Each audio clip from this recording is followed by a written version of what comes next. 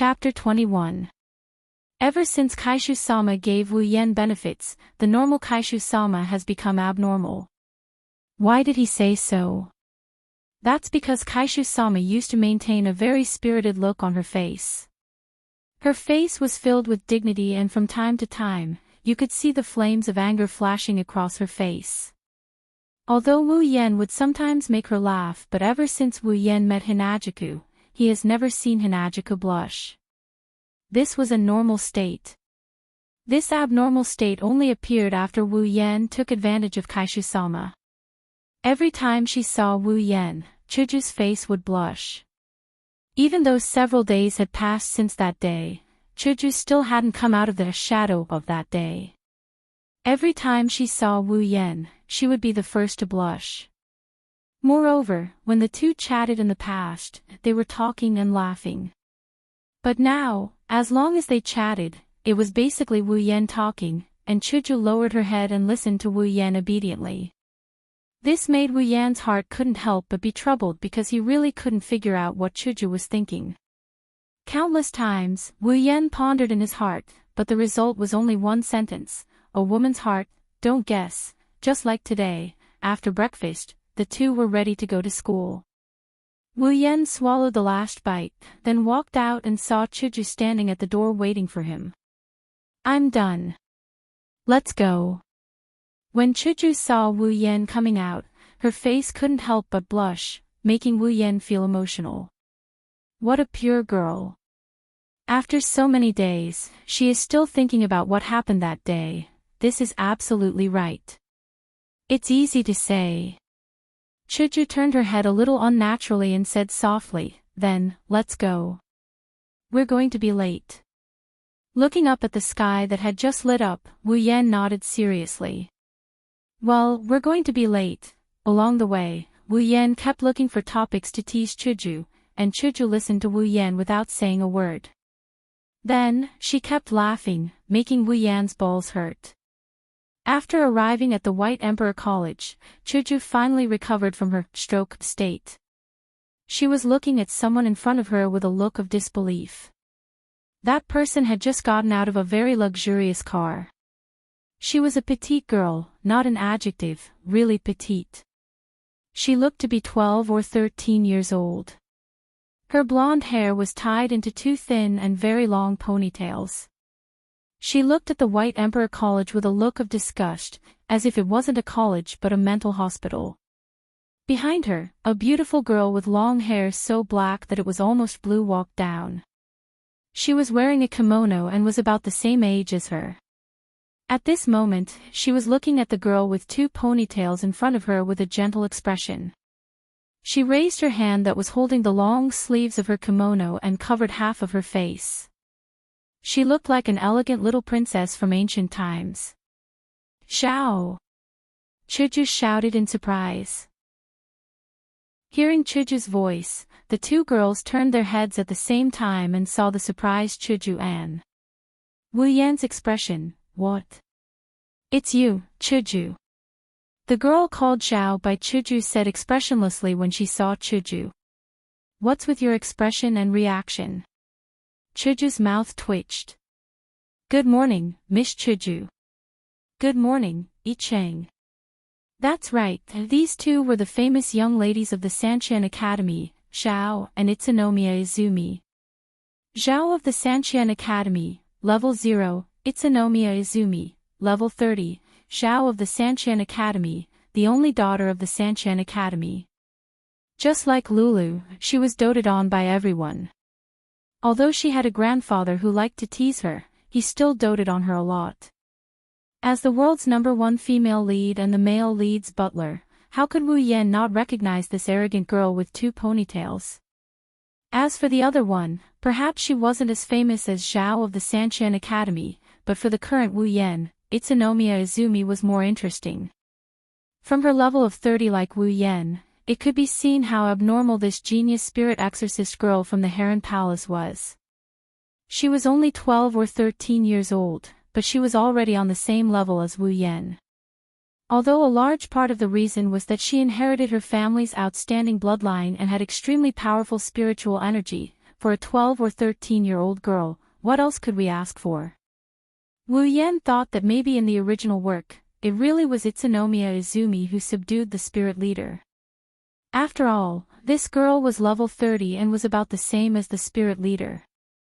Her exorcism ability was also used to suppress ghosts. The black gas that was a headache for Wu Yan could be easily dealt with by a simple purification talisman. Without the protection of the black gas, how could that weak skeleton be the genius girl's opponent? Well, perhaps the ghost leader could escape. This way, the chances of survival would be very high. After all, this spirit exorcist girl was famous for being a natural. She could even get lost while taking a stroll in her own courtyard. She was the head of the 3,000 Nunneries Sea clan. Who are you? The delicate girl with 2 ponytails looked at Wu Yan. Although she said that, from her tone and expression, it seemed like even if Wu Yan didn't answer, it didn't matter. My name is Wu Yan, Chuju's housekeeper. Hello, Miss of the 3,000 Nunnery and Miss of the Heron Palace. At that moment, Wu Yan could only force a smile and say to them, Housekeeper. Okay, the girl's expression finally changed. Even the elegant I Ching revealed a shocked expression. Are you sure you're Chuju's housekeeper? Not the other way around. The 3,000 Nunnery said to Wu Yan with a face full of certainty, causing Wu Yan's heart to twitch. What do you mean, Zhao? Chuju said to the girl with a face full of dissatisfaction. After all, the girl's meaning was very clear. She was saying that she was valiant and didn't seem like a girl who needed a housekeeper. On the contrary, Utsunomiya Izumi bowed to Wu Yan and said very politely, Hello, Mr. Wu Yan. Alright, a natural girl is still the cutest. I really didn't expect you to come to school. Chuju looked at the girl with a funny expression. After all, the girl in front of her was the super queen who came to school less than 10 times a year. She was a super homebody. I also didn't want to come, but Maria forced me to come. After saying that, she looked at the White Emperor College's gate with a disgusted expression, as if she had met a strange uncle inside. However, Wu Yan knew that she simply didn't want to go out. As a glorious otaku girl, no one could display the word otaku more incisively and vividly than her, at least among girls. This otaku girl spent her school time playing video games, reading manga, and watching anime every day. Unfortunately, because she was too smart, she skipped grades to high school at the age of 13, so no one could control her. Including the main character of the original novel, Seo Ayasaki. Looking at the 2 cute girls, Wu Yan was speechless. Although he was also a lolicon, at most, he was half a lolicon. What he really liked was pretty girls, so he hadn't reached the point where he would take lollipops whenever he saw lolis. However, Wu Yan felt that he should contact Utsunomiya Izumi. His third mission was to collect the other half of the mysterious crystal fragment. Since this crystal fragment was within the mission scope of the system, and it was also called the mysterious crystal, then it could only have some mysterious power. Perhaps the Heron Palace of the Exorcist clan would know something about this item with mysterious power.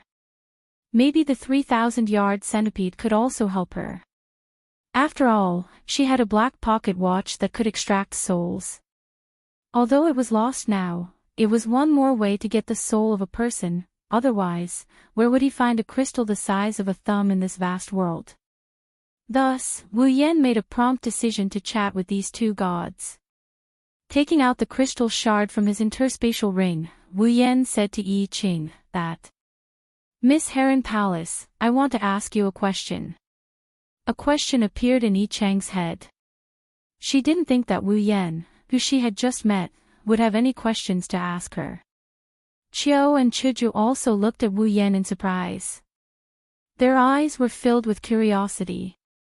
Ignoring the 2 girls, Wu Yan placed the crystal in front of I Ching and asked, Miss Heron Palace, do you know what this crystal is? A white crystal that was clearly broken in half appeared in front of everyone. Even though it was daytime, one could still see the halo on the crystal. Under the illumination of the sun, it was exceptionally beautiful.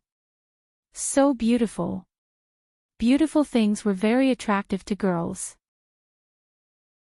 Although it was only half, the mysterious crystal's beautiful appearance instantly captured Chuju's heart.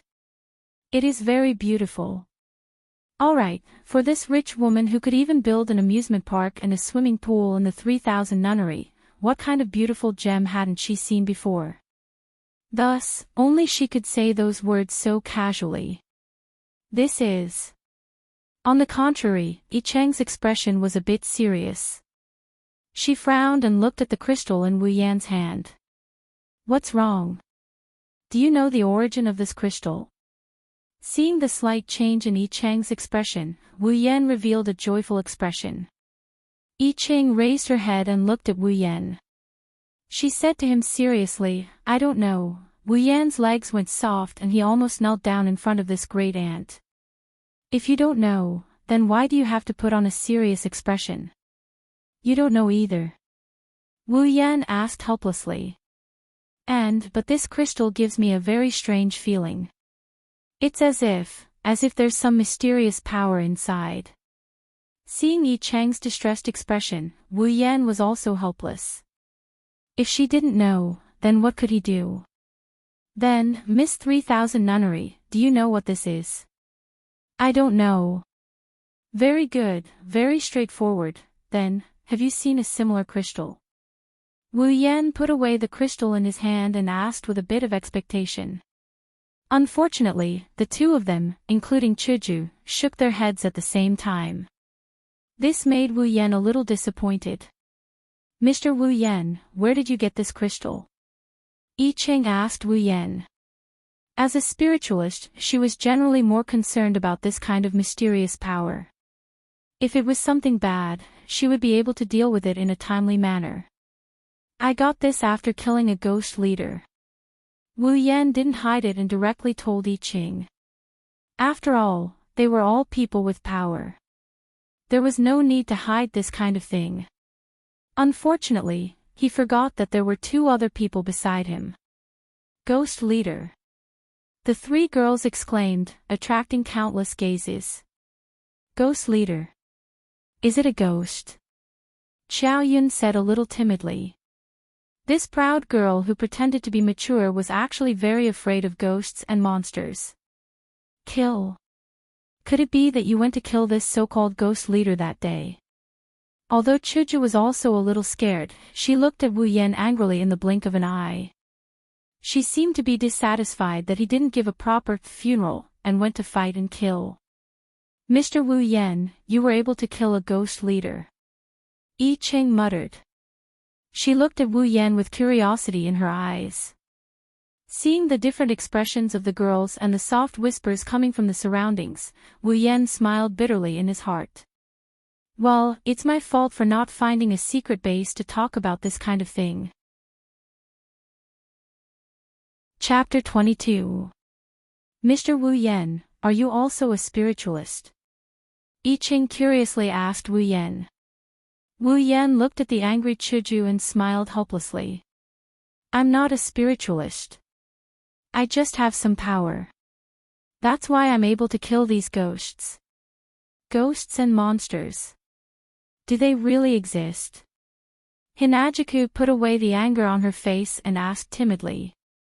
Beside her, Sakura also had the same expression, but it was only after she failed to maintain her composure that she revealed it.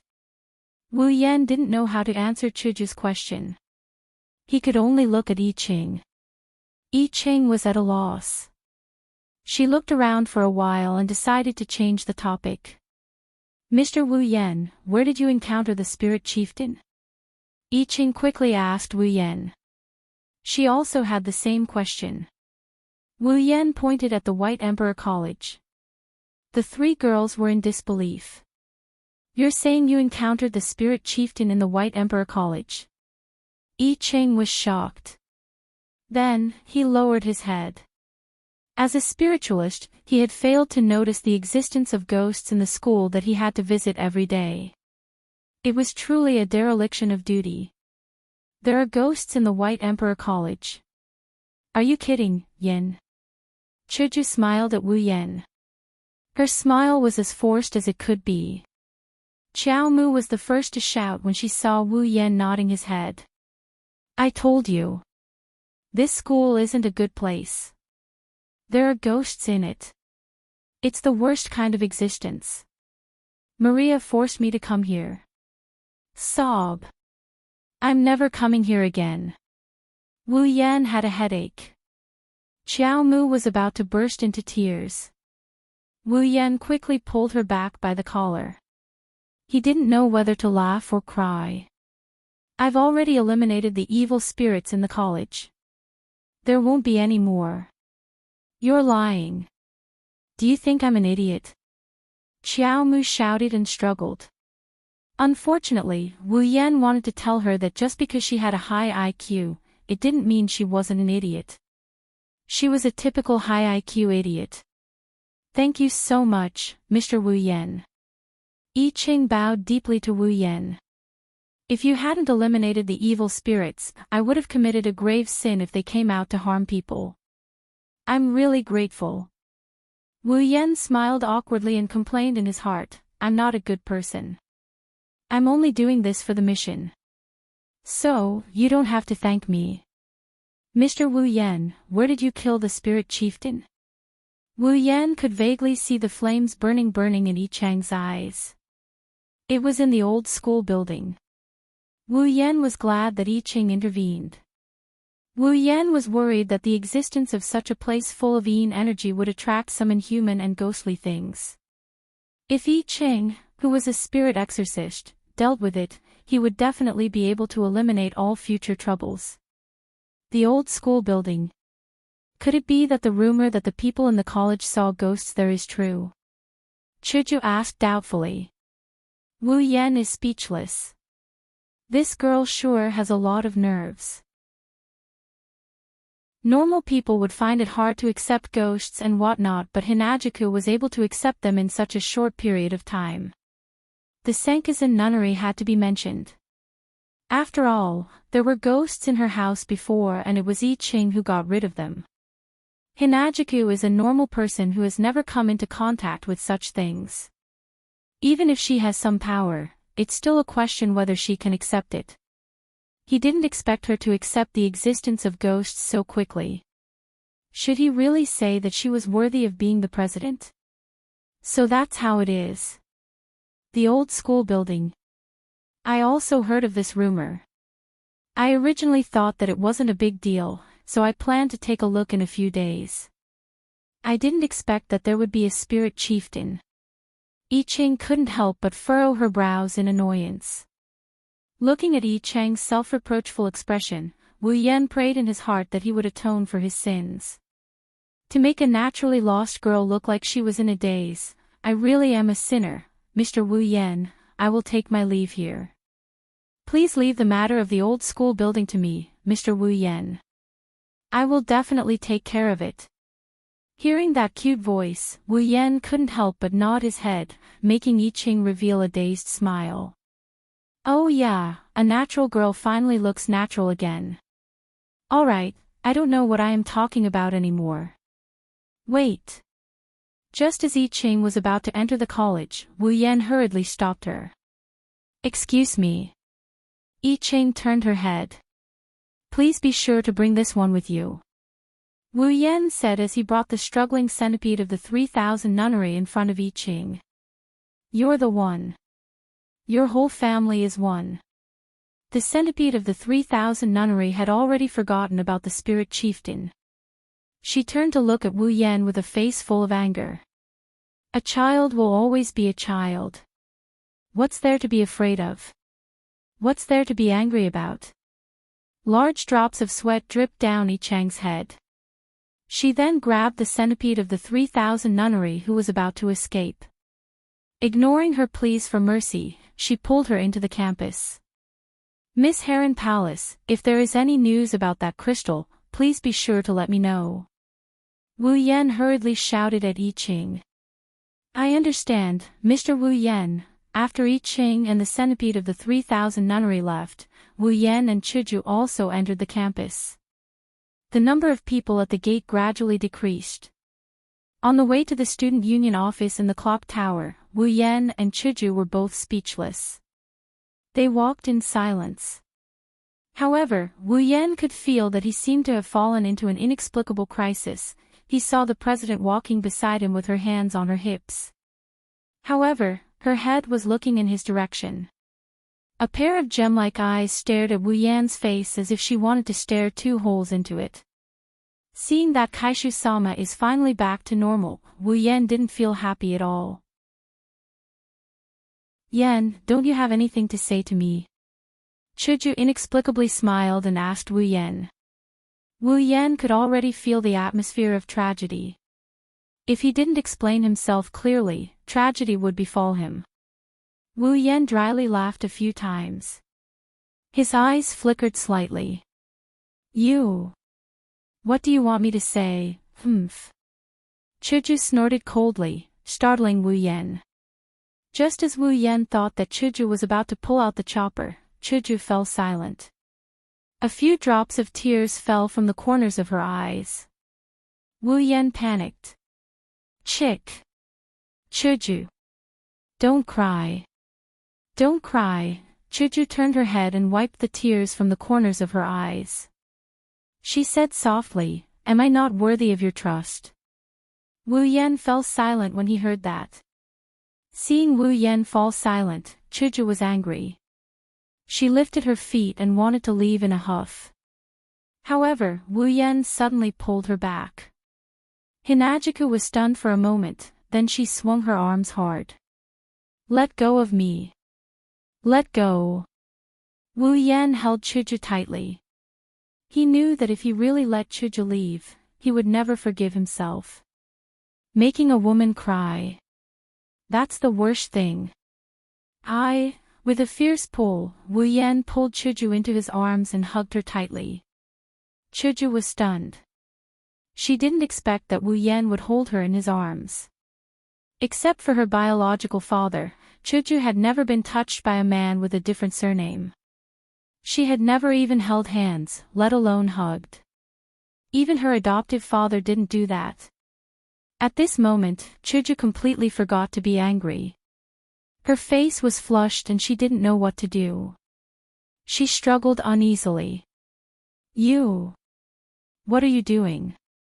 Let go of me, Wu Yan laughed and said, I won't let go. If I let you go, what will I do if you run away? Chuju put her hands on Wu Yan's chest and turned her head. She didn't want to look at Wu Yan's face. She said nervously, I won't run. I won't run. Let go of me, Wu Yan hugged her even tighter. He said shamelessly, I don't believe you. Who knows if you're lying to me? There's a saying in China that women are unreasonable. You. Chuju heard this and couldn't help but feel anxious. However, she couldn't do anything. Although she was indeed very strong, and even the average man couldn't compare to her, she was still far from Wu Yan, who was at level 30. Unable to break free or persuade him, Chuju could only beg for mercy. I really won't run. Really. Don't be like this. People will see us, if they see us, then so be it. Wu Yan said domineeringly. Then, he pressed Chuju's head and pressed her into his arms. Wu Yan hugged her and wanted to let go. Wu Yan really didn't want to, so he could only act shamelessly. Chuju struggled for a while but to no avail. She could only close her eyes and lie on Wu Yan's chest. Listening to Wu Yan's heartbeat, her face was flushed. It was really her first time. Sniffing the fragrance in Chuju's hair, Wu Yan rubbed Chuju's scalp, hesitated for a moment, and said, I'm sorry, Chuju. I can't tell you the specific situation now because I still have an important mission to do.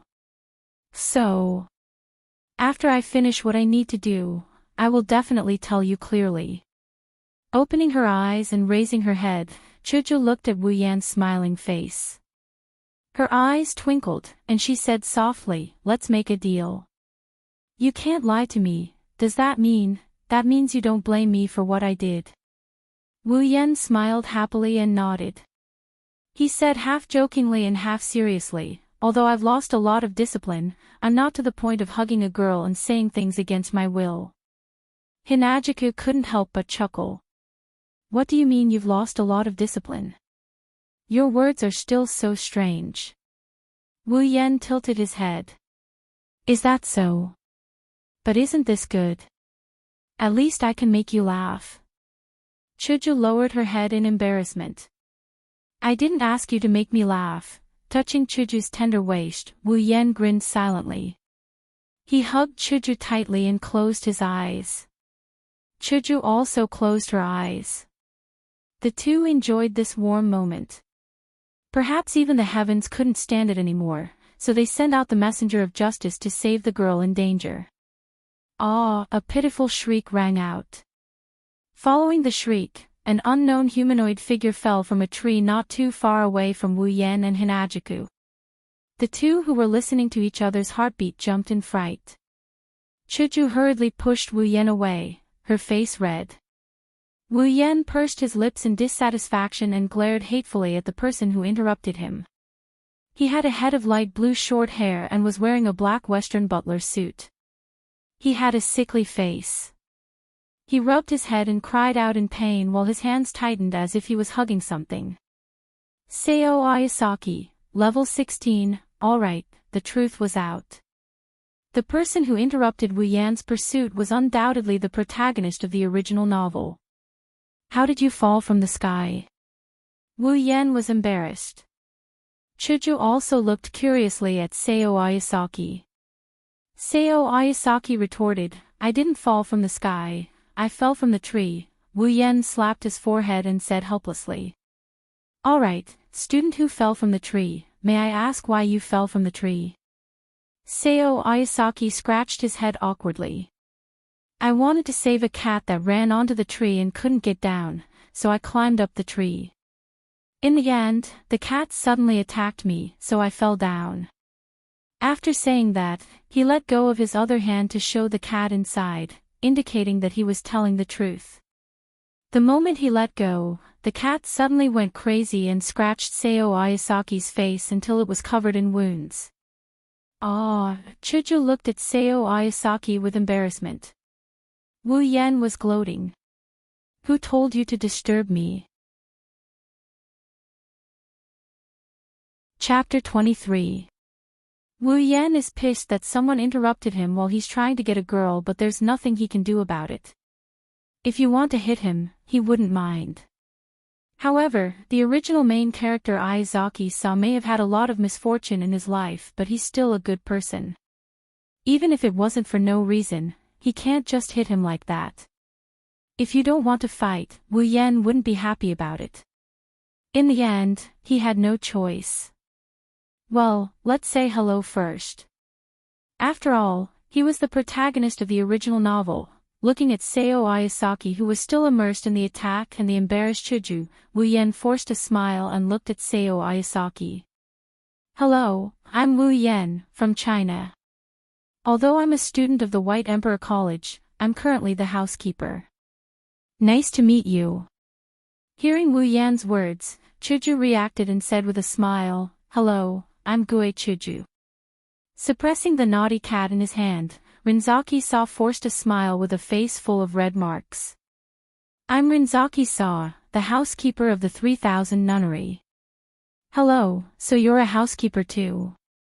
The last sentence was obviously directed at Wu Yan. Perhaps it was the first time that Seo Ayasaki saw a housekeeper of the same age as him. His eyes were full of surprise and curiosity. Yes, I'm the housekeeper of Miss Chuju.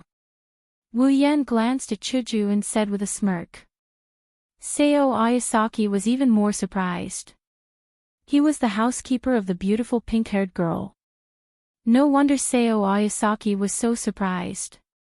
After all, he clearly saw the two of them hugging each other intimately. He thought that they were a couple. Perhaps understanding Seo Ayasaki's meaning, Chuju blushed and glared at Wu Yan with dissatisfaction.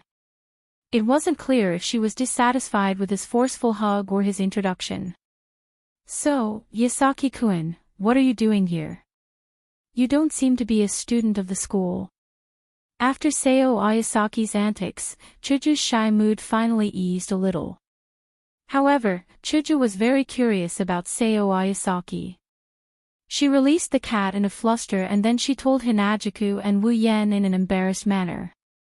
Actually, it's because my milady forgot to bring her lunch this morning. That's why I had to bring it over. After hearing Seo Ayasaki's words, Wu Yen suddenly remembered that such a thing did happen in the original work. In the original work, Seo Ayasaki came to the White Emperor College because the centipede of the 3000 nunnery forgot to bring her lunch. However, the process was quite complicated. Just like Wu Yen, he was attacked by the crazy girl as soon as he arrived at the White Emperor College. Unfortunately, he wasn't as strong as Wu Yen. He was only one grade lower than Gue Shuolu, so it wasn't easy for him to enter the White Emperor College. In the end, Seo Ayasaki sneaked into the White Emperor College with the help of the idiot trio. In the original work, the cat that Seo Ayasaki saved was saved by Chuju. However, because Chuju was afraid of heights, she didn't dare to come down. Therefore, with Seo Ayasaki's help, she landed safely. Then, she was brought to the student union by Chuju. A series of events happened around him. Now, under the influence of Wu Yan's interference, the initial relationship between Seo Ayasaki and Chuju was gone. Wu Yan couldn't help but feel lucky. He looked at Seo Ayasaki with a much kinder gaze. Although Wu Yan was a guy with abnormal luck with women, he didn't think that he would lose to this unlucky guy when he made the first move and was in a favorable position. Moreover, the warm scene with Chuju just now had already made some progress in their relationship. With the previous interactions they had with each other as the foundation, how far could they be from a complete relationship? Therefore, Seo Ayasaki, you open your crystal palace, and I'll open mine. Let's mind our own business. Your crystal palace is so big, but I don't have a single one. The one I have is still in the process of being conquered. Therefore, you don't have a share in Chuju. You can go in peace, let's not talk about Wu Yan's thoughts. Chuju's expression became uglier and uglier as she listened to Seo Ayasaki's bumpy journey to the White Emperor College. Yasaki-kun, is the person who attacked you at the door and didn't let you in? Is she a woman with light green shoulder-length hair? When Wu Yan said this, he clearly saw Chuju trying to suppress her anger. Wu Yan couldn't help but sigh. With such a crazy sister, Chuju, you'll grow old very easily. Seeing Seo Ayasaki nod, Chuju was immediately surrounded by a dark aura. Wu Yan's heart skipped a beat. No way. The president also knows the dark aura technique. Wu Yan was dumbfounded. Seeing that Chuju was about to explode, Wu Yan quickly grabbed Chuju's hand and said, "All right, Chuju, now that Yasaki-kun is here, let's put the previous matter aside. Let's help him look for Miss 3000 nunnery." The dark aura behind them disappeared in an instant. Seeing Wu Yan holding her hand, Chuju's face turned red. She turned her head away awkwardly. That's true. Then, let's go. We'll go to the student union first. We'll inform Kui later. After saying that, she ran away without hesitation. Seeing Chuju run away, Wu Yan was speechless. Seo Ayasaki was confused. What an idiot, Sasha. She actually got caught trying to save a cat. The student union office was not as empty as it used to be. At this time, it was full of people. Kue raised his finger and pointed at Seo Ayasaki, who was standing in front of him with his head lowered. He was saying the same words that he had said no less than 10 times. I Ching of the Palace of Herons stood next to the two of them and seemed to want to say something. However, as the 3000 nunneries Yun continued to speak, he couldn't find a chance to interrupt. He could only stand there and say that. Sagawa Izumi, Haneling Miki, and Asafa Risa, the three idiots, were watching Kuei teach Seo Ayasaki a lesson. They were shouting and yelling at the side, as if they wanted to intervene. However, they were holding cards in their hands. At the corner of the room, Kuei Shulu was tied up like a dumpling and tossed there. His eyes were spinning, while Hinajiku was furiously spitting saliva at the crazy big sister. Wu Yan was sitting at the only desk in the student union office. He occupied the seat that originally belonged to Chuju. Looking at the noisy student union office, he yawned helplessly. Not long after bringing Seo Ayasaki here, Kuei suddenly ran over. She laughed hysterically and grabbed the knight's sword that was used as a decoration. She planned to execute Seo Ayasaki on the spot. When she saw Kuei Shulu acting crazy, Chuju's long-accumulated resentment finally exploded. She also grabbed a knight's sword and planned to kill her own flesh and blood. In the angry and crazy battle, Kuei Shulu became more and more engrossed in the battle. In the end, she became fiercer and fiercer. It was as if her opponent wasn't her younger sister. Although Chuju was still angry, she was too kind. How could she really do anything to her elder sister? Thus, in the unfair battle, Chuju was nearly chopped up by Kuei Shulu. Wu Yan, who originally planned to watch the show, became furious when he saw this. You want to place righteousness before family? Do you have any respect for me, your brother-in-law? Thus, after a horrifying training that was not suitable for children, Kuei Shulu went to lie in a corner like a dumpling. After Wu Yan took care of Saiko Wani-chan, Izumi and I-Ching of Heron Palace arrived. Accompanying them were the idiot trio. After a round of intense questioning, this is how things turned out. Looking at the people here, Wu Yan became a bit absent-minded. When he saw Butler Whirlwind, Wu Yan was quite envious of the way they interacted with each other. Although every day seemed to be very tiring. However, it was undeniable that they were very happy, not only because they were happy, but also because they were sad and troubled. Everything, in the end, would turn into happiness. Wu Yan was very envious. As an otaku, he couldn't experience this, but now, since he had such an opportunity, he might as well enjoy it. Wu Yan smiled and he looked at I-Ching, who is still at a loss for what to do. Miss Heron Palace, how is the matter with the old schoolhouse? Hearing Wu Yan's words, everyone present quieted down. Wu Yan felt a bit strange. However, when he saw the curiosity in their eyes, Wu Yan knew, the old schoolhouse. Is it the place with monsters that Kuei-chan said? The idiot trio's eyes flickered with a strong light. There was clearly the word fun written there. When it came to serious matters, Cheng's expression slowly became serious. Of course, in Wu Yan's opinion, she was still a bit cute. Yes, the yin energy there is very heavy. If we don't deal with it properly, it might attract even more monsters.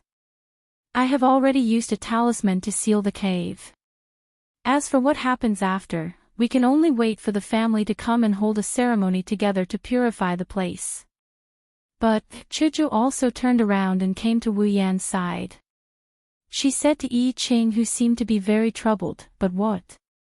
From the yin energy in that place, there should have been a lot of evil spirits. I-Ching immediately swept her gaze to Wu Yan. Following I-Ching's gaze, everyone present cast their gaze to Wu Yan. Wu Yan nodded when he heard that. Indeed, before the ghost leader came out, there were a lot of skeletons and vengeful spirits. The number was huge. Even if it didn't exceed 1,000, there were at least 100. Everyone couldn't help but be shocked. I-Cheng's mouth was wide open. She looked at Wu Yan as if she was looking at a giant who wore his underwear backwards. Wu Yan looked at I-Ching with a wry smile. Don't look at me like that. I believe that if you want to do it, it will be easier for you than it is for me. Indeed, I-Ching was a witch of the exorcist tribe. Every ability she had was targeted at these monsters. Although Yi Cheng's level was the same as Wu Yan's, because of the problem of mutual restraint, compared to Wu Yan who could only use his sword to attack, Yi Cheng's magic was easier to eliminate those monsters. It was like the same amount of water and the same amount of clothes. The clothes covered the fire and had to be stepped on a few times. After a while, the fire would be extinguished. However, water was different. As long as the water was poured, it would be clean and not a trace of fire would be left. Everyone looked at Yi Cheng again. Yi Cheng looked left and right, then pulled up her sleeves to cover her face. This girl is shy, however, Yi Cheng was really cute when she was shy. Look at Seo Ayasaki, who was staring at Yi Cheng with a blushing face and a dazed expression. When Yi Cheng saw Seo Ayasaki's expression, her face was filled with anger and she threw a punch at him. Lil saw, you idiot. The punch landed squarely on Seo Ayasaki's face. Seo Ayasaki immediately screamed in pain. His nose bled and he flew backward. Then, he crashed into Segawa Kwan, who was watching the show from the side. The two of them rolled on the ground. Then, they looked at each other affectionately with a man on top and a woman on the bottom. Yi Cheng's face was green with anger. Her face quickly turned black. You big idiot, looking at the abuse in front of him that was unknown to outsiders, Wu Yan was delighted. The original protagonist was only interesting when he was unlucky. Chapter 24. Not long after the farce started, Yi Cheng suddenly spoke to Wu Yan. Mr. Wu Yan, I would like to invite you to my house, I wonder if you have the time. Following Yi Cheng's voice, the office suddenly became strangely quiet. The quarreling stopped, the beating stopped, and the screaming stopped. Everyone just looked at Yi Cheng and Wu Yan with eyes full of ambiguity. Of course, other than a certain person, Wu Yan felt a chill run through his body and stiffly turned his head. What he saw was the president with an amiable smile. This is bad, the favorability is going to be reset to 0. As expected, the main character has to be unlucky to be interesting. Wu Yan's face was covered in tears. Yi Cheng started to panic under everyone's ambiguous gazes and hurriedly explained, no. It's not what everyone thinks. I just want to invite Mr. Wu Yan to my home because my mother and grandmother are all curious about Mr. Wu Yan's spirit exorcism, so, hearing this, everyone nodded in understanding. Feeling the chill disappear, Wu Yan also let out a sigh of relief. Just now, he was almost taken advantage of. After letting out a sigh of relief, Wu Yan started to ponder. He was still very interested in Yi Cheng's invitation. Not only did he want to see the top fighting power in this world, but he also wanted to complete his mission. The Heron Palace was a famous family in this world. Adding on the fact that they were spirit exorcism, they definitely had a lot of power. If he had to rely on himself to find the crystal, it would be better to ask a big family for help. That would save a lot of effort. Thinking about it, asking them to find a crystal shouldn't be rejected. Thus, Wu Yan nodded and smiled at Yi Cheng. I understand, Miss Heron Palace. I'll visit the Heron Palace tomorrow. Yi Cheng smiled. Then, I'll wait for Mr. Wu Yan's arrival. After school, Wu Yan and Chuju walked home. What was different from usual was that Wu Yan walked behind while Chuju walked in front. Every time Wu Yan quickened his pace, Chuju would also quicken her pace. However, she didn't stand next to Wu Yan. This made Wu Yan very confused. Did I do something wrong? Chuju, who was walking in front, felt very complicated. She really didn't know how to face Wu Yan. Before Wu Yan, Chuju had never been so close to a man. In the beginning, Chuju was full of hostility towards Wu Yan, who shamelessly boasted that he would pass the White Emperor College's entrance exam within an hour. After all, as the student council president of the White Emperor College, Wu Yan's arrogance was a provocation to her. He was looking down on the White Emperor College. Therefore, Chuju made a bet with Wu Yan in a fit of anger. Later, after getting along for an hour, Chuju gradually realized that Wu Yan wasn't the arrogant person she thought he was. On the contrary, he was very easy to get along with. This made Chuju, who was originally hostile to Wu Yan, gradually change her view of Wu Yan. Chuju couldn't help but be curious about Wu Yan because of the change in her view of Wu Yan and her surprise at his memory. As for the development of the housekeeper later, Chuju just wanted to help if she could. She just wanted to give Wu Yan, who came from another place, a place to stay. Gradually, after getting along with Wu Yan, Chuju understood Wu Yan more. She became dependent on Wu Yan, who made her laugh every day, and Wu Yan's cooking. Chuju gradually regarded Wu Yan as her closest friend. That night, Wu Yan suddenly broke into her room and saw her naked body. Chuju was really angry. She cared a lot about her figure, not about anything else, but her breasts. She was almost 16 years old, but her breasts were not as good as some junior high school students. This made her feel very distressed, and also made her feel inferior. Therefore, after being seen by Wu Yan that night, Chuju felt that Wu Yan would definitely laugh at her. Being laughed at by her best friend or something. When she saw Wu Yan looking at her chest with a regretful expression, Chuju felt even more inferior. Feeling like she's going for broke, Hinajuku didn't even put on her clothes. She wanted to teach Wu Yan a lesson so that he wouldn't laugh at her. Unexpectedly, not only did Wu Yan not laugh at her, he even said something like, "I like you a lot." Chuju's heart was in a mess. Although she was very popular in the White Emperor College, there were almost no boys who really got along with her. When did she experience such a situation? What's more, Wu Yan even said that he liked her very much. That night, Chuju's feelings towards Wu Yan began to change a little. However, after that, Chuju's heart had an inexplicable resistance towards Wu Yan.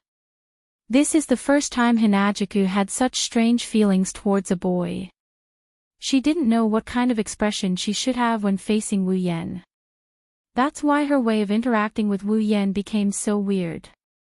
Originally they were chatting and laughing, but now Hinajuku doesn't know how to act more naturally. Therefore, she could only choose to resist this kind of feeling clumsily. She clumsily chose to be passive in getting along with him. This made Chuju start to worry. Wu Yan would definitely hate her like this. However, Wu Yan acted as if nothing had happened. He continued to make delicious food for her and told her funny things. This made Chuju's strange feelings shrink and grow. Today, Chuju was really in a mess. Why did she feel sad that Wu Yan was hiding something from her? Being hugged by Wu Yan, shouldn't I try to break free? Why did she involuntarily fall into his gentleness? Why did she feel a little unhappy when she heard that I Ching invited Wu Yan to her house? Chuju had always lived a simple life. Her heart was as calm as an ancient well. However, her thoughts were constantly stirring up waves. I say, Lady Hinajuku, if I've done something wrong, please give me a quick death, so that I can die in peace. Looking at Chuju, who was rushing straight and even taking the wrong path, Wu Yan was really speechless. After all, the two of them were now in the woods. Therefore, he rushed in front of Chuju and blocked her way. Wu Yan looked like he was ready to die. Shocked by Wu Yan's action, Chuju quickly took 2 steps back. Then she heard Wu Yan's words. Looking at Wu Yan's funny look, Chuju couldn't help but laugh. Wu Yan's expression changed and he also laughed. You laughed. Does that mean you're fine? Chuju couldn't help but be stunned. Then, she forced a smile. Of course I'm fine. What can happen to me, really? Wu Yan looked at Chuju with disdain. Then, he slowly approached Chuju and put his face in front of Chuju. Wu Yan said with a smile, "Look at my face. Say that you're fine again." Chuju's heart began to beat faster. Her face slowly turned red. Looking at Wu Yan's face so close, Chuju couldn't help but step back. How could Wu Yan let the president go? So, as Chuju retreated, Wu Yan moved forward. In the end, Chuju's back was already leaning against a tree trunk. There was no way to retreat. Wu Yan also moved forward. Chuju's heart suddenly beat faster. She could only turn her head and shout. It's fine. It's really fine. Wu Yan rolled his eyes. You don't even dare to look at my face. How dare you say you're fine? Really, if you have something to say, then say it. Otherwise, the previous agreement doesn't count. Agreement? Chuju turned her head in confusion and looked at Wu Yan. Wu Yan stumbled and looked at Chuju with a sad expression. Okay, you've already forgotten. Chuju scratched her face embarrassedly and looked at Wu Yan. What agreement? Since you've already forgotten, then forget it. What, say it. Don't tell me you're talking about the bet that you still owe me. Chuju shook her head in distress and then said a little frantically. Wu Yan laughed as he looked at Hinajuku, whose face is full of concern. He shrugged. Okay, didn't you say that I'll tell you about my matter in the future? You've already forgotten what happened today. You're still an outstanding student. Oh, so it's that. Chuju nodded in realization, then she was stunned and shouted loudly, No. You absolutely can't forget it. Didn't you say that you won't say anything against your heart when you hug a girl? How can you go back on your words? Looking at the furious Hinajuku, he didn't know what to say. It seems like you forgot about this, Kaishu-sama, you're the one who forgot it. It's not that I didn't keep my promise, anyway, you just can't do it. Chuju looked at Wu Yan with a serious face. Her eyes were full of disapproval, which made Wu Yan even more speechless. Rolling his eyes, Wu Yan touched his chin and smirked. In other words, the agreement must be kept, right? Of course. Chuju said without hesitation. Hearing this, Wu Yan looked at Chuju and smiled. Chuju couldn't help but have a bad feeling in her heart. Well then, Miss Hinajuku, since you mentioned the terms of the bet just now, shouldn't you abide by the terms of the bet as well? Wu Yan smirked. Hinajuku paused for a moment, then said resolutely, All right. Tell me, what are the conditions? I'll definitely abide by them. Oh, Wu Yan said with a long voice. The smile on his face became more brilliant. Wu Yan slowly moved his face closer to Chuju. Chuju was stunned.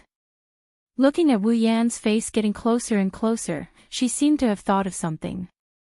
With a bang, steam began to rise from her face. Looking at Wu Yan's face getting closer and closer, Chuju said in a panic, You. What are you doing? Wu Yan smiled and said slowly, What do you think I'm doing? Chuju wanted to step back, but behind her was a tree trunk. Wu Yan's body was already close to her, and his head was getting closer and closer. Chuju could only raise her hands and stop Wu Yan's chest. Her face was bloody red and she said, Don't do this. Wu Yan turned a deaf ear, and his heart was wild with joy. Such a good opportunity, such a good atmosphere. If he didn't start the next step, he could just kill himself. Wu Yan wrapped his arms around Chuju's waist and pulled Chuju into his arms. Then, he slowly moved closer to Chuju's lips. Chuju's body began to tremble uneasily. When she was completely in Wu Yan's arms and felt Wu Yan's body touching hers, Chuju began to gasp for breath. Finally, she closed her eyes and accepted her fate. Just as Wu Yan was about to occupy the territory in his dream, a sense of danger suddenly filled his body. Wu Yan's body tensed up, and his eyes suddenly opened. He hugged Chuju and jumped away from the place. Bang! Just as Wu Yan left the place, a loud sound rang out. Chuju, who was in his arms, was shocked by the sound. She quickly opened her eyes, and when she saw the thing in front of her, Chuju's face was filled with horror. It was half the size and height of a normal person, wearing armor, and holding two giant axes in its hands. At first glance, it looked like an armored fatty who was attacking people with axes. However, although the person in front of them had the body of a human, at first glance, no one would see him as a human. Because he had no head. Wu Yan hugged Chuju and looked at the attacking creature. His face was expressionless, but his eyes and heart were filled with anger. The original protagonist disturbed me while I was trying to woo girls, and now you, a headless piece of trash, dare to disturb me. Chapter 25. Headless Giant, Level 20. Since the headless giant didn't succeed in its attack, it put away its axe and swung it around a couple of times. Then, it leaned forward and opened its arms wide. It swung its arms at Wu Yan's direction as if it's roaring. Yan. What? What is that? Chuju looked at the headless giant with a pale face. She couldn't help but hug Wu Yan as her body trembled slightly. Wu Yan almost forgot that our Kaishu-sama is also very afraid of these supernatural things. Wu Yan smiled bitterly as he felt the trembling body in his arms. He quickly tightened his arms around Chuju's waist and comforted her. It's nothing. It's just a bug. Don't be afraid. Looking up at Wu Yan, Chuju's trembling body slowly calmed down. Although her face was still pale, her fear had lessened a lot. She clutched Wu Yan's clothes tightly, afraid that he would suddenly leave her. Seeing that Chuju was much better, Wu Yan smiled and said, "Wait here first. I'll take care of her and then take you home." Hearing Wu Yan's words, Chuju was a little worried and said, "Will it be okay? Why don't we run?" "No problem. Trust me." Wu Yan kissed Chuju's forehead and said with a smile. Wu Yan's action made Chuju's pale face blush a little. Seeing Wu Yan's determined eyes, Chuju let go and said worriedly, "Then, be careful." Wu Yan nodded with a smile and tightened his arms around Chuju's waist. Then, he let go of Chuju and turned to look at the headless giant. The smile on his face turned cold and the anger in his eyes reignited. Wu Yan slowly walked towards the headless giant. Wu Yan waved his hand and the Kusanagi sword appeared in his hand. Wu Yan gripped the scabbard of the Kusanagi sword and smiled coldly. "I'll let you know the consequences of disturbing someone's flirting with a girl." Holding the Kusanagi sword at the side of his waist, Wu Yan grabbed the scabbard with one hand and the hilt with the other. He smiled ferociously and rushed forward. In the blink of an eye, he was in front of the headless giant. A cold light flashed and an arm holding an axe flew into the sky and landed on the ground not far away. The headless giant screamed silently. Although there was no sound, the air fluctuated, indicating that Wu Yan's attack was not useless. The headless giant's body shook and the axe in its other hand slashed towards Wu Yan. "Be careful." Seeing the axe coming towards Wu Yan, Chuju couldn't help but shout worriedly. Although Wu Yan was not at the same level as Chuju, Chuju was still level 18. Although the headless giant was level 20, tier 3, Chuju, who was not far from tier 3, could still see the headless giant's movements clearly. If it wasn't for the fact that the headless giant is the type that Hinajuku is afraid of, this competitive girl wouldn't just stand by and watch Wu Yan face danger alone. Of course, this was because Chuju didn't have the same detection system as Wu Yan did and didn't know how to sense auras. Otherwise, she wouldn't be so worried. After all, Wu Yan was an entire level higher than the headless giant. Wu Yan calmly looked at the incoming axe. He didn't move the sword in his right hand, but he suddenly raised the scabbard in his left hand and placed it in the path of the axe. With a clang, the scabbard blocked the axe. Wu Yan's eyes turned cold. His right hand suddenly moved, and the sword slashed across the headless giant. The headless giant screamed again, and its other arm was separated from its body. With a twist of his body, Wu Yan spun in a circle and kicked the headless giant, who had lost its arms, away. After breaking a few trees, the headless giant crashed onto the ground and stopped. Chuju was stunned for a moment, then ran to Wu Yan's side. "Are you okay? Do I look like I'm not okay?" Wu Yan smiled and looked at Chuju's delicate face. Then, his gaze moved to her lips, and his heart was filled with tears. "Do you think it's easy for me to woo a girl? Do I have to be so unhappy?" I wanted to take a step forward twice, but I was interrupted both times. Both times, I looked so weak. "Damn God, I hate you." Chuju saw Wu Yan's gaze and knew what Wu Yan was thinking. Her face turned red, and her eyes fiercely glared at Wu Yan. She said with dissatisfaction, "What time is it now? You're still thinking about this kind of thing?" Sigh. Wu Yan sighed, and then said with a face full of unwillingness, "Then let's talk about it next time." Who wants to do it with you next time?" Chuju turned her face and said weakly. "Someone said it before. Promises must be kept," Wu Yan kindly reminded. It seemed like he wouldn't cry until he saw the coffin. Chuju gritted her teeth and glared at Wu Yan. Then, she shouted, "It's almost dark. Why don't you hurry up and kill that monster and then go home? I'm hungry." Looking at Chuju, who was about to change the topic, Wu Yan laughed and then nodded. He walked toward the headless and handless giant. Since there was a first time, there would be a second time. The first time was unfamiliar, the second time was familiar. Wu Yan firmly believed in this principle. Well, although this first time hadn't happened yet, at least there was a trend. She obviously didn't reject him just now. Then, it proved that she liked him. Therefore, Wu Yan just needed to take it slow. He was clear in his heart and was very happy. Finally, he got half of the president. Wu Yan, this damn otaku, was clear about it. The bold and careful president was even more clear about it. It turns out that I, like Yan, with both hands clasped in front of her chest, Chuju looked at Wu Yan's back. Her eyes were slightly absent-minded. Thinking of the hostility when they first met, the joy of getting along with each other, the shyness of being seen naked that night, the warmth from Wu Yan's embrace, and the kiss that almost happened just now, Chuju smiled. Chuju was drunk, looking at the headless giant who was lying on the ground struggling to get up. Wu Yan raised the Kusanagi sword in his hand and then cut it in half.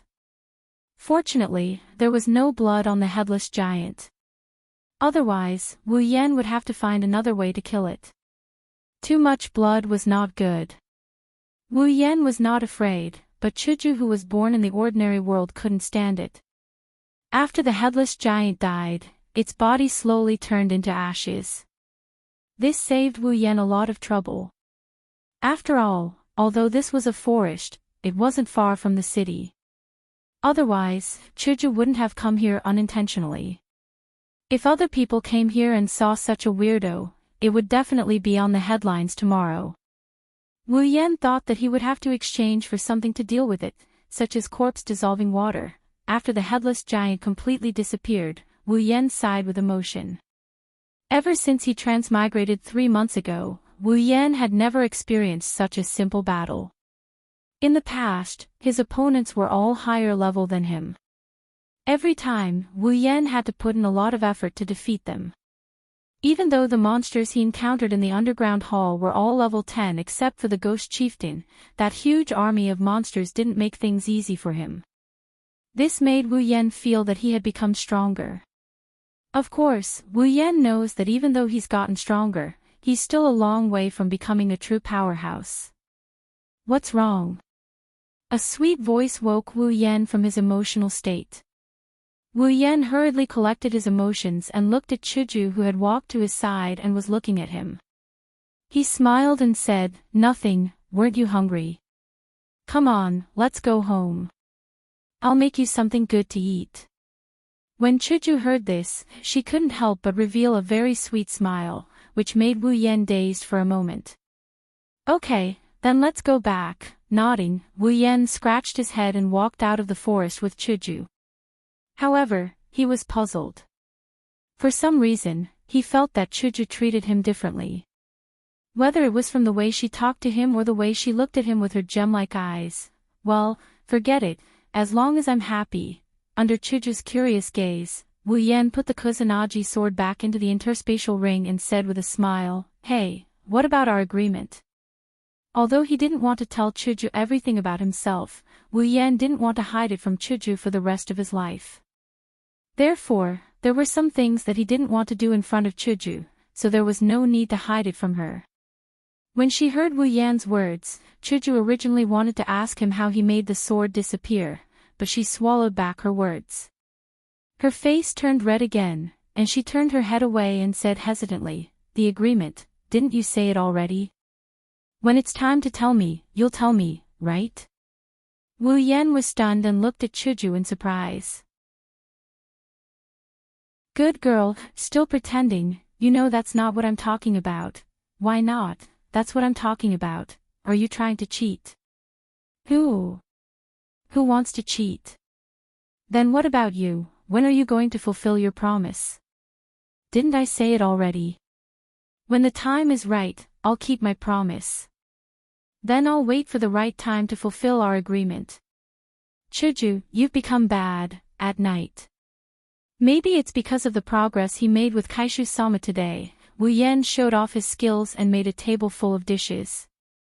He fed Kaishu-sama and Chuju's mother until their stomachs were full. Even Chuju's father, who just got off work, couldn't help but eat the leftovers. "Milady, you should go take a bath," Wu Yan said to Chuju, who was still sitting at the table while cleaning up the dishes. "Okay, I know." Chuju nodded, then looked at Wu Yan and said seriously, "Yan, you're not allowed to call me Milady anymore, okay?" Wu Yan flinched. She said this no less than 100 times, but she's never said it to him in such a serious manner. What's going on? That's why, Wu Yan, you're still young. If you want to be the king of strategy, you need to work harder. Just as she was about to tease him, Wu Yan's eyes narrowed and he said with a smile, "Okay, go take a bath." Seeing Wu Yan agree, Chuju laughed happily, then she kicked the chair and skipped to the bathroom like a child. Wu Yan laughed and shook his head, then he put down the bowl and chopsticks in his hand, jumped out of the window and stood on the ground. At the same time, the Kusanagi sword appeared in Wu Yan's hand. Without hesitation, Wu Yan pulled out the sword and stabbed it into the ground. Ah! A baby's scream sounded, then a circle of blood appeared on the ground next to the Kusanagi sword that Wu Yan stabbed into the ground. Putting away the sword, Wu Yan frowned deeply. This is already the 4th group of monsters after he killed the headless giant and brought Chuju home. What's going on? Why are these monsters here one after another? This has never happened before. The more he thought about it, the more he felt that something was wrong. Wu Yan couldn't help but feel confused. What's going on? This situation only started today. Could it be that I've done something to attract these monsters? Or, did Chuju's family do something?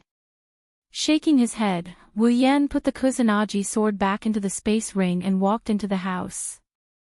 Forget it, I'll ask when I go to Heron's house tomorrow.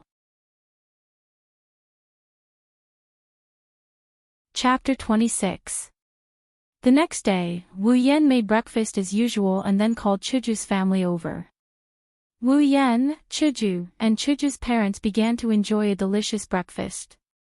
Gue Shulu was a teacher at the White Emperor College. She didn't usually live at home but at school. Therefore, Chuju's family usually didn't see her here. Of course, it was fortunate that she wasn't here. Otherwise, even if she was a grown-up, Wu Yan would have to carefully consider whether or not to move in. The four leisurely finished their breakfast. Then, Chuju's father said goodbye and went to work. Chuju's mother went to the living room to watch the morning news. Chuju was still sitting at the dining table with a newspaper in her hand. She had a very serious expression as she read it. Her eyes occasionally drifted to Wu Yan, who was cleaning up the dishes. Today was the weekend, so there was no class. Wu Yan and Chuju could be so leisurely. Of course, it was only temporary. Oh right, I'll go out later. I'll probably be back by noon. After cleaning up the dishes, Wu Yan said to Chuju. Hearing this, Chuju couldn't help but ask, "Where are you going?" Picking up a handkerchief and wiping his hands, Wu Yan looked at Chuju in amusement. "Did you forget? Yesterday, I promised Miss Heron Palace that I would visit her house." I Ching. Chuju paused and then fell into deep thought. After a while, Chuju stood up and said to Wu Yan, "I'll go with you." Wu Yan looked at Chuju in surprise, and then a naughty smile slowly appeared on his face. Seeing Wu Yan smile, Chuju blushed and said angrily, "Don't misunderstand anything. I'm just bored at home, so I want to go to Yi Chang's house to take a look." Chuju's face had a very suspicious blush as she said this. Her hands kept shaking, which made Wu Yan sigh. Then, he said firmly, "If you're worried that I'll go out to flirt, just say it. I won't laugh at you." Chuju's body stiffened, and then she said in a rather unreasonable manner, Who's worried that you'll go out to flirt? You're nobody to me. I'm just worried that you'll do something to Yi Ching." "That's right, that's it. This is arrogance, right?" "That's right. If that's the case, then I won't go to Yi Chang's house today. I'll go out to flirt." Before Wu Yan finished speaking, Chuju fiercely pinched the soft flesh on Wu Yan's waist, making Wu Yan wail. Chuju glanced angrily at Wu Yan and snorted. This scoundrel only knows how to bully others. Chuju turned away and walked to the door. "Okay, let's go." Wu Yan shook his head helplessly as he touched the flesh on his waist. It was said that this was a natural skill for girls. Wu Yan didn't believe it before, but now, he had no choice but to believe it. This is Yi Chang's house. It's so big. Wu Yan and Chuju were standing in front of the Heron Palace's door. Looking at the big door of the Heron Palace, Chuju couldn't help but speak. Although he had never seen a door that was bigger and taller than this one, Bai King's door was much bigger than this one. Bai King's door was a school, and this was just a home. How could the two be compared to each other? It is no wonder they are rich. Wu Yan nodded and said that. He walked to the door and pressed the doorbell. "Yes, this is the Heron Palace." Quickly, a voice sounded. Although he didn't know whose voice it was, Wu Yan still said it. "Hello, I am Wu Yan. I was invited by Miss Utsunomiya Izumi to visit." "Okay, please wait a moment." After the conversation was over, Chuju walked over. "Wasn't that Yi Chang's voice?" "I don't think so." Wu Yan scratched his face and said, "It should be a maid or housekeeper. After all, it is a big family." Chuju heard that and nodded. While Wu Yan and Chuju were talking, the door slowly opened. Yi Ching walked out and approached Wu Yan and Chuju.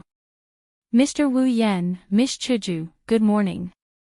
Just like before, Yi Ching used the long sleeve of his kimono to lift his mouth.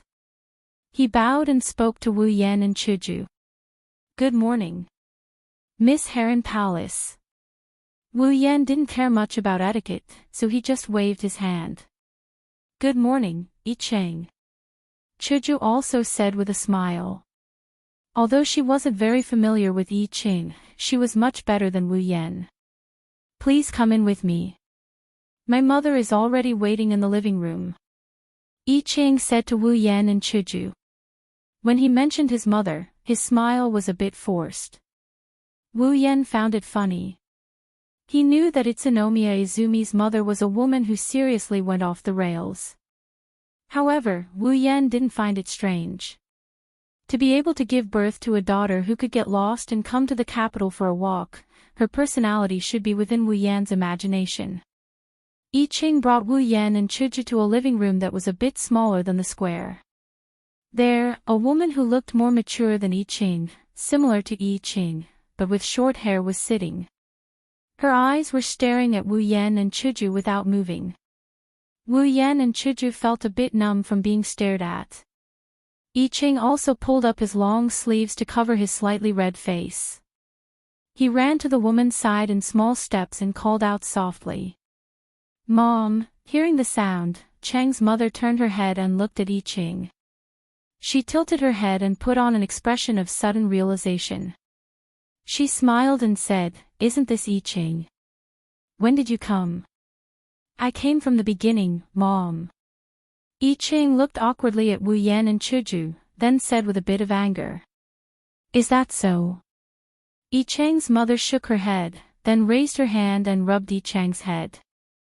She smiled and said, "Really? You can't lie to people, lying is not a good child."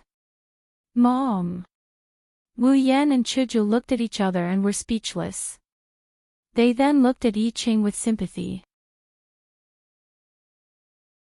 "It's been hard on you." Hinajiku even felt a sense of empathy. After all, she also has a troublesome older sister back at home. For himself and for others, Wu Yan felt that it was better to go straight to the point.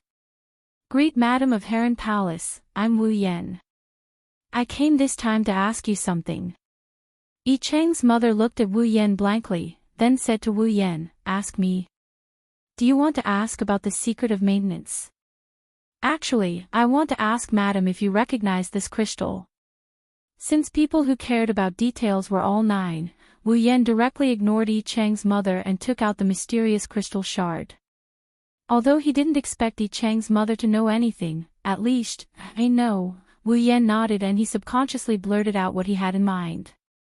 "Oh, you really don't know? Then I have something to ask of you." The smile on his face froze as if a spell was cast on him. After a while, he recovered with a smile on his face. Wu Yan asked with a bright face, "Can you repeat what you just said?" "I sincerely ask of you." I Chang's mother continued to touch I Chang's head and looked at Wu Yan. Then she slowly nodded her head and said, "Do you want to ask about the secret of maintenance?" Chuju raised her hand and patted her head. Although Chuju didn't interrupt, Chuju also felt a wave of helplessness from the bottom of her heart. "Mom." I Chang's face was almost buried in the ground. She only had one thought now, and that was to lose face. However, what she didn't know was that even if the president gave out benefits, Wu Yan might not care, let alone losing face. Now, Wu Yan was completely immersed in joy. There was finally a clue for the last mission. How could Wu Yan not be happy? Thus, he couldn't wait to ask. "Madam of Heron Palace, is what you said true? This crystal?" Wu Yan pinched the crystal with his fingers and pushed it closer to I Chang's mother. It was only 1 centimeter away from her face. He asked expectantly, "Do you really know it?" "Yan." Chuju seemed to feel that Wu Yan was being rude again, so she pulled on Wu Yan's clothes and smiled apologetically at I Chang's mother. I Chang's mom didn't really care. She's a person who doesn't care about anything. Even if Wu Yan were to run naked in front of her, she would probably just laugh it off. Then, she would happily make tea and enjoy Wu Yan's performance. "I know this crystal." I Chang's mother pointed at the crystal in Wu Yan's hand and said unhurriedly. After Chuju pulled on his clothes, Wu Yan knew that he was wet. Wu Yan smiled brightly and became serious. He said to I Chang's mother, "Since Madam of Heron Palace knows the origin of this crystal, then please tell me. This crystal is very important to me, so, Mom, please help Wu Yan-san. He helped me before, get rid of spirits." I Chang's voice was so soft that almost no one could hear her. Looking at her blushing face, Wu Yan is grateful. I Chang's mom nodded and Hinajiku, on the other hand, is pissed. "Sure." I Chang's mother picked up the tea on the table and carefully took a sip. She seemed to be organizing her words before slowly saying, "This crystal is called the mysterious crystal. However, I actually prefer to call it the sealing crystal. Sealing crystal. Yes, because there is some kind of monster sealed inside this crystal. Sealing monster. Wu Yan couldn't help but frown as he picked up the mysterious crystal. A crystal used to seal monsters? System, why did you give me this kind of mission, asking me to collect the crystals used to seal the monster? Why is there a monster sealed inside this crystal? Wu Yan turned around and asked Yi Cheng's mother. Yi Cheng's mother took the crystal in Wu Yan's hand and tilted her head to look at it. She said, "A long, long time ago. Can't complain, definitely can't complain." Wu Yan pinched his thigh hard and laughed dryly at the puzzled Chuju beside him. He quickly sat up straight and still. Probably in ancient times, it was an era where monsters roamed freely. At that time, humans were not prosperous. Under the threat of monsters, they could only live in fear. However, one day, a powerful monster was born. This monster was very powerful. At that time, the Demon King coveted this powerful monster's demonic power. Therefore, he planned to eat it to increase his own strength. In order to obtain the monster's flesh and blood, the Demon King sent out all of his monster subordinates. He didn't want to rely on them to capture the monster alive. Instead, he planned to exhaust the monster's strength by taking turns. However, the Demon King underestimated the monster's strength. All of his subordinates were sacrificed under the monster's attack. Although a part of the monster's strength was depleted, the Demon King was still not a match for the monster. In the end, the Demon King was eaten by the monster. At that time, a human exorcist family happened to discover this battle. In order to prevent this monster from harming the human world in the future, the patriarch of this exorcist family led his people and sealed the monster while its strength was greatly reduced after the battle. And the thing that sealed this powerful monster was this mysterious crystal.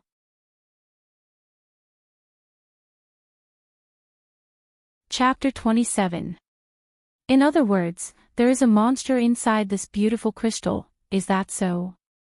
Chuju glanced at the mysterious crystal in Wu Yan's hand.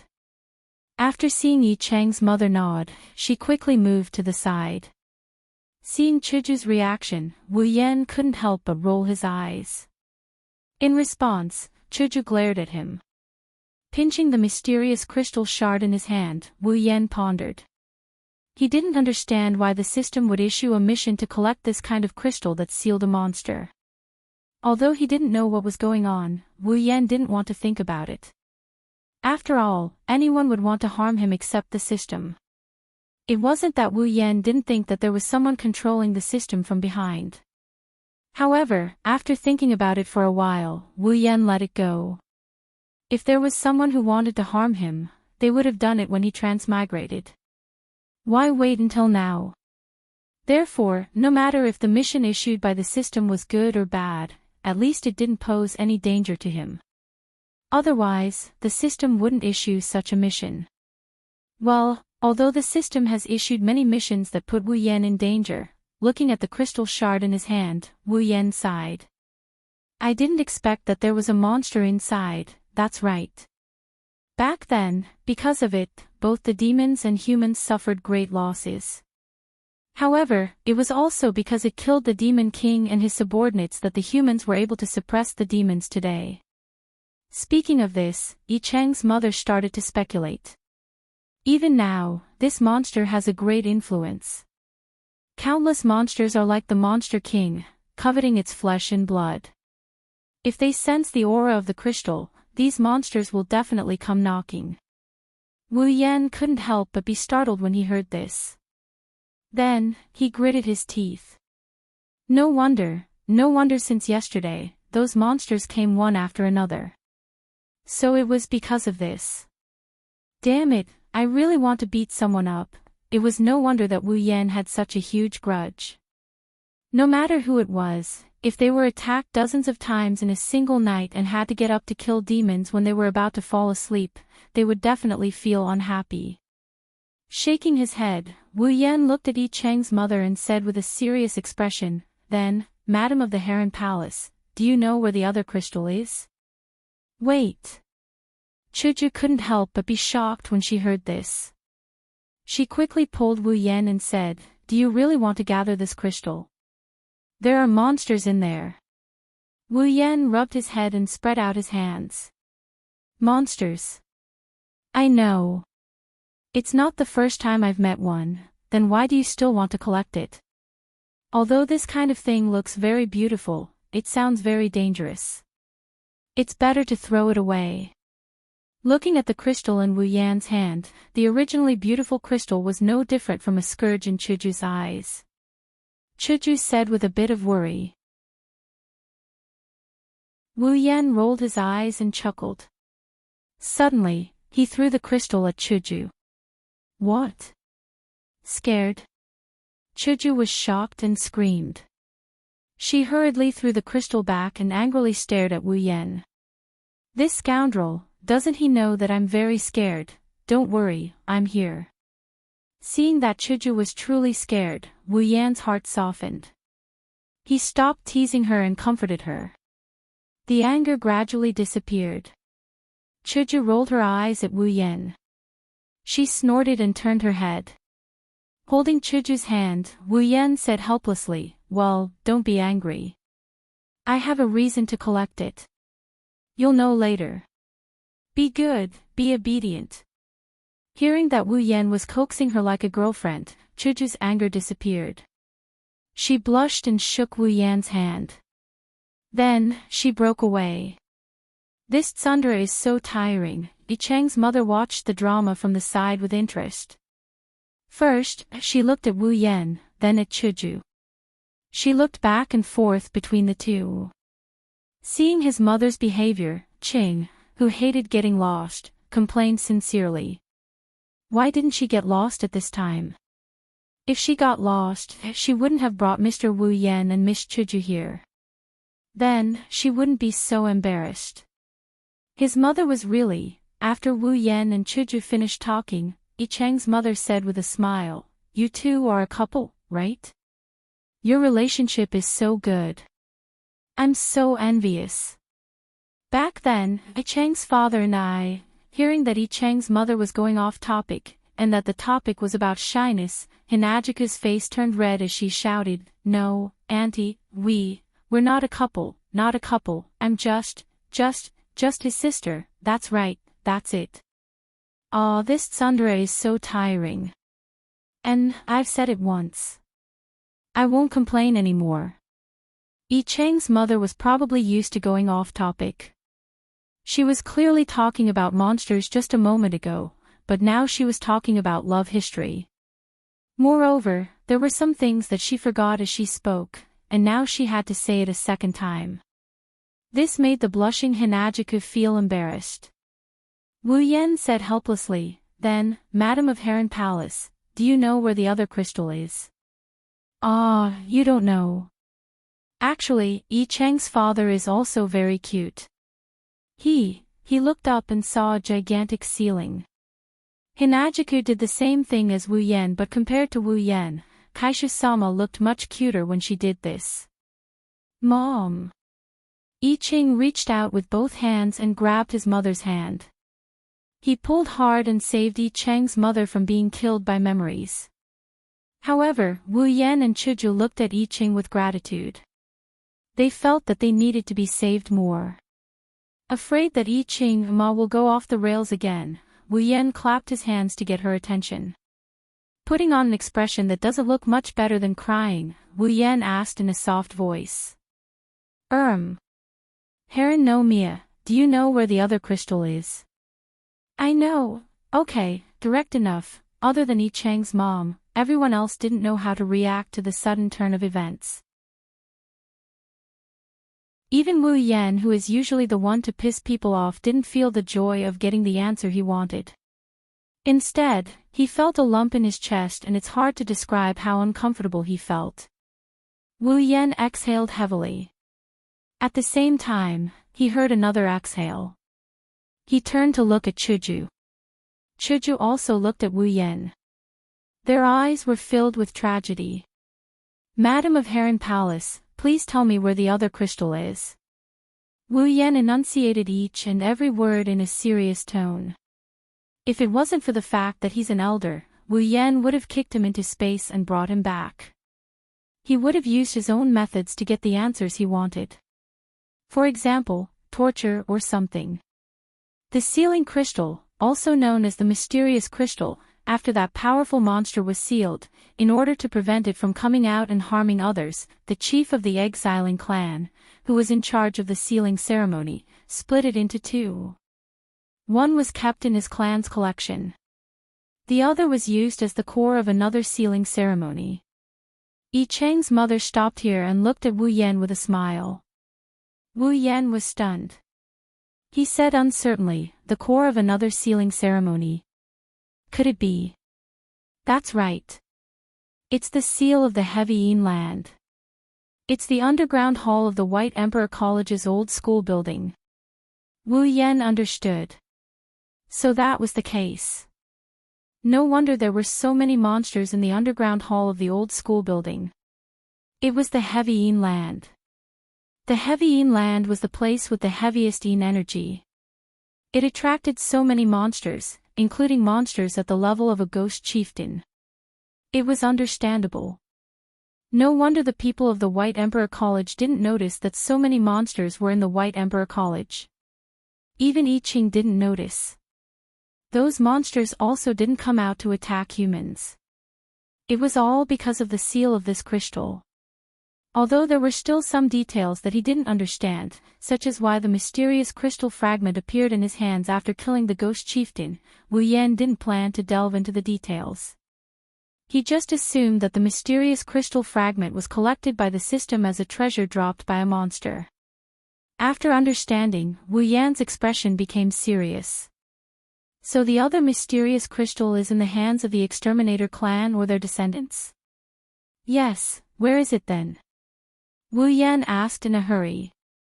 It's right here. Can you say that again? So, it's right here with me. Following Yi Cheng's mother's words, a crystal identical to the one in Wu Yan's hand was taken out of her pocket by Yi Cheng's mother and handed to Wu Yan. Wu Yan rubbed his forehead with a headache. He didn't know why, but after finding this crystal, Wu Yan didn't feel happy. Instead, he felt that it was a trap, a trap. How should he put it? It felt like a strong start but a weak finish.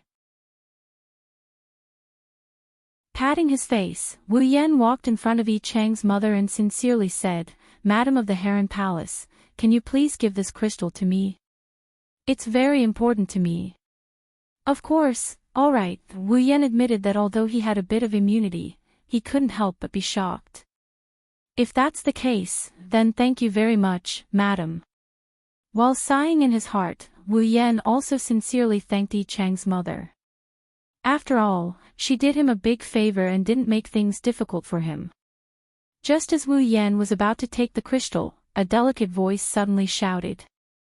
Although the voice wasn't loud, it gave everyone a fright. In fact, only Wu Yan and Chuju were startled. I Ching naturally looked in the direction of the voice. As for I Cheng's mother, she acted as if she didn't care and continued to hand the crystal to Wu Yan. A figure flashed by and before Wu Yan could react, the crystal that was supposed to be in his hand disappeared. Wu Yan hurriedly looked in the direction of the voice. Then, his expression turned awkward. "Grandma Zhu, why did you come out?" I Ching asked the person with a confused expression. "Grandma. Grandma Zhu." Chuju looked in shock at the person who came, the corner of her mouth twitching. It's no wonder Wu Yan and Hinajiku reacted this way. The newcomer has a head full of snow-white hair and a height of less than 1.4 meters. She has a very delicate face and looks like a little lowly in her teens. And this little girl was called Grandma Zhu by I Ching. How could Chuju remain calm? However, Wu Yan already knew. He just didn't expect her to jump out. "Child's mother, how can you give such a dangerous thing to an outsider? What if the seal is broken by a demon?" The little girl jumped and said. "Ah, Yi Cheng's mother smiled and said, Wu Yan, Kun is a good child. He won't mess around. The little girl who was called Grandma Zhu looked at Yi Cheng's mother with a face full of disappointment. Who knows if he's pretending or not? What if he's tricked? That won't happen. No, I won't agree. Over my dead body. The little girl angrily turned her head away. Wu Yan couldn't help but feel a headache. After all, he couldn't snatch it by force. However, Yi Cheng's mother smiled and said to her, "You won't agree even if we ask him to help us do that thing?" Wu Yan clearly saw that when Yi Cheng's mother said, "Help us do that thing," to her Grandma Zhu, her eyes suddenly lit up. She looked at Wu Yan and exclaimed in surprise, "Okay. Deal. Didn't you say you won't agree? Didn't you say you won't agree unless you die?"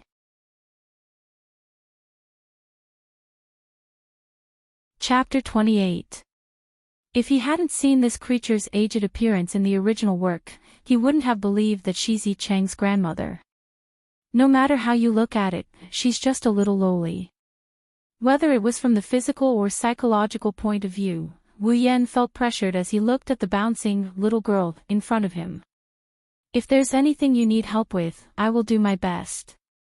Wu Yan felt a sense of relief when he said that. That's right. Such an important item was the last part of his mission in this world. Wu Yan felt that it was unrealistic if it could be completed so easily.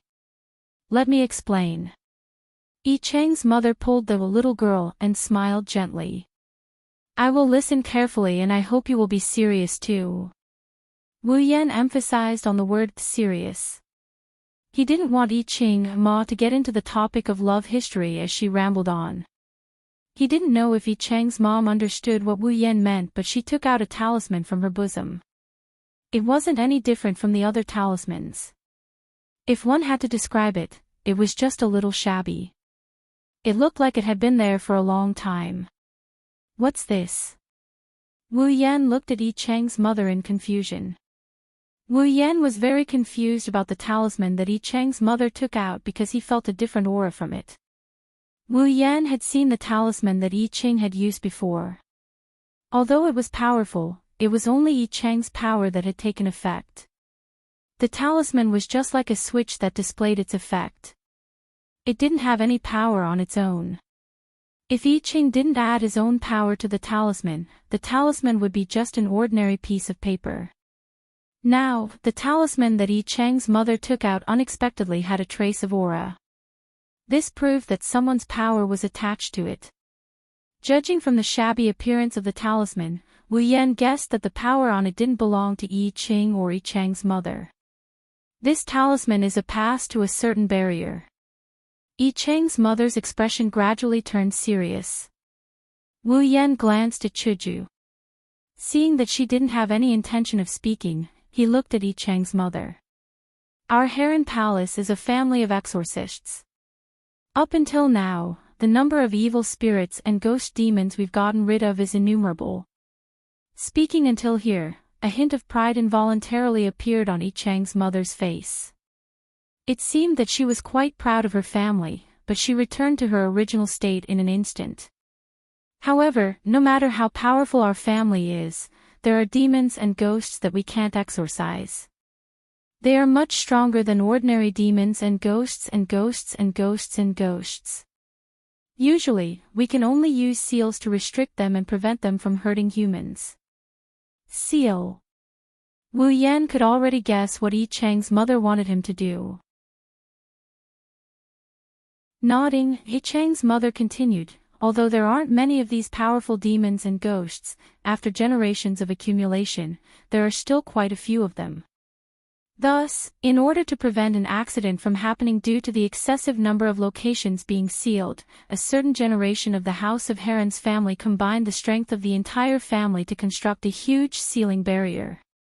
In other words, those demons and ghosts that can't be exorcised are all sealed in this barrier. Yes. As long as the demons and ghosts are too powerful to be completely exterminated, our Heron's palace will imprison them there. Wu Yan frowned. Although he didn't want to comment on anything, there were advantages and disadvantages to doing this. Seeing Wu Yan frown, Yi Cheng's mother sighed. I think Wu Yan, Kun has already thought of this. Yes, although doing this will save us a lot of trouble, it will create even more trouble. Create even more trouble? Chuju looked at Yi Cheng's mother in confusion. Wu Yan shrugged helplessly and explained, if I'm not wrong, although doing this will avoid the trouble of not taking care of them properly, gathering these demons and ghosts that are stronger than ordinary demons and ghosts together will cause the number of demons and ghosts to rise to an uncontrollable level. At that time, there will be big trouble. What? Chuju looked at Yi Cheng in shock, but Yi Cheng only shook his head. Yi Cheng's mother smiled bitterly and said, yes, as time passed, the number of demons and ghosts in the barrier increased and they became stronger. Finally, one day, something unexpected happened. The family head of that generation had just returned from exterminating his spirit. He planned on sealing the magical beasts that he had subdued into the spirit formation.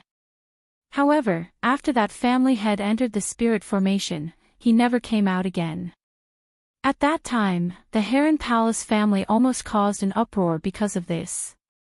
After organizing a few people to enter the spirit formation to scout for information, not a single one of those people returned.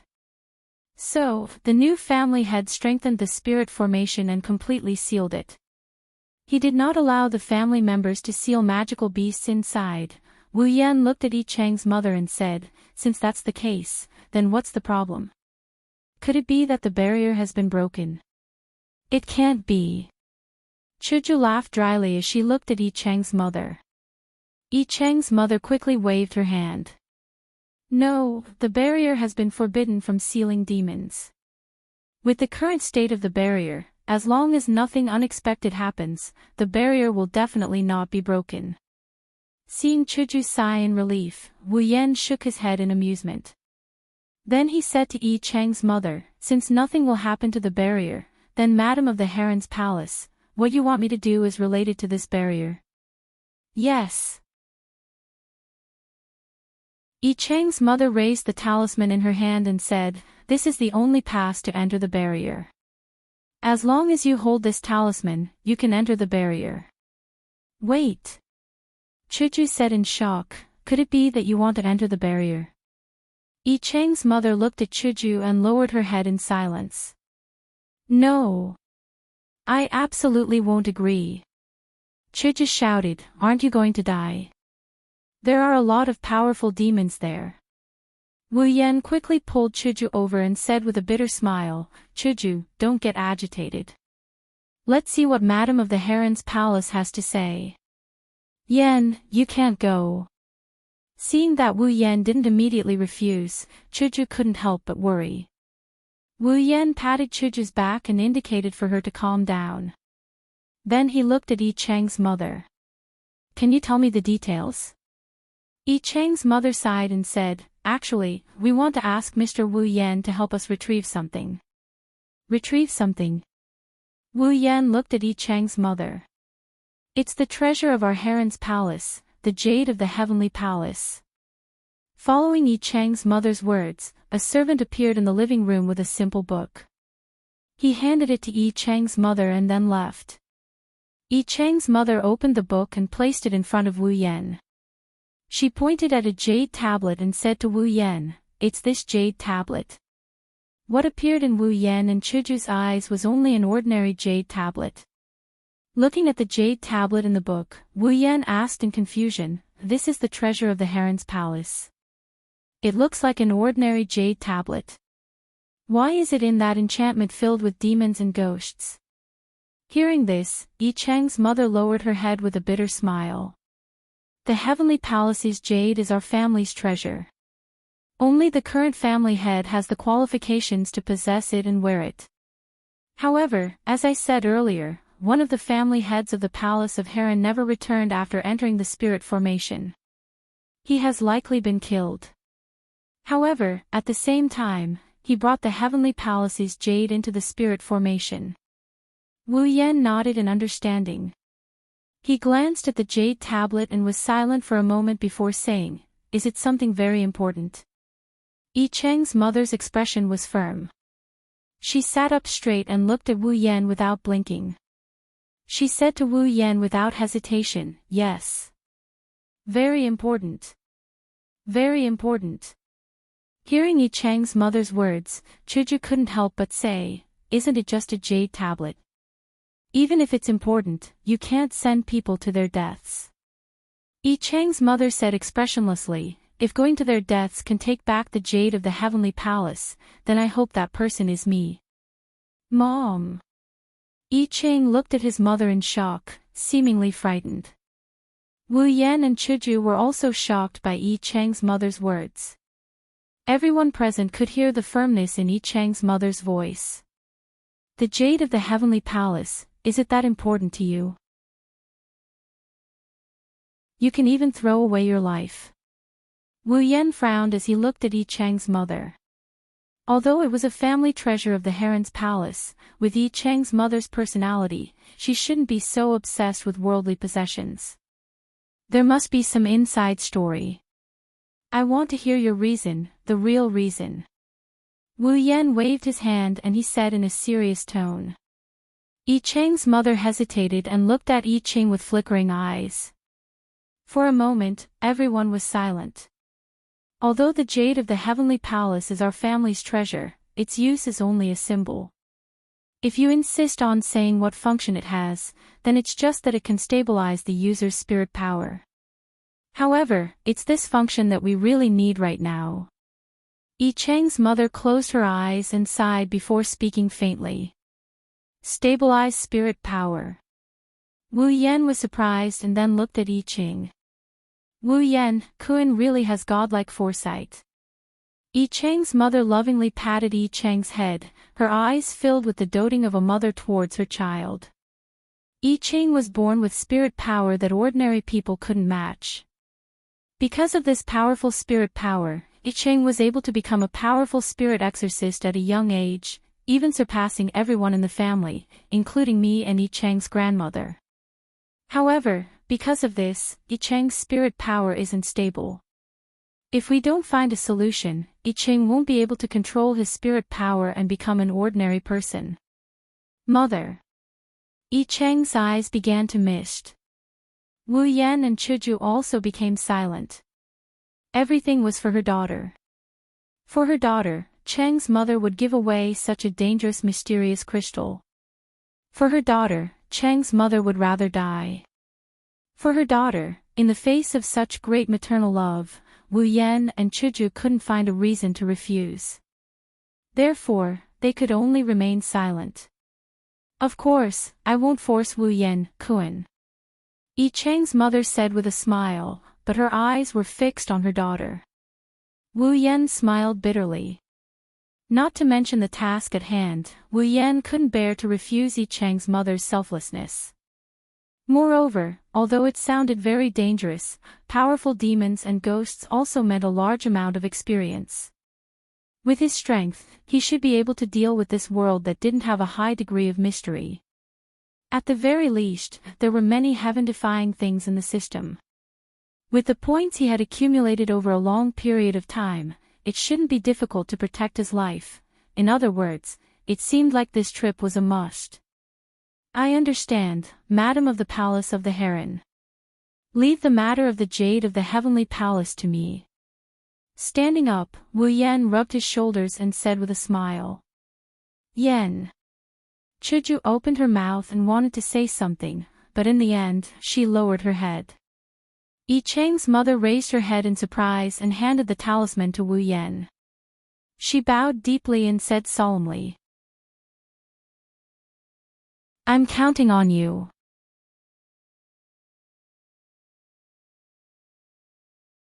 Chapter 29. Chuju, I want to go. No, it's true, I want to go. But, I want to go. Looking at Chuju who couldn't even get a drop of oil into her ears, Wu Yan wanted to cry but had no tears. Wu Yan knew that Chuju must be very angry that he decided to go to such a dangerous place. After coming out of the Palace of Herons, Wu Yan was prepared to die and was prepared to receive the guild leader's training. However, when he just came out of the Palace of Herons, Chuju said to him, "I want to go."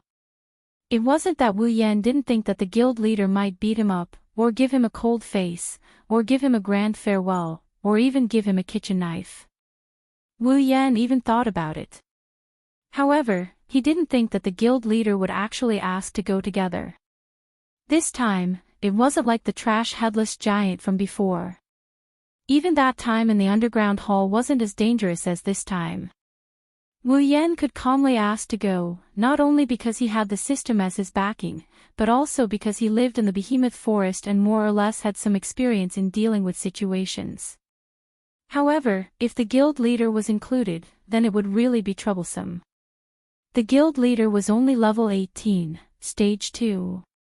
The enemies this time were all at least level 20, not to mention that it wasn't just one, but a nest of them. Wasn't this asking the guild leader to go on a suicide mission? Therefore, Wu Yan could only earnestly advise, "Chuju, it's really dangerous this time.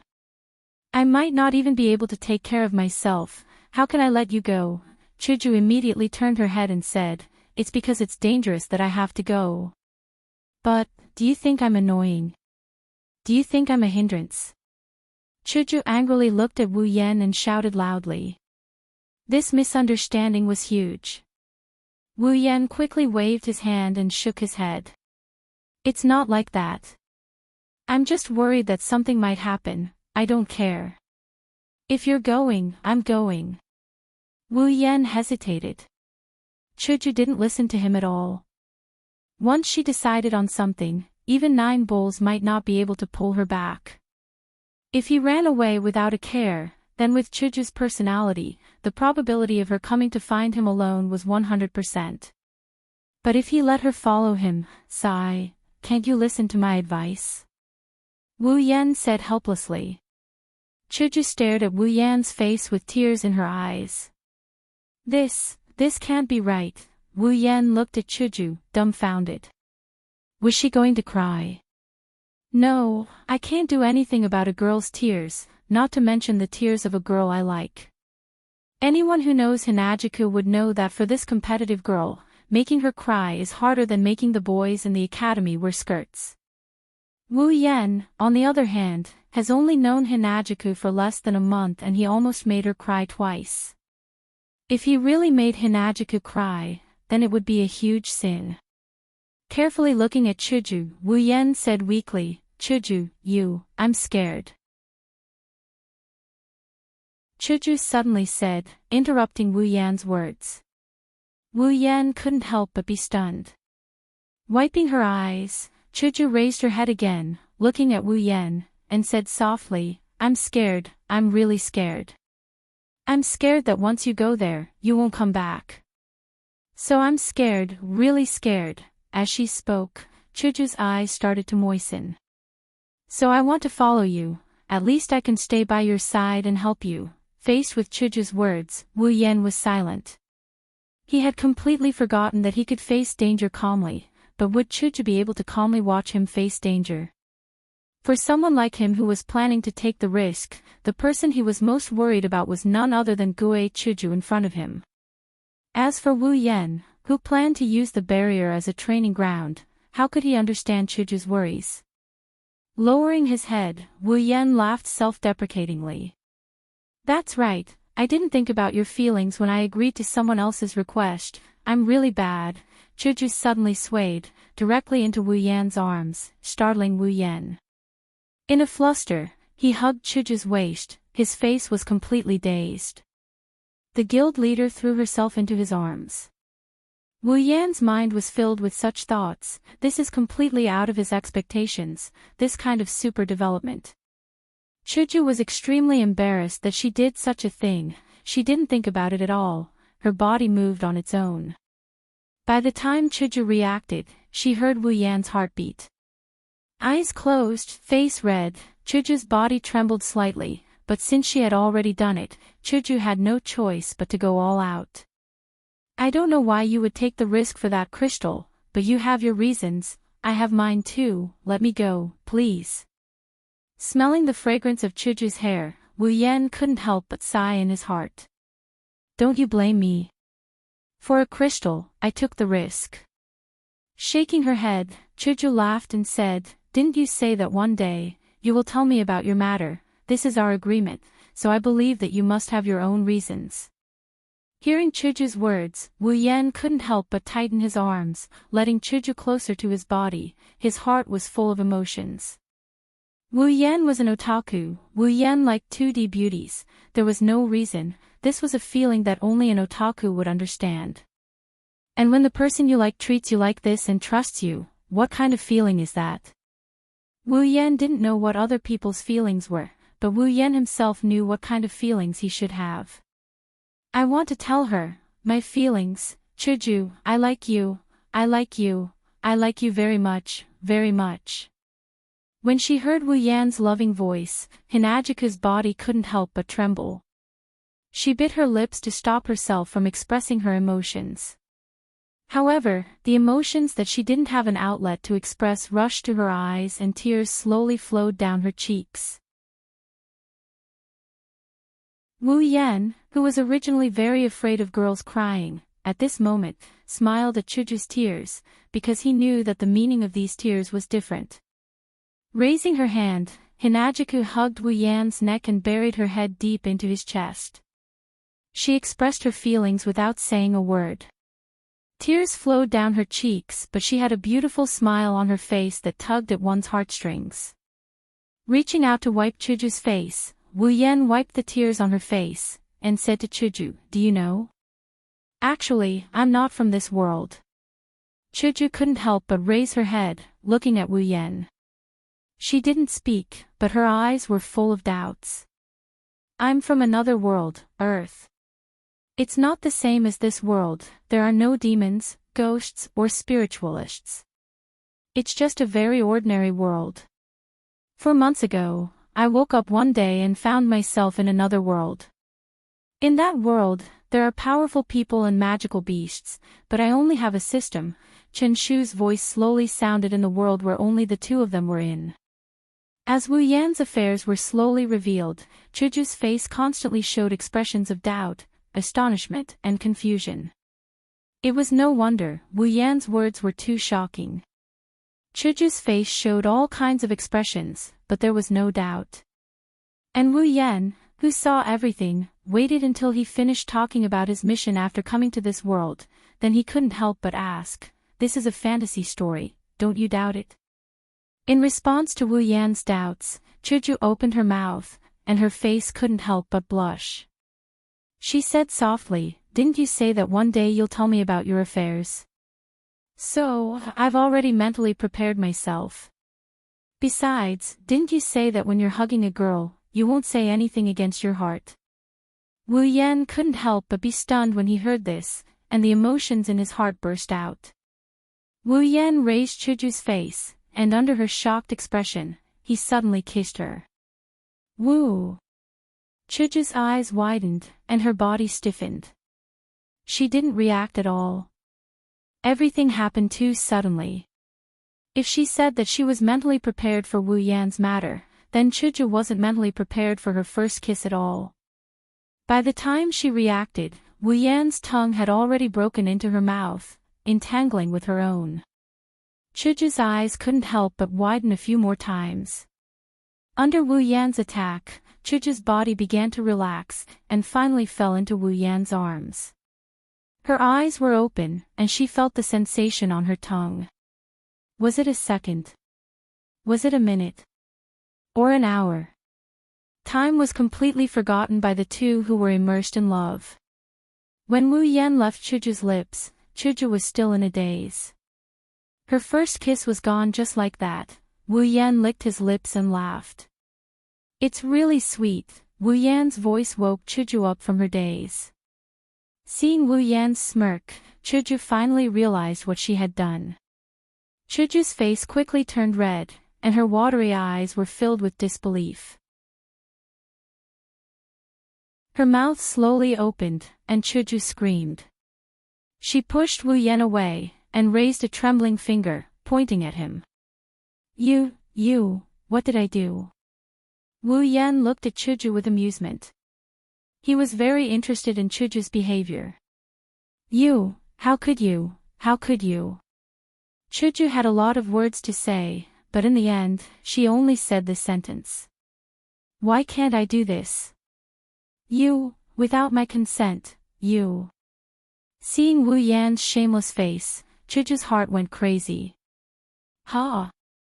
You didn't. Wu Yan pretended to be confused and tilted his head, and said with a smile, I remember there was. Someone said that when I fulfilled my promise, someone would fulfill the conditions owed to me, right? I've already told you everything just now, so it's only natural for you to return what you owe me, right?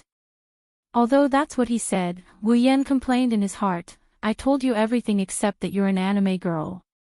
Wu Yan didn't have the guts to tell Hanajuku that she's just a character from an anime in my world. Otherwise, who knows what the Tsundere Kaishu-sama would do. Hearing Wu Yan's explanation, Chuju sullenly closed her mouth. Thinking of the kiss just now, Chuju's heart was filled with shyness. She was so shy that she didn't dare to face Wu Yan again. So, the president closed his eyes, covered his face, lowered his head, lifted his feet, and immediately ran in the opposite direction.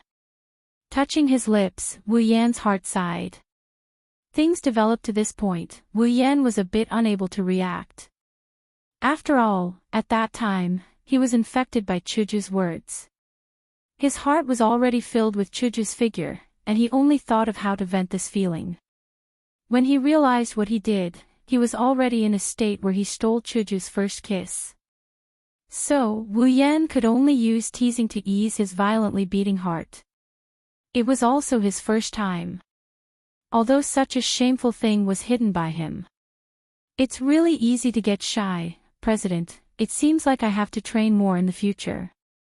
With such a shameless thought, Wu Yan smiled evilly, and then, he chased after the president. After all, that was the opposite direction.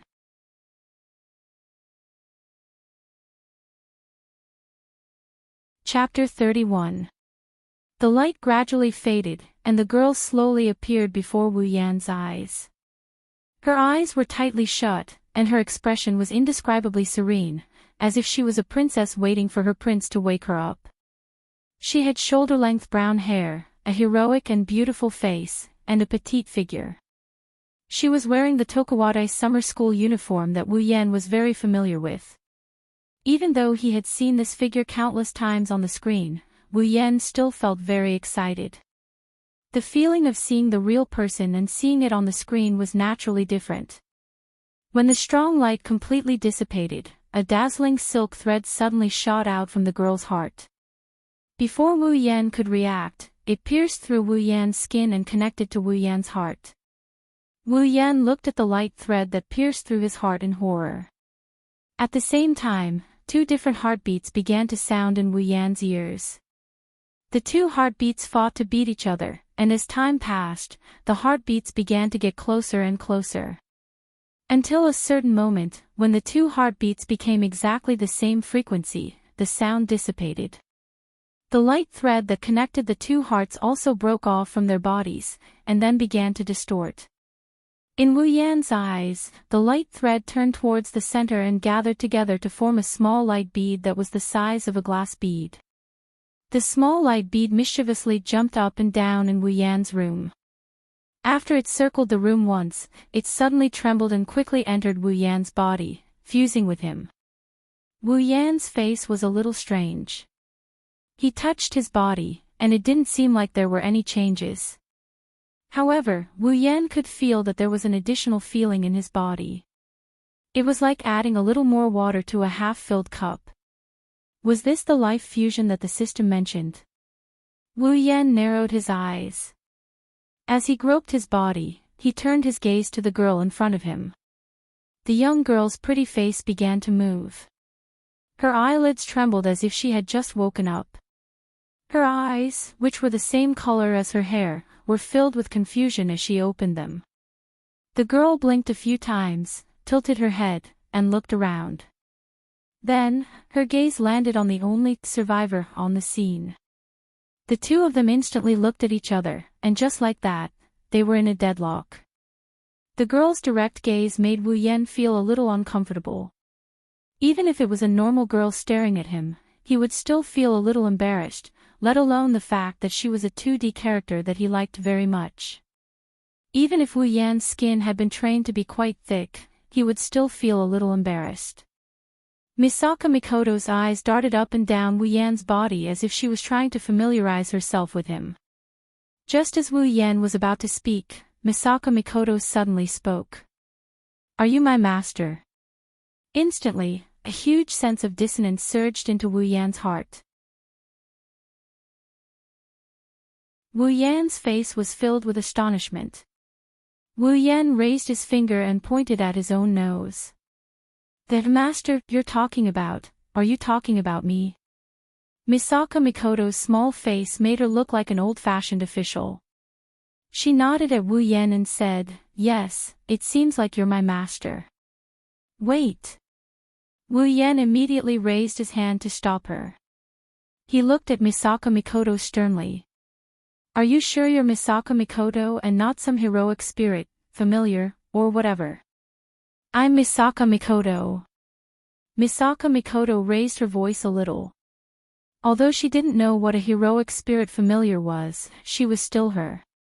Being treated as something else made this girl, who had a bad temper, a little unhappy. "Alright, then please tell me, why do you call me master?" This was the most puzzling question Wu Yan had. Misaka Mikoto was taken aback. She scratched her face awkwardly. Shouldn't the summoned person address the person who summoned them that way? "Who told you that?" Wu Yan rolled his eyes. He finally figured out what's going on. Sis Cannon didn't know what she was supposed to say. Under Wu Yan's glare, Misaka Mikoto's face started to blush. She shouted angrily. "Urusai, Urusai, Urusai." Alright, now Sis Cannon had changed from a heroic spirit to silly Shauna. Well, although the way she appeared was a little different, it should be Sis Cannon. With a slight smile, Wu Yan shook his head and waved his hand. "Hello, my name is Wu Yan. You can call me Yen. I know your name." Under Wu Yan's surprised gaze, Misaka Mikoto crossed her arms in front of her chest. She glanced at Wu Yan's room from time to time, as if she was curious about everything. Wu Yan, on the other hand, didn't know how to react to Misaka Mikoto's words. "Know me? How do you know me?" "I knew when you summoned me." Misaka Mikoto's lips curled into a smile. "When I woke up, my brain was invaded by a memory. Everything about you is in that memory, including your name. Everything about me." Wu Yan couldn't stay calm anymore. "Everything? How much is everything? Don't tell me he even knows about the fact that I'm trying to woo 2D girls in Hinajuku. Oh no, oh no. If that's the case, with Sis Cannon's personality, it's hopeless to woo her. Really, really everything." With a hopeful gaze, Wu Yan stared straight at Misaka Mikoto. His stare made her scalp tingle. This Wu Yan is a little strange. That was Misaka Mikoto's first impression of Wu Yan.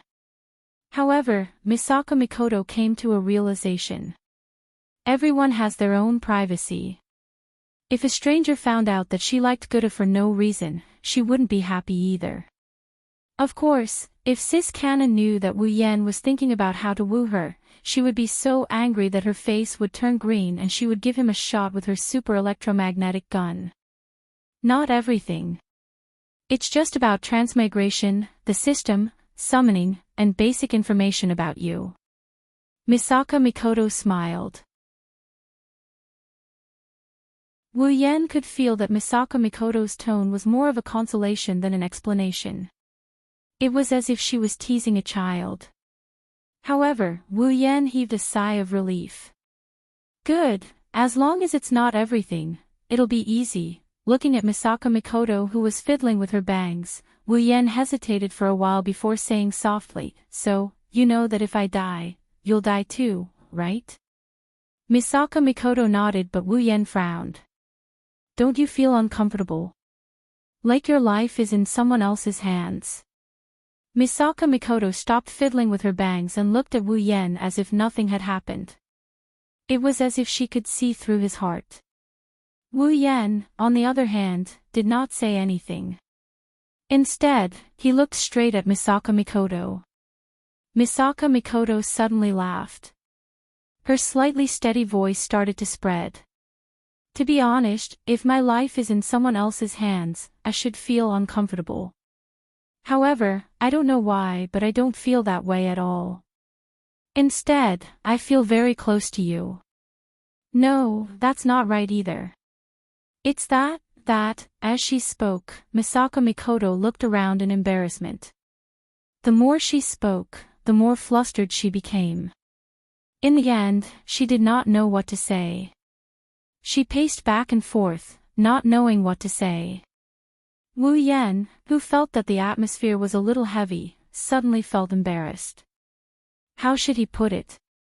What Sis Canon meant was that she felt close to him but felt that it was too ambiguous to say that. That's why she ended up like this. Seeing Wu Yan's embarrassed expression, Misaka Mikoto stomped her feet and shouted, I just feel that it's pitiful that you've transmigrated to an unknown world and have to fight non-stop. That's why I decided to help you. Yes, that's it. It's here. Sis Canon's Tsundere. The real-life version of Sis Canon was acting Tsundere in front of him. Wu Yan's gloominess disappeared without a trace. A smile appeared on his face and it grew bigger with Misaka Mikoto's movements. Wu Yan extended his hand and placed it in front of Misaka Mikoto. He ignored Misaka Mikoto, who was stunned by his actions, and smiled. From now on, I'll call you Mikoto.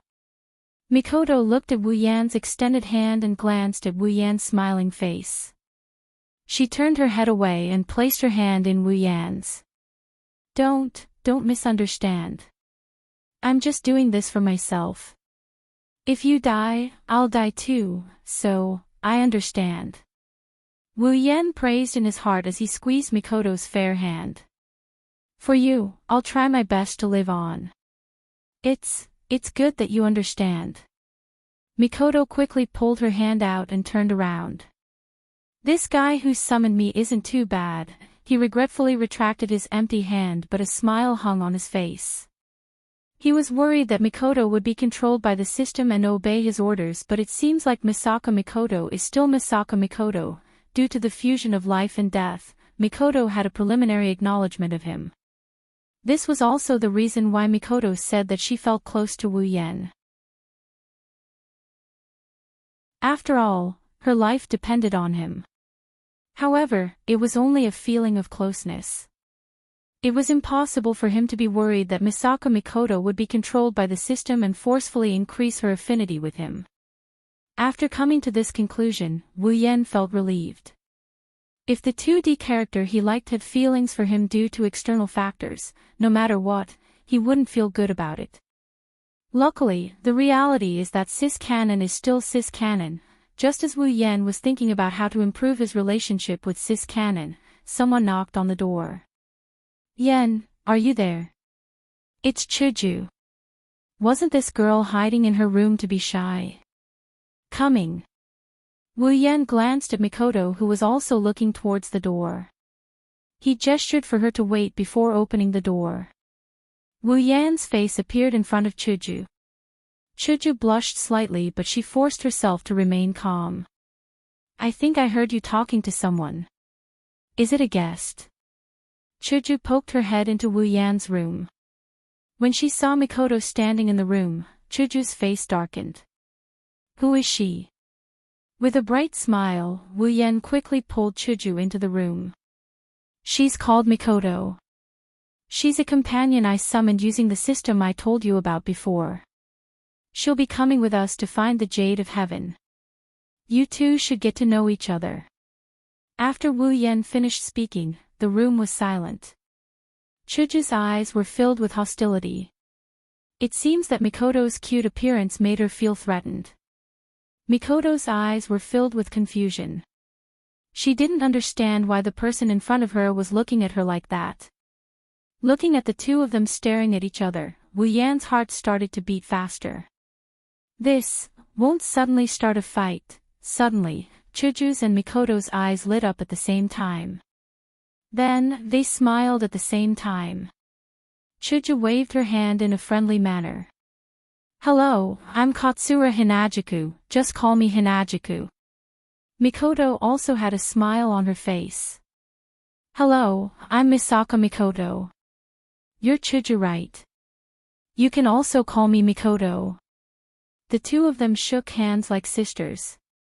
In their eyes, there was also appreciation for each other. This sudden change stunned Wu Yan. When he noticed that they would occasionally glance at each other's breasts, Wu Yan felt awkward again.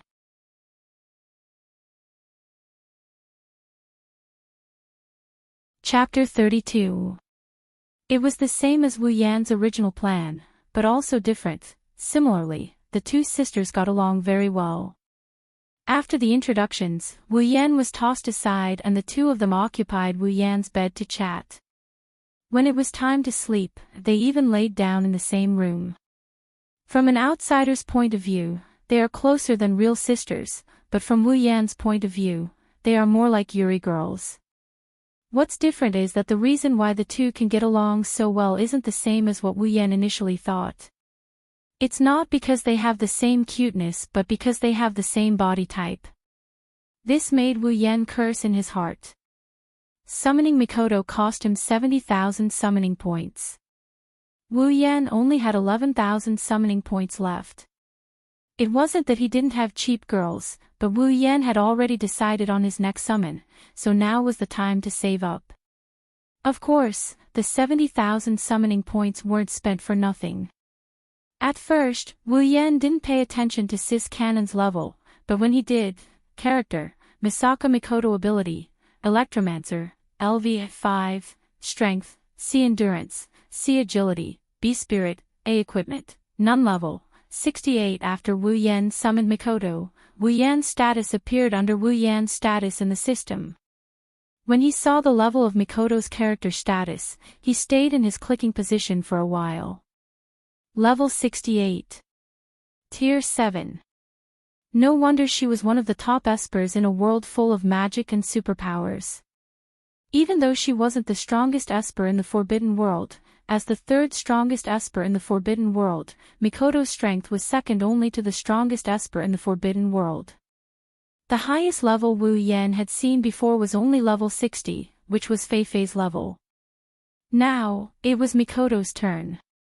With Mikoto, Wu Yan didn't know if he could find the Jade of the Heavenly Palace on this trip, but he was sure it would be safe. In a faraway area in the south, there was a cliff.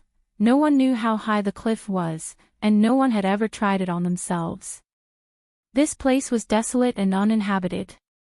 Usually, no one would want to come here, but today, a helicopter suddenly flew over from the top of the cliff. The helicopter flew straight down the cliff, bringing along a violent whistling sound.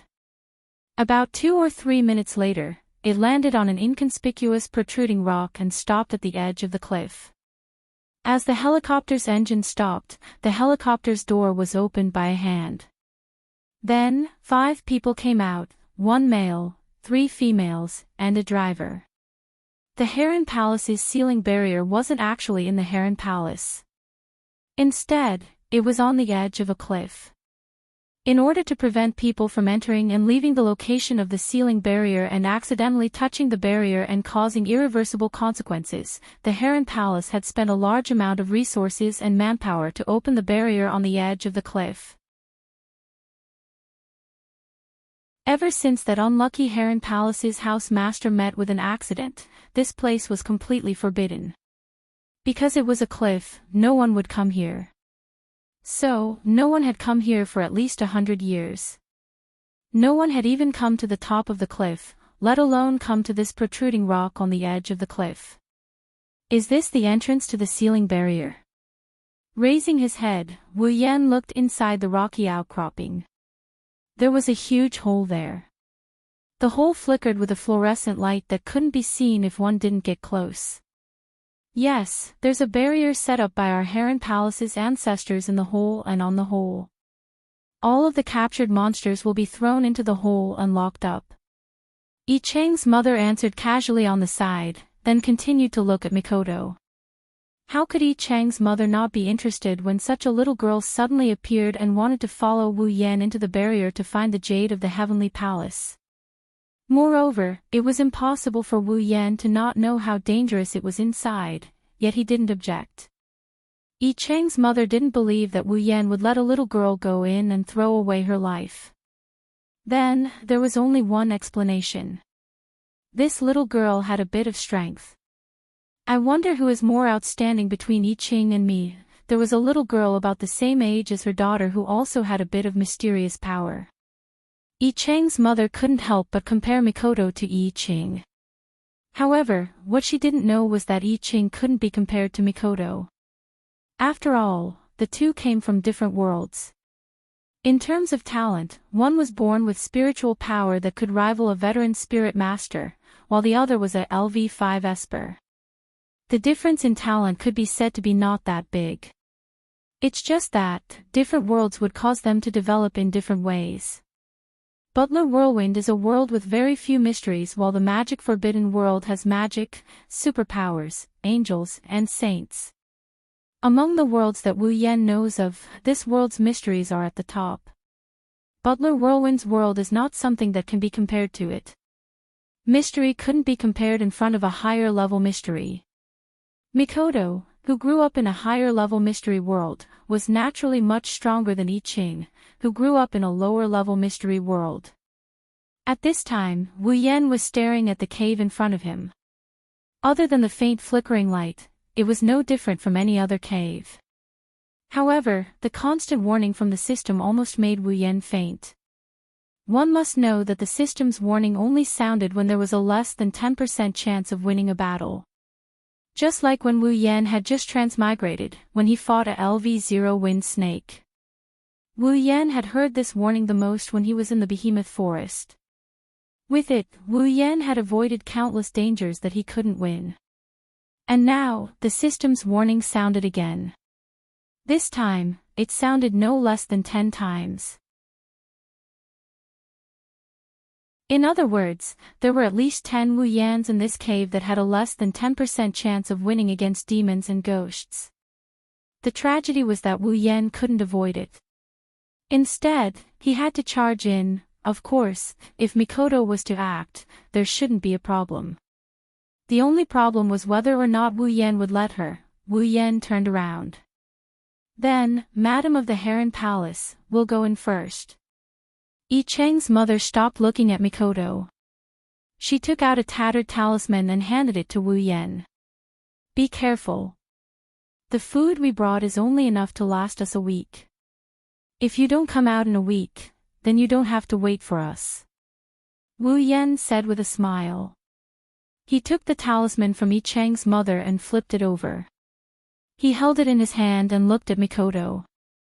Mikoto, are you ready? That. Mikoto pushed away a certain object that fell on her body and helplessly shook her head. You might have to wait a little longer.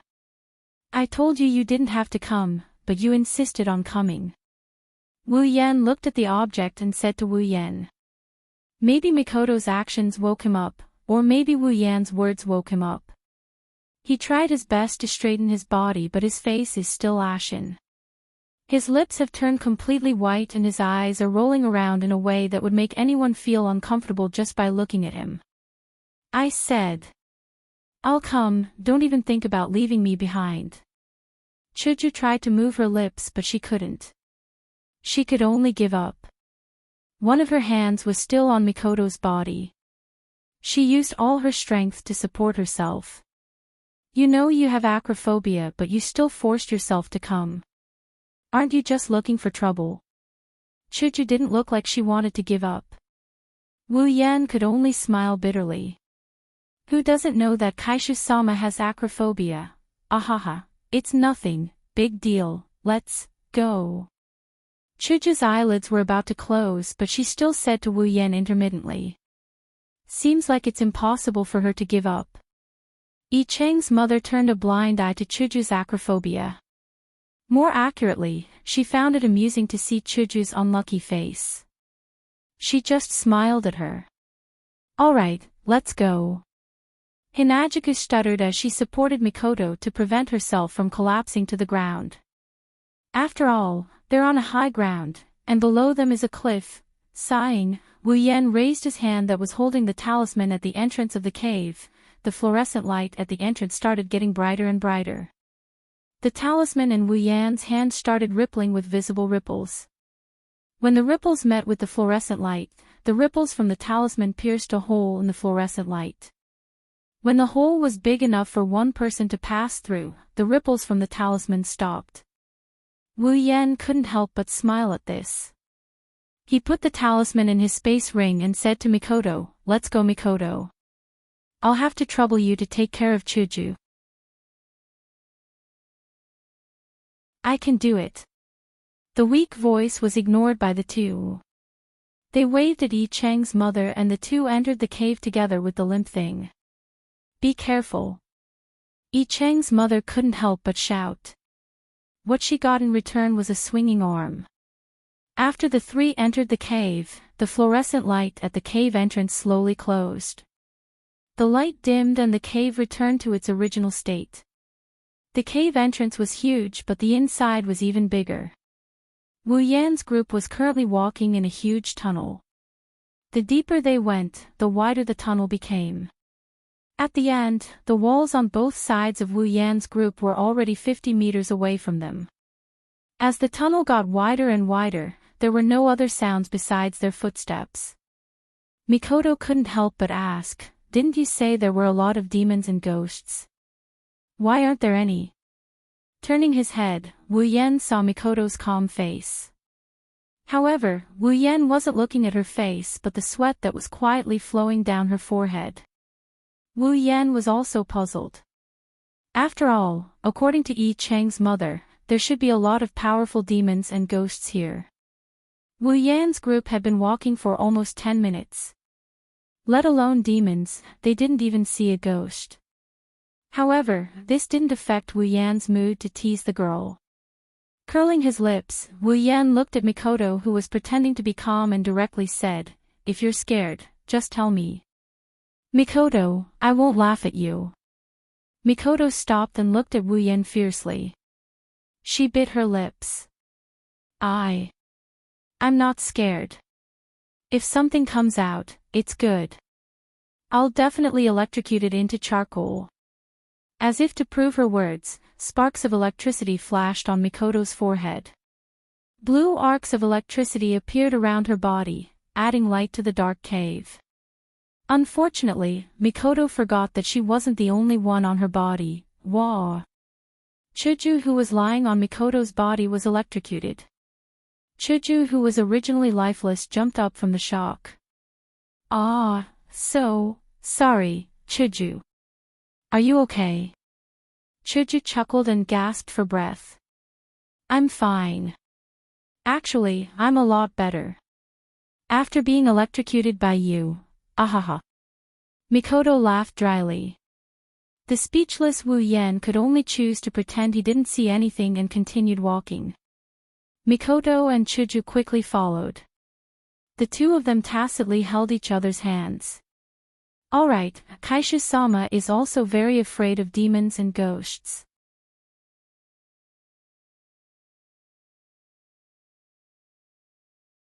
Chapter 33.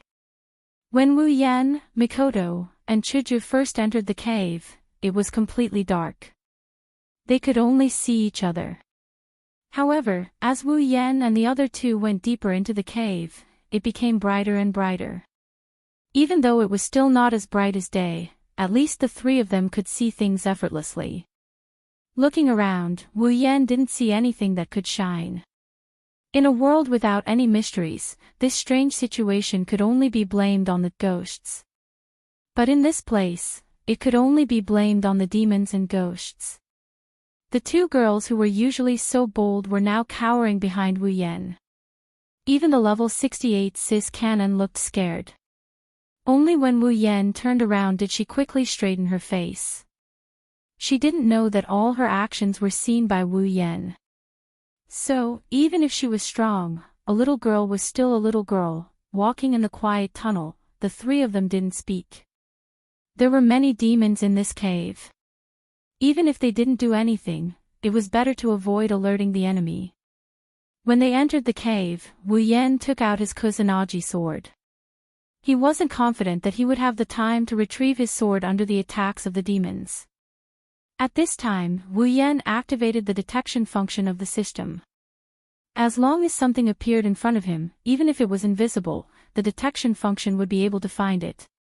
Hey, Yan, do you think the monsters here are all dead? After all, it's been so long, Chuju said to Wu Yan. Perhaps she couldn't stand the atmosphere. That's impossible, Wu Yan said with certainty. Although I don't know if these demons and ghosts are immortal like the legends say, their lifespan is definitely much longer than us humans.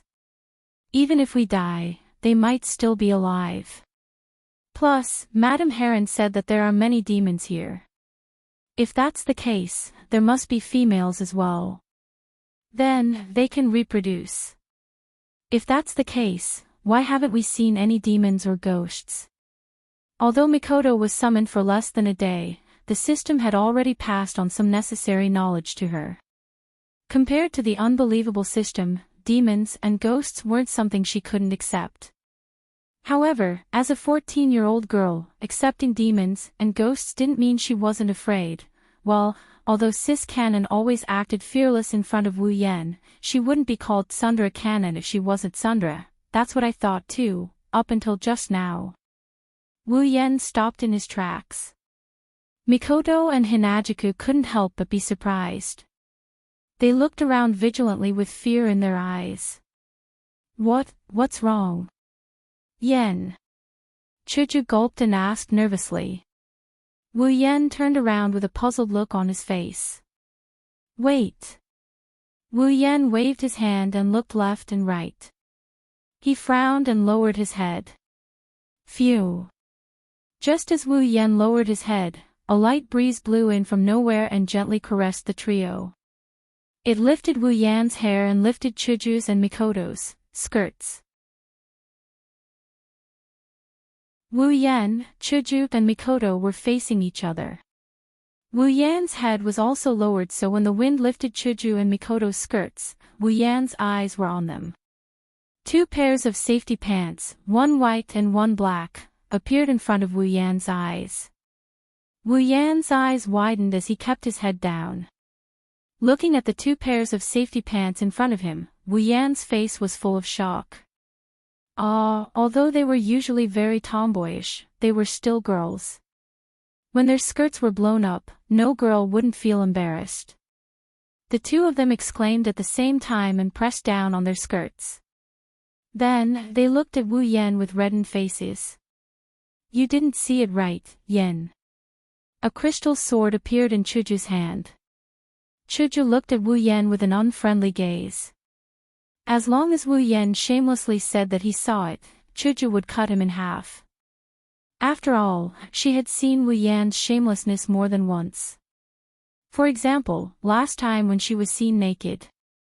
Feeling Chuju's gaze, Wu Yan's head shook like a rattle drum. Beep beep beep. A burst of electric sparks sounded. A blue light flashed, making Wu Yan's shaking motion freeze. Like a robot, he turned his head to the other side. Don't tell me you purposely stopped because of something like this. Mikoto lowered her head, her forehead flashed with electric sparks. Her voice was so cold that it almost froze Wu Yan. No wonder Mikoto thought that way. After all, the angle and timing of Wu Yan's head was too perfect. Wu Yan didn't know whether to laugh or cry at this point. This is just an accident. It really was an accident, the heavens pity him. This time, Wu Yan really spoke the truth. Looking at the two girls who were like kegs of gunpowder, Wu Yan's heart was full of tears. Mikoto was fine. Even though she was wearing safety pants, she didn't spread it around. But what's going on with Chuju? In the original work, when they first met Seo Ayasaki, Didn't Chuju take the initiative to take off her skirt to prove that she was wearing safety pants? Why is it that if it's me, I can't even look at safety pants? This doesn't make sense.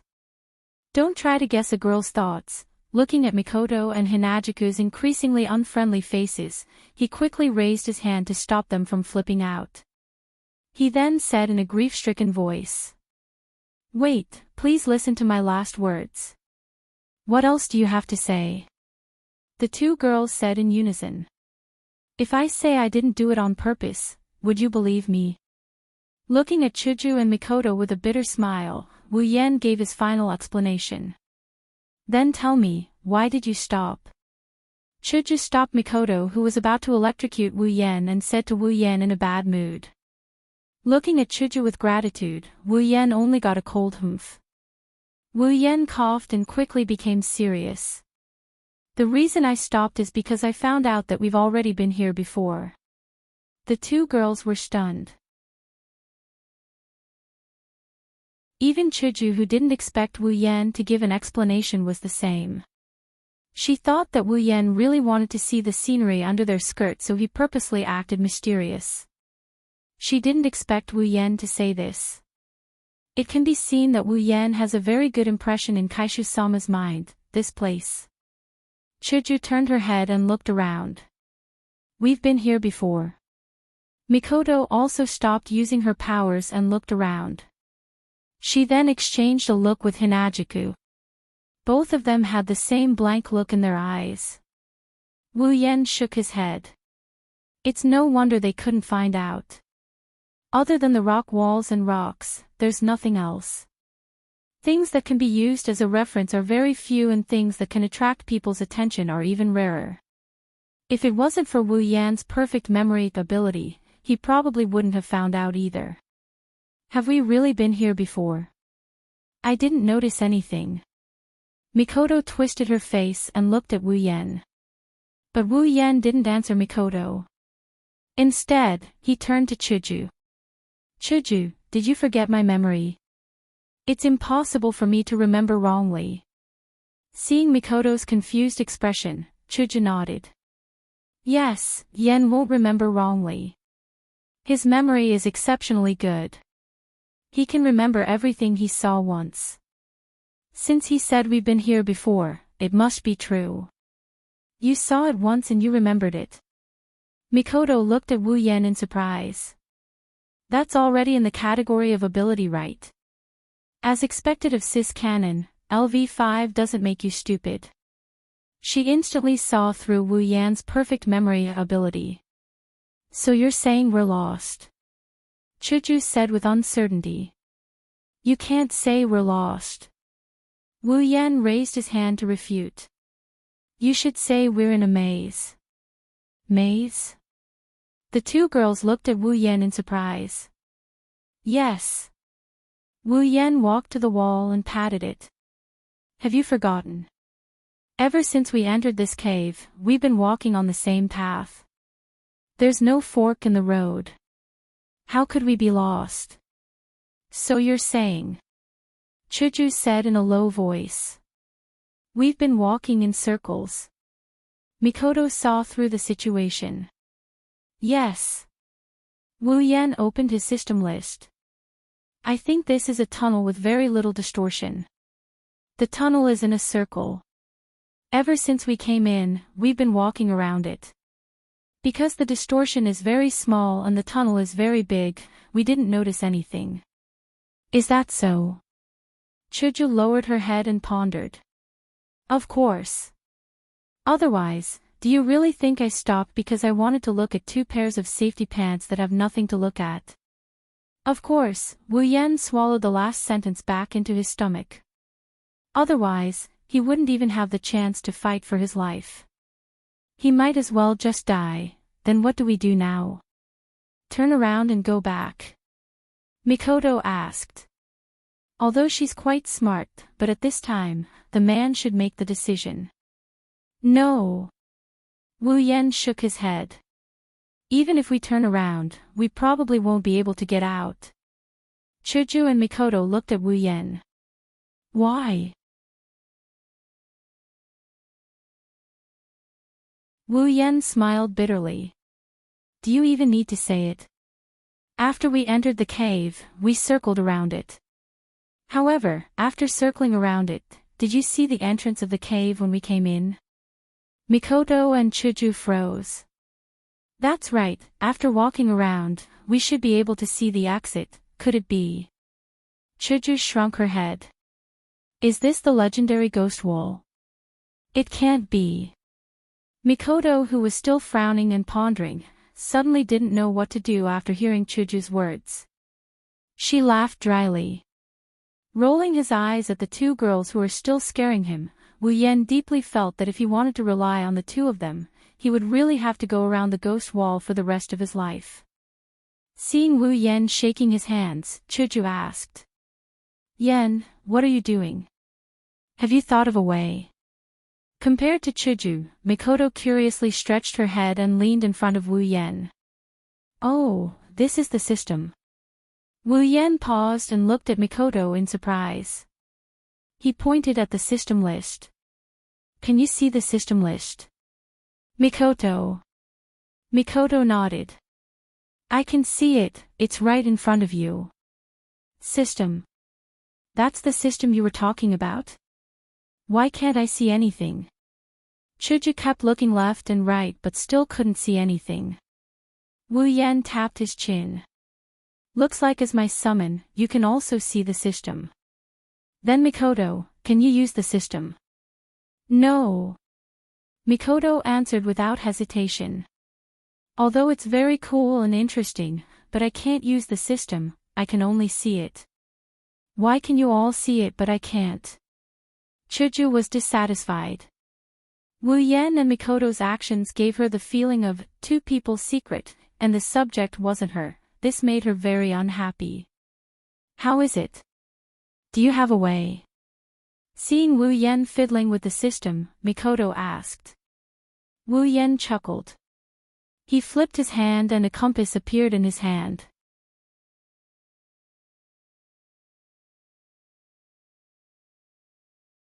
Chapter 34.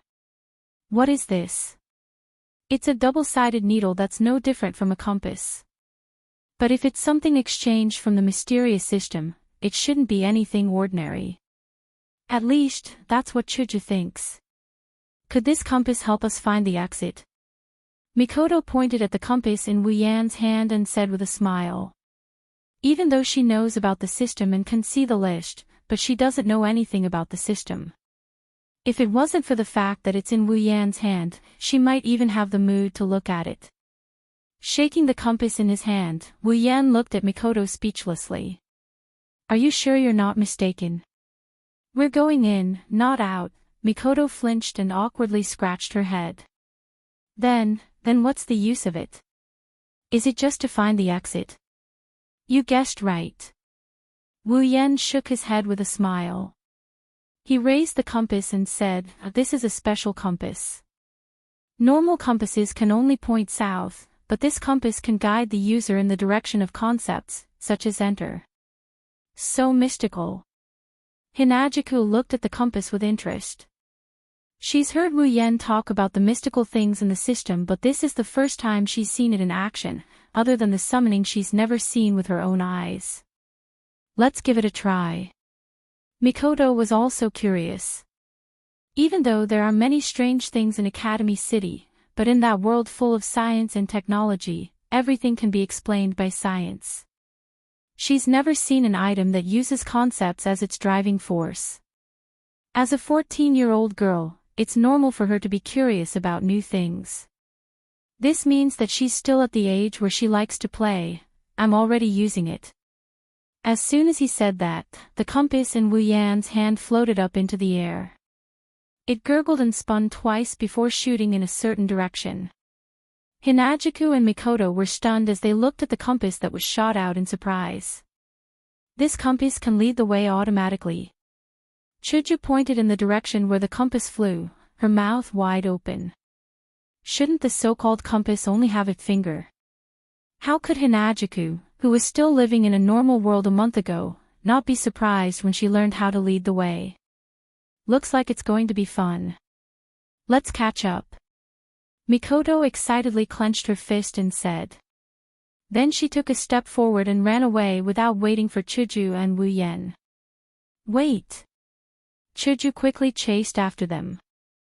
Attracted by the novel items, the fear in the hearts of the two women had more or less disappeared.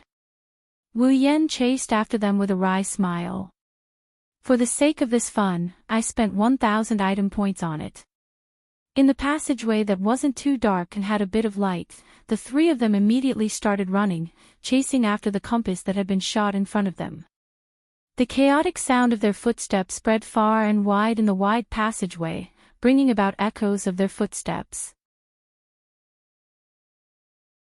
Until a certain moment, the compass flying in front of Wu Yan's group suddenly stopped and pointed in a certain direction. Wu Yan's group quickly stopped. Chuju looked at the walls and rocks around them and asked doubtfully. Is there a path here? I don't see anything. Is that compass okay? Mikoto pointed at it. It seems to be pointing at a wall. Wu Yan nodded. He was a bit confused. After thinking for a while, he raised his head and looked at the wall that the compass was pointing at. His eyes flashed with a complicated light. Wall, level 20. Wu Yan's face fell. A wall has a level. How is that possible? If a wall has a level, then Buddha's golden statue's level should be heaven-defying. The only explanation is that this isn't a wall but a monster. Moreover, it's a monster called a wall. It looks like a wall and can block people. Isn't this a scam? Such a monster was standing there, yet they had not discovered it along the way. Why hadn't the system detected it just now? Actually, it wasn't Wu Yan's fault. The main thing was that Wu Yan didn't pay attention to the wall. He didn't have the habit of looking at the wall. The system's detection function only detects things within sight. Naturally, it didn't detect anything. What's wrong? Mikoto immediately asked when she saw Wu Yan's expression change. Pointing at the monster called a wall, Wu Yan weakly said. That should be the entrance. Chuju frowned. Where is the entrance? That's clearly a wall. Ha! Wu Yan sighed and waved his hand. That is indeed the entrance. It's just that the monster is blocking it. Monster. Chuju's body trembled and nervously said. Monster, where is it? That's why. Rubbing his forehead, Wu Yan rolled his eyes. That wall is the monster that's blocking the way. Wall? The two girls were stunned. You're saying that the wall looks like a wall but it's actually not a wall. It's a monster that looks like a wall. Mikoto's mouth twitched. She felt that this was ridiculous. Everyone has heard of monsters but this is the first time someone said that a wall is a monster. Looking at the two girls in disbelief, Wu Yan didn't say anything. He pulled out his Kusanagi sword and slashed at the wall. Logically speaking, if it was a normal wall, then with Wu Yan's strength, this slash should have shattered the wall into pieces. But now, there's a huge wound on the wall. Roar! A huge roar came from the wall. Rather than a roar, it's more like a cry of pain. The sound reverberated throughout the tunnel, causing a violent echo. Hinajiku and Mikoto looked at the wall in horror and screamed. The sudden sound, and such a loud one at that, really scared them out of their wits. The tunnel started to shake. Some stones fell from above. Wu Yan quickly retreated to Mikoto and Chuju's side and looked at the wall. The shaking slowly weakened until it stopped. The strange situation made Mikoto and Chuju nervous. They didn't say anything and just pulled on Wu Yan's clothes. Wu Yan was speechless. Although she's strong, and Mikoto is stronger than him, she's still young. Afraid of monsters, suddenly, the wall that Wu Yan slashed started to wriggle like a piece of pudding. Under the gaze of Wu Yan and the others, the wall broke away and slowly floated in front of Wu Yan and the others. The wriggling speed became more violent. Two huge rocks seemed to have been shaken off from the wall and fell to the ground, creating two more holes in the wall. A crack split open under the two holes, and a strange cry came out from the crack. It was clearly an eye and a mouth. Finally, a bit like a monster. Wu Yan said with a bit of relief. Compared to Wu Yan's relief, Mikoto and Chuju hugged each other tightly. They looked at the wall that turned into a human face with tears in their eyes. Roar! The wall roared, turned in the air and slammed towards Wu Yan and the others. Get out of the way! Wu Yan yelled and he quickly dodged to the side. Mikoto and Hinajuku reacted quickly and dodged in a fluster. The wall brushed past Wu Yan and the others. It didn't slow down and slammed into the wall behind them. It shook its body twice, turned around and continued to slam towards the three. Dodging the wall again, Wu Yan raised his long sword. Mikoto's body started to flash with electricity. It was normal for a girl to be afraid of a demon. But Mikoto was a level 68 ranker, and she was usually very tomboyish. So, after the initial fear, she was able to quickly adjust herself when she saw a real demon. The unknown is the scariest, Mikoto showed this very well. Hinajuku, on the other hand, still had a frightened look on her face. After all, she was most afraid of ghosts, and demons were also included in this category. Wu Yan's eyes were fixed on the wall. But Wu Yan kept an eye on Chuju so that he could support her at any time. It's not that Wu Yan didn't care about Mikoto. Mikoto's strength was many times stronger than his. He didn't need to worry about her. But Chuju was the weakest of the three. If something were to happen to her, Chuju wouldn't be able to revive. After all, she wasn't Wu Yan's summon. As expected, Chuju couldn't do anything about these supernatural items. Wu Yan sighed in his heart. He raised his sword and rushed towards the wall. Since Chuju was afraid of these things, then it's better to get rid of her quickly. She's only level 20 anyway. The wall had used charge on Wu Yan's group and was dodged by Wu Yan's group. Right now, the wall was still in a charging position, preparing to ram into the wall like last time. But Wu Yan quickly rushed behind the wall and cut off a corner of the wall. Before the wall could cry out in pain, Wu Yan crouched down on the ground. A blue electric current flashed past Wu Yan's head and hit the wall, slamming it into the wall. It's not over yet. Mikoto waved her hands, and two similar electric currents shot out from her forehead. One after the other, they hit the wall, causing two huge explosions and a large amount of rubble to fly everywhere. Standing up and patting the dirt off his body, Wu Yan shook his head. Why didn't you just let me hack you to death? Great, now you're being whipped by a violent girl, is it dead? Chuju took 2 steps back and asked weakly. Wu Yan couldn't help but smile bitterly. He already said, don't come if you're afraid. Should be dead. Mikoto said casually as she brushed her bangs. It was as if the wall wasn't a monster but a hooligan that she usually taught a lesson to. Looking at Mikoto who brushed her bangs, Wu Yan ridiculed in his heart. I wonder who was the one who was scared to death just now. While Wu Yan was ridiculing, Mikoto was acting cool, and Chuju was feeling uneasy. An explosion sounded. Instantly, debris flew everywhere. The three of them were shocked. Wu Yan swung his sword and deflected the debris. Mikoto stood in place. Her body flashed with electric currents again.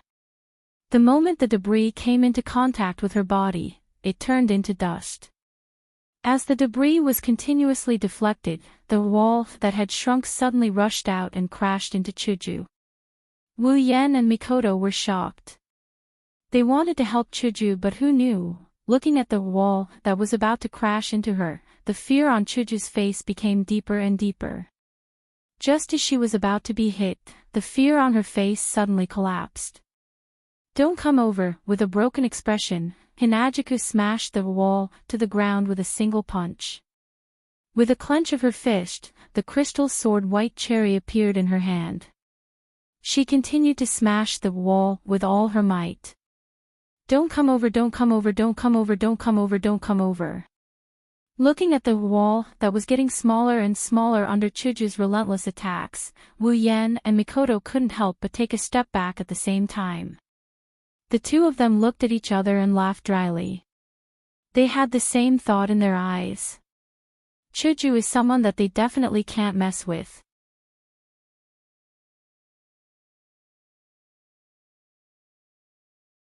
Chapter 35. Even if he didn't do it himself, Wu Yan is sure that the monster named Wall is also a wall. It's dead as can be. Under Chuju's merciless attacks, the monster's 3 to 4 meter tall body was already shattered into a pile of rocks. However, Chuju's attacks didn't stop. Chuju's eyes were tightly shut as she swung White Cherry around. She kept yelling and smashing the ground as if the ground had a grudge against her. Wu Yan and Mikoto have been watching Chuju's actions for nearly 5 minutes. They were originally a little afraid of Chuju going crazy, but now, that fear has completely turned into shame. Wu Yan felt that if this continued, even if Kaishu-sama didn't get tired, he and Mikoto would get tired of watching. So it's better to stop her. Chuju. Wu Yan had the most fake smile on his face. He pointed at the crater that appeared under Chuju's attacks. That piece of wall is already broken, don't hit it anymore. Chuju stopped smashing the wall. Panting heavily, she looked at Wu Yan with a scared expression on her face. She stuttered. Broken. Broken. Is it dead? Looking at Chuju, who still hasn't recovered from her state, Wu Yan started to doubt whether bringing Chuju here was the right choice. This is only the first demon they encountered, and Hinajuku is already showing signs of going berserk. What's more, there's bound to be hordes and hordes of demons coming their way. When that happens, thinking of this, Wu Yan shuddered. It's already dead. So, Chuju, don't hit it anymore. It's clear that even LVL5 and LVL68 Mikoto is afraid of Kaishu-sama going berserk. Dead. Dead. Chuju slowly lowered her head and looked at the ground that she smashed. Other than a meter-wide crater, there was nothing left. The wolf monster also died who knows where. Ha! Ha ha ha ha. It died just like that. There's nothing to be afraid of. Ha! Chuju breathed a sigh of relief. The white cherry blossom in her hand scattered. She panted a few times and put her hands on her waist. She laughed dryly. That smile was as fake as it could be. The two onlookers felt that it's best not to interrupt Chuju's performance. Wu Yan decided to ignore Chuju and walk to the hole that appeared when the wall broke away. Inside the hole was a much smaller passage. The passage didn't extend inwards but downwards instead. It looked like a slide. The surface of the passage was very smooth. It seems that it's possible to slide down directly. This should be the correct passage. Mikoto walked to Wu Yan's side and looked at the slide-like passage. After seeing a monster, Mikoto's fear of monsters has completely disappeared. It should be. Wu Yan said with uncertainty. Since the concept compass is pointing here, then this should be the passage that leads deeper into the seal. Then, should we go down? Mikoto asked. Ah. Next, it's going to be really dangerous. Wu Yan tightened his grip on the Kusanagi sword. Hesitation. Fear. Or excitement. Looking at the complicated emotions in Wu Yan's eyes, Mikoto couldn't help but say. Don't worry, I'm with you. Wu Yan turned to look at Mikoto.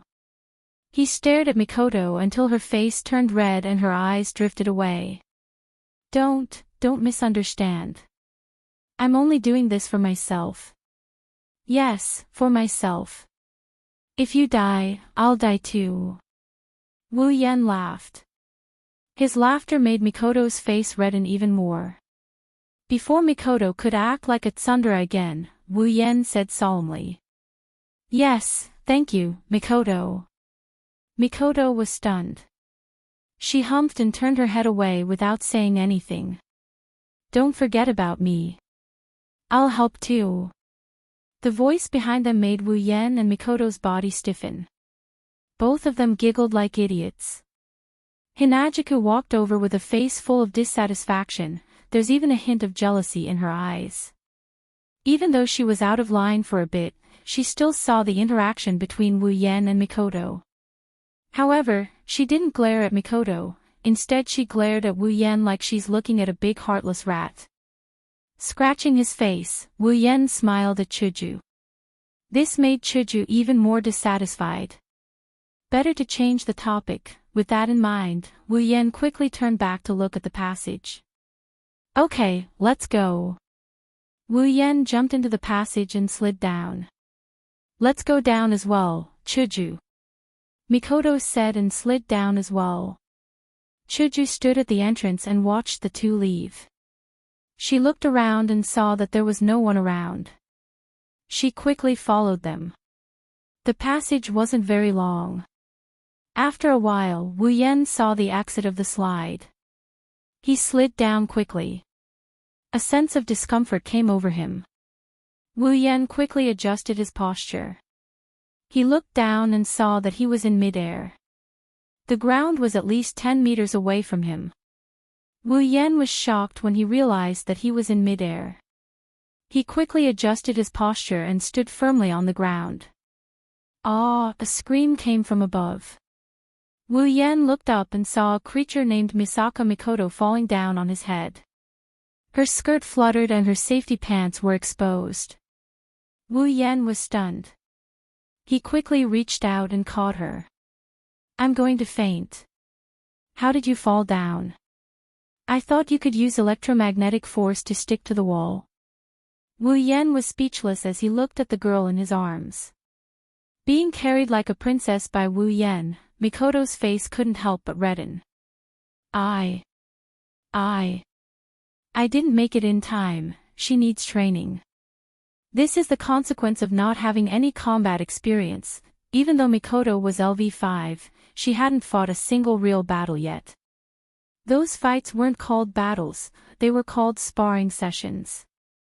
Was that why she couldn't maintain a good battle mentality and react in time under any circumstances?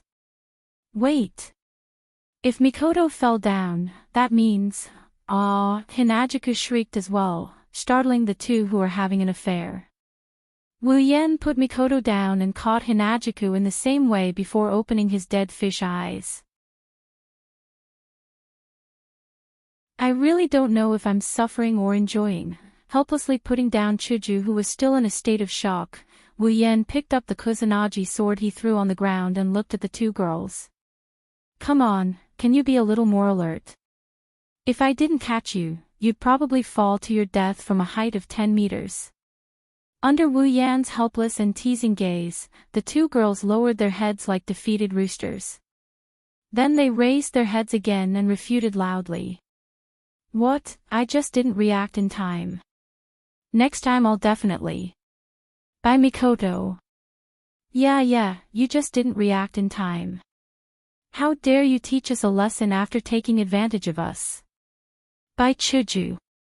Too damned tsundere, even though I like it. Suddenly, a strong wind blew, causing the three of them to be stunned. Wu Yen quickly reacted and hugged Chuju and dodged to the side with Mikoto. A shadow flashed past where they were standing and stopped. What is that? Mikoto exclaimed while Wu Yen was still hugging Chuju. Wu Yen quickly looked up and saw a werewolf monster standing there. Its green eyes were staring at them and saliva was dripping from its mouth as if it was looking at a delicious meal. Big Wolf Demon, level 30. Wu Yan's expression turned serious. Level 30, in the Heron Palace, only I Ching can reach this level of strength. Now, a random wolf demon that came out of nowhere is already level 30. No wonder the Heron Palace's people died one after another when they came in. This is a werewolf. Lying in Wu Yan's arms, Chuju ignored her embarrassment and looked at the werewolf in shock. Demons are really strange. One moment it's a wall, the next it's a werewolf. Mikoto actually started complaining. Come on, is this the time to complain? Well, although this wolf demon is nothing to you, it's just that you don't need to worry about it. Do you want to go or should I? Mikoto said to Wu Yan with an excited expression. For this competitive girl, being able to fight was indeed something to be excited about. At first, she was afraid of demons, so she didn't show this excitement. Let me go. This wolf demon is not for you to fight. Putting down Chuju, Wu Yan raised his sword and pointed it at the wolf demon.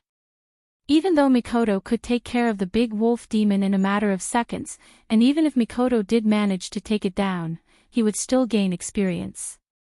But, if he had to hand over a monster that he can handle himself to someone else, he doesn't think he's going to become a real strong person. At the same time that Wu Yan rushed towards the wolf demon also howled and rushed towards Wu Yan on all fours. Under Wu Yan's narrowed eyes, the wolf demon clawed down. In a hurry, Wu Yan raised his sword and blocked the wolf demon's claw attack. A huge force passed through the sword and sent Wu Yan flying. Wu Yan's body swayed and pressed his hand on the ground. Then with a push, he appeared in front of the wolf demon and stabbed his sword towards the wolf demon's eyeball. Ding! A hard feeling came. Wu Yan's sword stabbed the wolf demon's claw. Then, the wolf demon grabbed the sword in its hand. Wu Yan's face turned serious. With a twist of his hands, the sword spun rapidly. The friction between the sword and the wolf demon's claw created sparks. Ouch! The wolf demon cried out in pain and let go of Wu Yan's Kusanagi sword.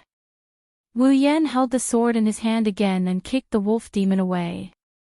So strong. Yen. Chuju muttered as she watched the battle nervously. Not bad. If I have time, I must fight him once. If Wu Yan knew that he was targeted by the violent cis cannon, what kind of expression would he have? After being kicked away by Wu Yan, the big wolf's green eyes turned a bit red. It howled in a frenzy and left a trail of afterimages as it appeared in front of Wu Yan and swiped at him with its claws. Raising his sword to block, he clenched his teeth and managed to stop his body that was almost sent flying again. The wolf demon was strong and fast. If not for his slower reaction, he would have lost. The veins on his arm bulged, indicating that Wu Yan had used 120% of his strength. Although Wu Yan stopped himself from flying, he was still weaker than the wolf demon. Wu Yan's body was constantly pushed back, leaving 2 marks on the ground. Wu Yan tightened his grip on the sword hilt and used all his strength to stop his body from retreating. He raised his head and looked at the wolf demon's ferocious face. The wolf demon's saliva almost dripped onto his body. Wu Yan's eyes shot out a cold glare. I can't win in terms of strength and speed. A protracted battle is disadvantageous for me. I'll finish it in one go. A circle of white light flashed on the blade of the Kusanagi sword. The surrounding atmosphere began to fluctuate. Wu Yan smiled and shouted. Chaotic returned to Horizon Dance. The white light turned into an arc, and the great chi turned into a sharp blade. The arc hit the wolf demon's body, creating a loud boom.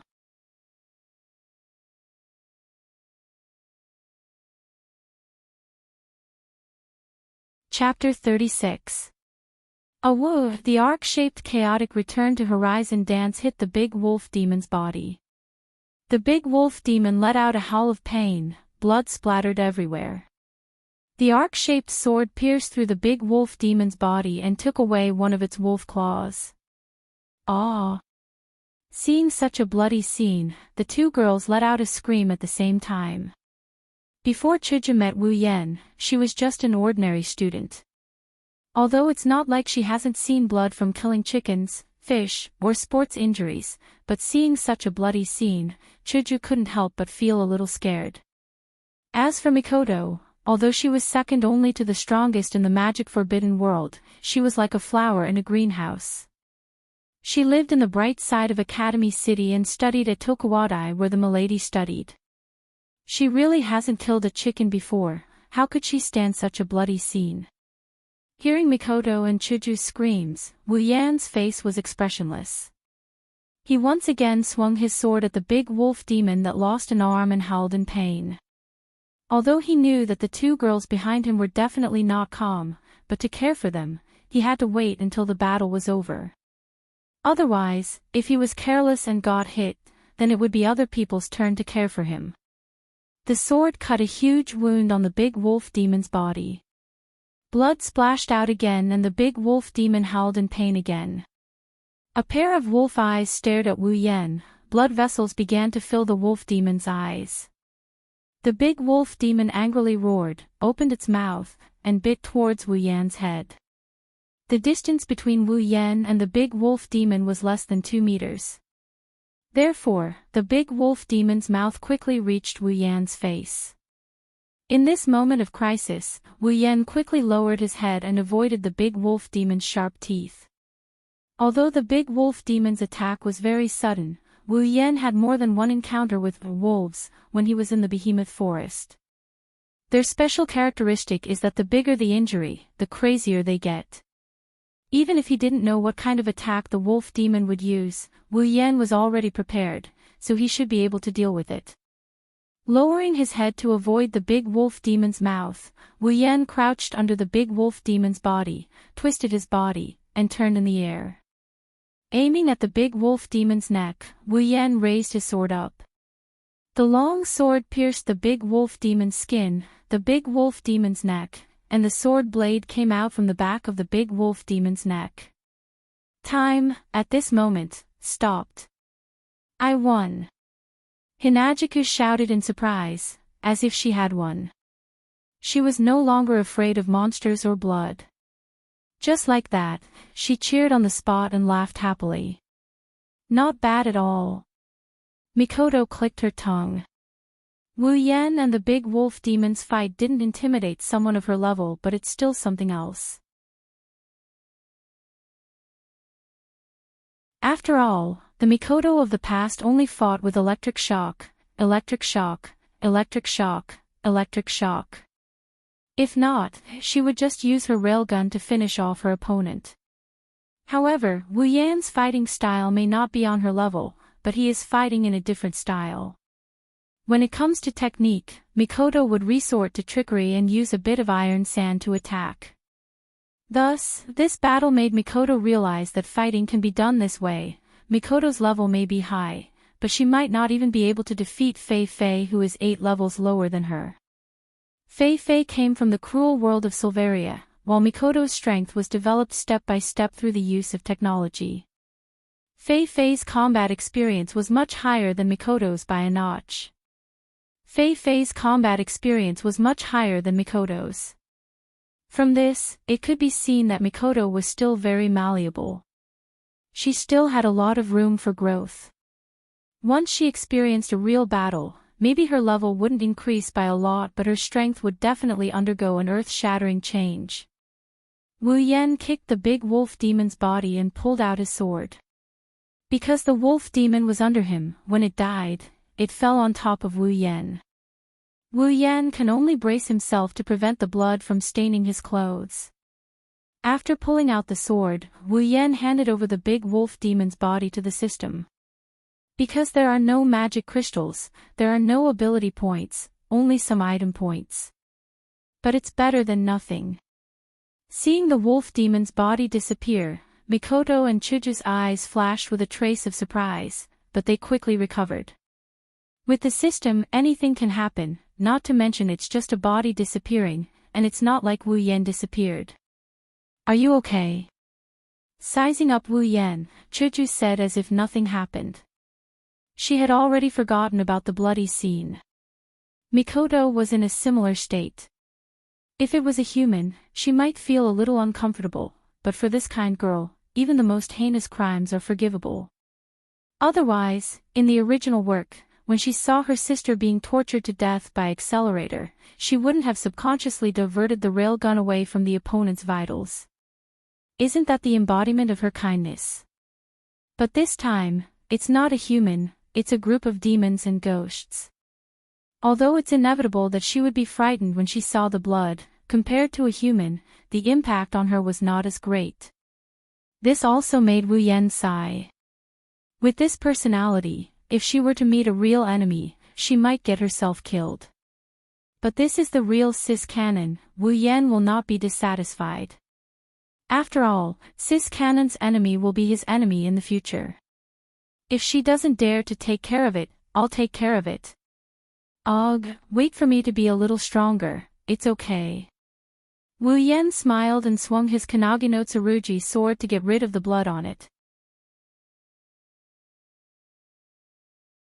Seeing that the two girls didn't change their expressions, Wu Yan couldn't help but sigh in relief. If they can't even handle this situation, what will happen next? But it's okay. Just as Mikoto was about to say something, suddenly, Wu Yan and Mikoto both jumped in front of Chuju with a serious expression. What's wrong? Not knowing why the two suddenly did this, Chuju pulled on Mikoto's clothes and asked curiously. Wu Yan and Mikoto looked at each other and smiled bitterly.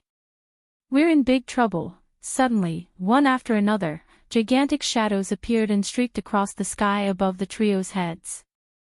From afar, they could see a bunch of invisible figures moving towards them, leaving a trail of dust in their wake. Judging by their numbers, it seems like they're not small in number. What's going on?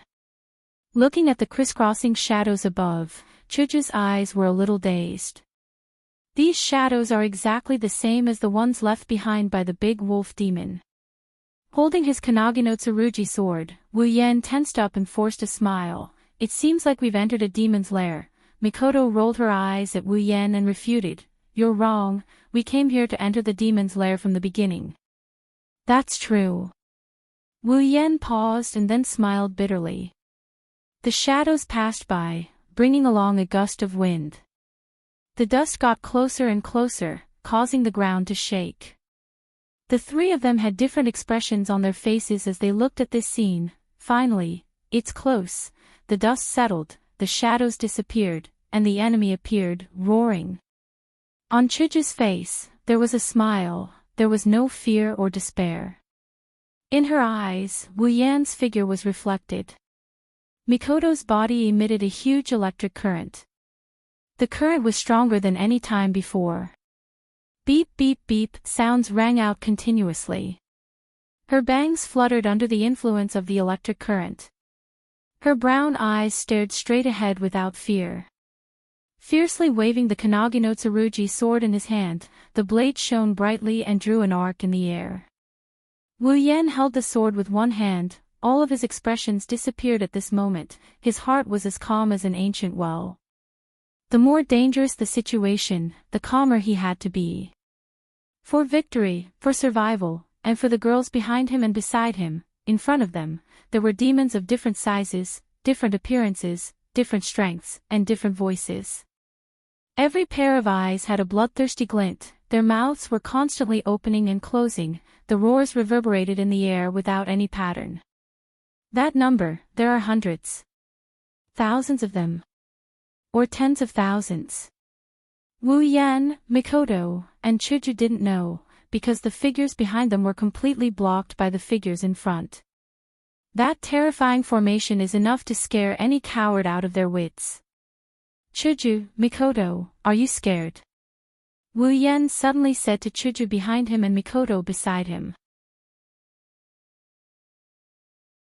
The two girls were stunned for a moment, then they laughed at the same time. Cherry blossoms appeared out of thin air around Chuju and gathered in Chuju's hand, slowly forming into a crystal katana. Chuju held the white cherry blossoms and smiled, a beautiful smile. It's really strange. I should be very scared, but why don't I feel scared at all now? The sand rolled, small black particles flew out from the rock layer and gathered in the air around Mikoto, forming a wave of iron sand. Mikoto stood in the middle and smiled. Her smile was full of heroic spirit. Who do you think I am? I'm number 3, Super Railgun. Listening to the two girls, Wu Yan shook his head. His face was full of helplessness, but in his heart, there was a surge of warmth. Wu Yan took a step back. Under the doubtful eyes of Mikoto and Chuju, he pointed in the air a few times. Then, 2 bottles of medicine and a few beans appeared in Wu Yan's hand. He shoved the 2 bottles into the hands of the 2 girls. Chuju. Mikoto. 1 bottle for each of you and drink it. Holding the bottle in their hands, Hinajuku and Mikoto couldn't help but stare blankly at the golden liquid in their hands. What's this thing? This thing is called Resplendent Breath. It's a life-saving item. Just 1 bottle and your body will be in an invulnerable state for 3 hours, so hurry up and drink it. Invulnerable for 3 hours. The 2 girls looked at the bottle in shock. Isn't this invulnerable in disguise? Daisy, on the other hand, noticed another problem. We'll drink it. What about you, Yen? Why aren't you drinking it? Chuju's eyes kept darting around Wu Yan's body, but she couldn't find a 3rd bottle of medicine on Wu Yan's body. At this moment, Chuju was anxious. Wu Yan couldn't help but smile bitterly. Resplendent Breath costs 100,000 item points per bottle. All my item points are only slightly more than 260,000. I don't even have enough item points to exchange for a 3rd bottle of Resplendent Breath. How can that be? Then what are you going to do? Hearing Wu Yan's words, Chuju was even more anxious. Before Chuju could object, Wu Yan stopped her. All right, hurry up and drink it, they're about to attack. Seeing that the demon army was about to attack, Wu Yan quickly shouted. At the same time, he quickly came in front of the 2 girls and raised the sword in his hand. Yan, you should be the one drinking this medicine. As long as you don't die, I can revive even if I die. Mikoto was starting to panic. Now that only Wu Yan wasn't safe, how could she be at ease? Wu Yan smiled. He didn't turn his head, but his firm voice rang clearly in the 2 girls' ears. Mikoto, although it's more appropriate for me to drink it, Mikoto, you have to know that other than being your summoner, I'm also a man. As a man, how can I not protect a woman from the wind and rain?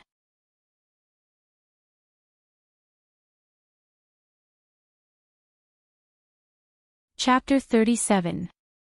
As a man, how can I not protect a woman from the wind and rain? His firm and serious words echoed in Mikoto's ears. Mikoto stared blankly at Wu Yan, who had his back facing her. Her grip on the potion bottle tightened unconsciously. Yen. Chuju's voice sounded like she was about to cry. Chuju's heart was heavy with regret. If she didn't insist on following him, she wouldn't have wasted a bottle of life-saving potion. If I hurt Yen because of this, then don't worry, Chuju. Although he didn't see Chuju's face, Wu Yan didn't know why, but he felt like he could hear Chuju's heart. Although I don't have the Resplendent Breath, I have another life-saving item. It's called Senzu Bean. No matter how heavy the injury, as long as I'm not dead, I can recover in an instant. So, don't worry about me. Wu Yan said with a smile as he tossed the green beans in his hand. These Senzu beans weren't cheap. 10,000 item points for 1 bean. Wu Yan exchanged for 6 of them in one go. Adding on the 100,000 item points for a bottle of Resplendent Breath, Wu Yan had spent a total of 260,000 of his 268,000 item points. The remaining 8,000 was exchanged for the wolf demon's body. Also, I still have a lot of things to tell you, a lot of things to do with you. So, I won't die like this. Chuju stared at Wu Yan. She opened the bottle and poured the golden liquid into her mouth. Wiping her lips, Chuju said, Yan, if you dare lie to me, you're dead meat. Wu Yan couldn't help but smile bitterly. Can you not talk about death at this time? Yan, are you really not going to drink it? Now is not the time to let your emotions affect your decisions. Mikoto lowered her head and said in a weak voice. Although she said that, she didn't have much hope. Even though she's only known Wu Yan for a day, Mikoto already has a certain understanding of Wu Yan. Not only because of the information given to her by the system, but also because of the short time they've spent together. Based on his personality, he might not be lying. Now was not the time to lie. Hurry up, Mikoto, they're coming. Wu Yan ignored Mikoto's words and shouted at her. At the same time, the huge army of demons finally lost their patience. With deafening roars, demons of various sizes immediately charged over. Like a swarm of locusts passing through, the demons left huge marks on the ground as they charged. Gravel flew all over the sky as dust was swept up. The ground shook violently as though it was a volcanic eruption. Looking at this terrifying scene, Wu Yan and the other two's hearts couldn't help but tremble. Their hearts started to beat faster. However, this didn't mean that Wu Yan and the rest were afraid. The situation was on the verge of eruption. Mikoto didn't have the chance to persuade them. Gritting her teeth, Mikoto pulled open the bottle cap and poured it down her throat as if it could vent her anger. Then she shouted, "Listen, if you die and drag me down, then I'll be your slave in my next life." Wu Yan shouted. Holding his sword with both hands, he stomped his foot and his body quickly flew out. At the same time, the iron sand around Mikoto started to roll faster. Under Mikoto's control, it turned into iron sand whips and flew towards the demons. Chuju took a deep breath, raised her white cherry and followed behind Wu Yan towards the army of demons, cutting an oncoming level 20 rat demon in half. Wu Yan ignored the blood splattering on his body. His eyes emitted a deadly cold light as he swung his Kusanagi sword. One demon after another fell under Wu Yan's body. As Wu Yan pushed forward, corpses were everywhere. Demons' corpses were thrown all over the ground like sacks. Blood was like water, forming a bloody path on the ground. Demons from all directions surrounded Wu Yan, trying to surround him. Wu Yan jumped, the Kusanagi sword in his hand glowing. Wu Yan looked at his surroundings and spun. Chaotic return to horizon dance. The arc-shaped blade formed a circle. As Wu Yan spun, it spread to the surrounding. The demons that surrounded him collided with the circle. They were either cut in half or shredded into pieces. Some were even crushed into powder. Hinajiku pierced a demon's heart with her white cherry blossom, causing blood to splatter everywhere. Hinajiku suppressed her trembling body and the fear in her heart, biting her lip so hard that she didn't even know when her lips were bitten open. Chuju knew that she was very weak. Any one of these demons was stronger than her. If it was before, she would have died under the claws of the demons. However, due to the protection of resplendent breath, whenever a demon attacked her, an invisible wave would bounce out from the attacked area and nullify the demon's attack. Relying on her invincibility, Hinajiku risked her life to slay any demon that failed to attack her. Over time, Chuju gave up on defense and focused on attacking. If she couldn't defeat a powerful demon, she would immediately give up and change her target. As for the weaker ones, they would be killed by her. In a short period of time, the number of demons that died under Chuju's hands was at least a few dozen. They're not humans, they're just demons. They're not humans, they're just demons. Mikoto kept repeating this sentence. She controlled the iron sand whip to kill the demons that attacked her. Every time blood splashed, Mikoto's face would turn a shade paler. At this point, Mikoto's face was as white as paper. The iron sand whip danced in the air. Every time it danced, a demon would fall. Mikoto didn't charge forward like Wu Yan and Chuju. She just stood there and used her abilities. But not only did she kill the most demons, she was also the strongest. Mikoto knew that Wu Yan was only level 30. In this group of demons, at least half of them were level 30 and above. Without the protection of resplendent breath, Wu Yan might not even have the time to eat senzu beans if he ran into a few more level 30 demons. Not to mention, Chuju was only level 18. Even though she drank resplendent breath, that didn't stop Mikoto from wanting to help them. And so, Mikoto controlled her iron sand whip and circled all the level 30 and above demons. Even though she couldn't use the system to exchange items like Wu Yan, she could use the system's detection function. She could clearly see who was level 30 and who wasn't. Putting aside whether or not she missed anything, 90% of the demons were taken by Mikoto. It was because of Mikoto that Wu Yan could charge forward and kill the demons so easily. Two kind-hearted girls, for themselves and their companions, were suppressing their fear of blood and slaughter. They were swinging their blades and killing the demons. After using chaotic return to horizon waltz again and sending a bunch of demons to the afterlife, Wu Yan freed up his hands and swallowed a senzu bean with great difficulty to restore his body to full health. The battle had been going on for quite some time. Mikoto and Chuju had resplendent breath protecting them, so Wu Yan didn't have to worry about them. That was why Wu Yan put all his focus on killing the demons. His clothes were already dyed in all sorts of colors. There were red, black, green, blue, and everything else. This was the blood of the demons he killed. Every single one of them. Of course, part of it was his own blood. Wu Yan, who had been using the system's detection function since the beginning, naturally knew that Mikoto had taken care of most of the level 30 demons. That was why he was able to fight until now. He couldn't help but consume a senzu bean due to his exhaustion and injuries. Mikoto may have blocked most of the level 30 Yamo, but the ones Wu Yan is facing are at least level 20. Facing so many level 20 Yamo, even Mikoto has to rely on resplendent breath to protect herself. After all, a quantitative change can lead to a qualitative change.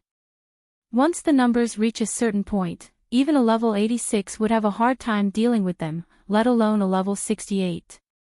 Even though the demons weren't strong enough to threaten a level 86, they could still threaten a level 68. If Mikoto wanted to run, she could definitely do so. However, it was impossible for her to leave Wu Yan and Chuju behind. Wu Yan remembered everything that Mikoto had done and continued to wield his Kusanagi sword to kill the demons. Gradually, as time passed, the number of demons dwindled. Wu Yan's senzu beans dwindled as well. Until now, there was only one left. The pain in his body and the exhaustion in his mind kept telling Wu Yan to fall. Wu Yan used all his strength to kill the incoming demons. However, he couldn't care less about the demons that were attacking him from behind. His back, chest, thighs, arms, face, there wasn't a single spot on Wu Yan's body that wasn't injured. However, there was only one senzu bean left. Therefore, Wu Yan really didn't want to use it until the very last moment. Because if he used it, it would mean that he was at the end of his rope. Against such a large number of enemies, if he didn't exchange for the super strong equipment, then the effect would be similar to the Kusanagi sword. However, he didn't have enough equipment points to exchange for the super strong equipment. As for the ability, what should he exchange for? A group attack. He already had the chaotic return to horizon dance. There was no need to exchange for a single target. That was even more unnecessary. As for the ability to turn the situation around, he had the same problem. He didn't have enough points. As for the character summon, he could summon it with 11,000 points. However, how strong could the character summon be? Even Mikoto had to rely on the resplendent breath. Otherwise, she would have a few scars on her body, let alone the others. Just as Wu Yan was about to use the last senzu bean, a wide net of electricity came from afar and turned the demons behind Wu Yan into charcoal. As the electricity disappeared, a crystal sword appeared beside Wu Yan and cut down the demons that were about to pounce on Wu Yan. Wu Yan raised his head and looked at the two figures in front of him in a daze. The one standing on the left was a pink-haired girl with a crystal sword in her hand. The one standing on the right was a tea-haired girl with blue electric arcs flowing all over her body and making crackling noises.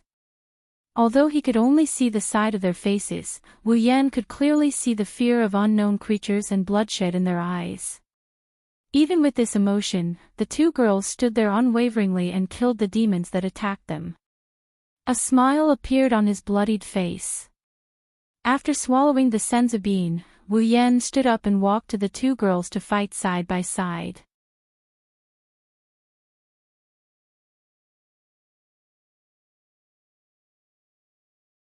Chapter 38. 3 hours. That's the duration of resplendent breath. At this time, almost an hour had already passed. The two valiant-looking girls have lost their protection for almost an hour now. Their clothes are riddled with holes and their faces are stained with blood. It's unavoidable that there are some wounds on their bodies. Even Mikoto has some minor injuries under the continuous barrage of attacks. Fortunately, the stronger demons were the focus of the trio at the beginning. What's even more fortunate was that there weren't any demons above level 40. At most, there were 10 level 40 demons, and these 10 level 40 demons were killed by Mikoto at the beginning of the battle. So when the effect of resplendent breath ends, there aren't many level 30 demons left in the huge demon army. If it wasn't for Mikoto having to protect Chuju, these little demons wouldn't have been able to do any damage to her. Wu Yan, on the other hand, is very thankful. After using up all the senzu beans, Wu Yan has completely lost his protection. If it wasn't for Mikoto killing most of the demons and giving him a lot of EXP which allowed him to level up and recover to full health, Wu Yan might have really lost his life here. A completely unfair battle, after 4 hours of uninterrupted fighting, came to an end just like that. When the last demon was electrocuted by Mikoto's taser gun, Wu Yan, Mikoto, and Chuju were still panting while maintaining their attacking posture. They stood there motionless as they stared blankly at the ground full of demon corpses. After who knows how long, they finally recovered from their daze. Mikoto and Chuju looked around at their surroundings. Looking at the ground full of broken limbs and blood, they squatted on the ground and vomited non-stop. Wu Yan's face is abnormally pale. Even if it's him, when he saw the hellish scene, he couldn't help but feel uncomfortable. It's like there's a bunch of worms crawling around inside his heart. Suppressing the urge to vomit, he quickly patted the two girls on the back in an attempt to make them feel better. Yen. Chuju's eyes were filled with tears. Her face was as pale as Wu Yan's. For some reason, Chuju felt cold all over and wanted to seek some warmth. After feeling Wu Yan's presence, Chuju immediately squeezed into Wu Yan's embrace and hugged Wu Yan tightly. She didn't even dare to raise her head. It's okay, it's all in the past. Feeling Chuju's body trembling, Wu Yan hugged her and patted her back to comfort her. Suddenly, Wu Yan felt his clothes tighten. When he turned to look, Mikoto was also trembling. Her face was pale as she looked at him. She looked like a little girl who was afraid of her mother leaving the house. Her expression was indescribably desolate. After being stunned for a moment, Wu Yan immediately reached out and pulled her into his embrace. He hugged her tightly to comfort the two girls and himself. Before this, these two girls were just ordinary students. Even Wu Yan, who lived in the behemoth forest, couldn't help but tremble when he saw this scene, let alone these two girls. Not to mention, they were the ones who caused this scene. When they were fighting, they didn't have the time to think about it. Now that the battle is over, the two kind-hearted girls almost collapsed when they thought about how their hands were stained with blood. On the spacious field, in the middle of countless corpses, a boy and two girls are hugging each other. It's a very sad scene. After half a day, Wu Yan felt the two girls in his embrace calm down. He looked down and saw two sleeping faces covered in blood. At this moment, Wu Yan was confused. Is this my fault? If it wasn't for me, this wouldn't have happened. I casually barged into their lives, changed their lives, stained their hands with blood. This is all my fault. Meeting them, summoning them, is this the right thing to do?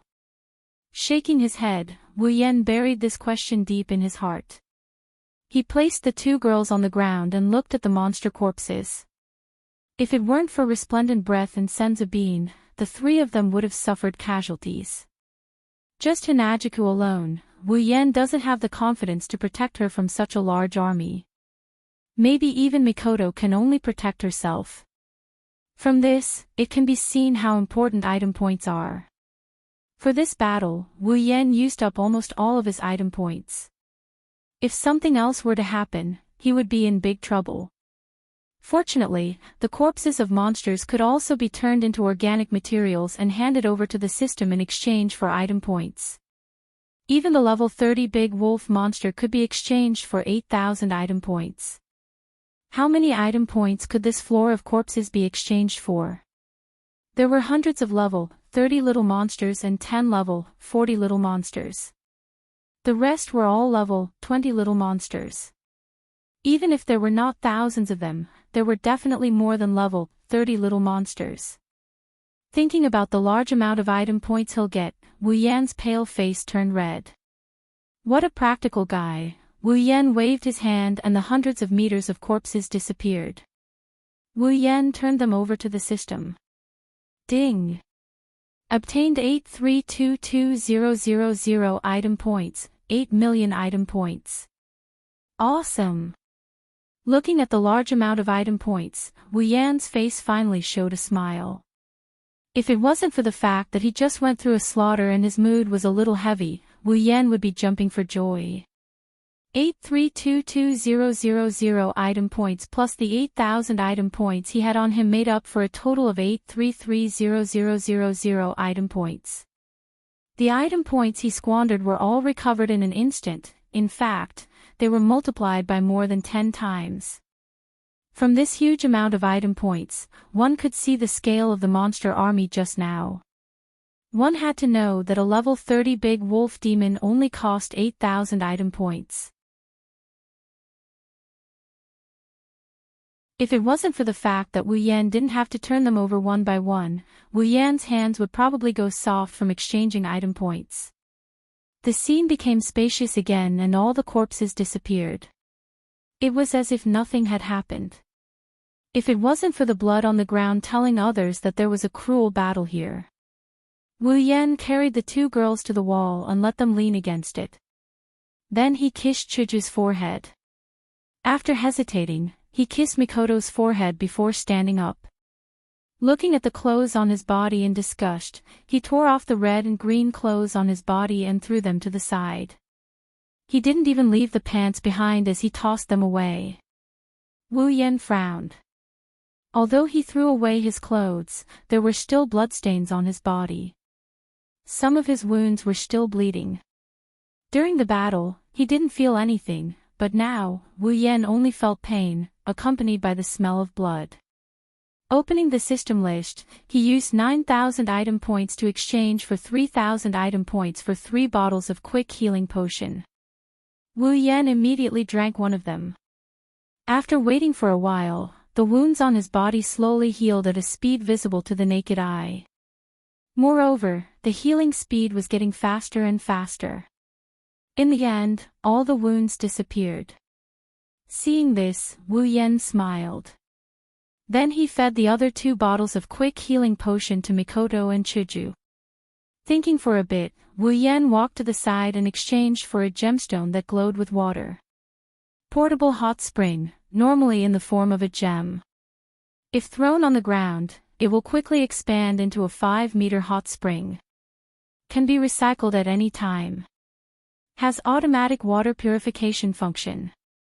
20,000 item points. Satisfied with the gem in his hand, Wu Yan threw it on the ground. Like a stone falling into water, the gem melted into the ground, and a circle of ripples appeared on the ground. When the ripples expanded to 5 meters wide, the ripples turned into a circle, and inside the circle, the ground disappeared, turning into a hot spring that was emitting steam. Wu Yan's eyes flashed with a strange color. How magical! After doing all this, Wu Yan chuckled and looked at the 2 girls who were still sleeping.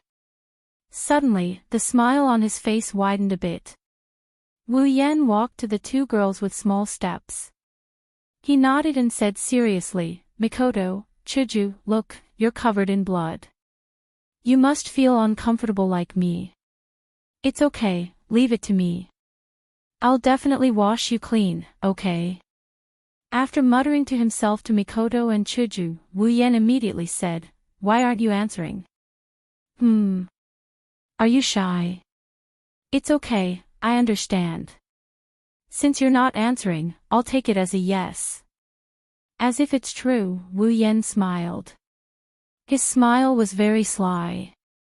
Then, he reached out his evil hands and slowly took off the two girls' clothes. His mouth kept muttering.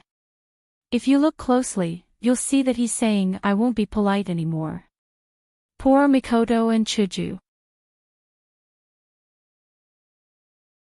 They just experienced a cruel psychological impact.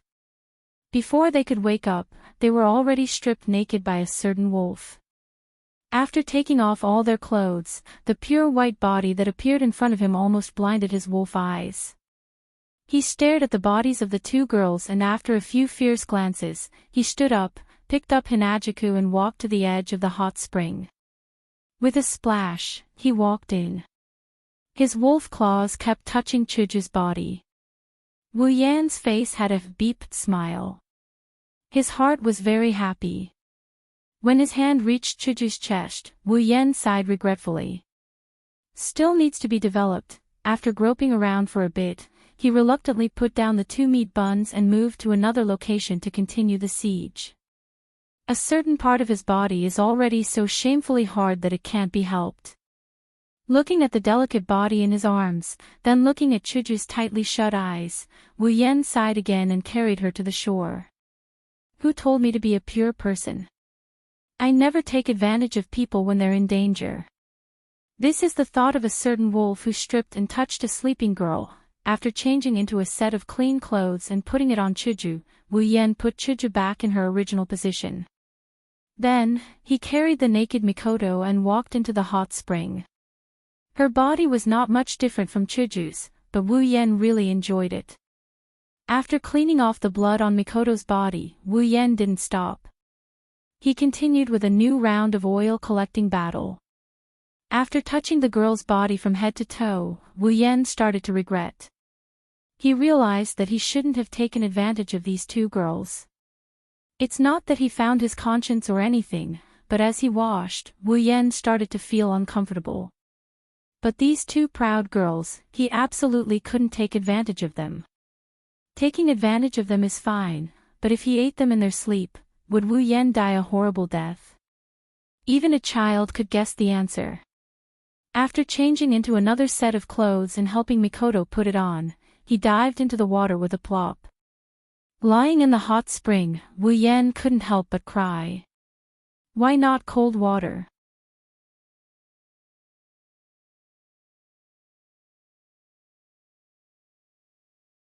Chapter 39.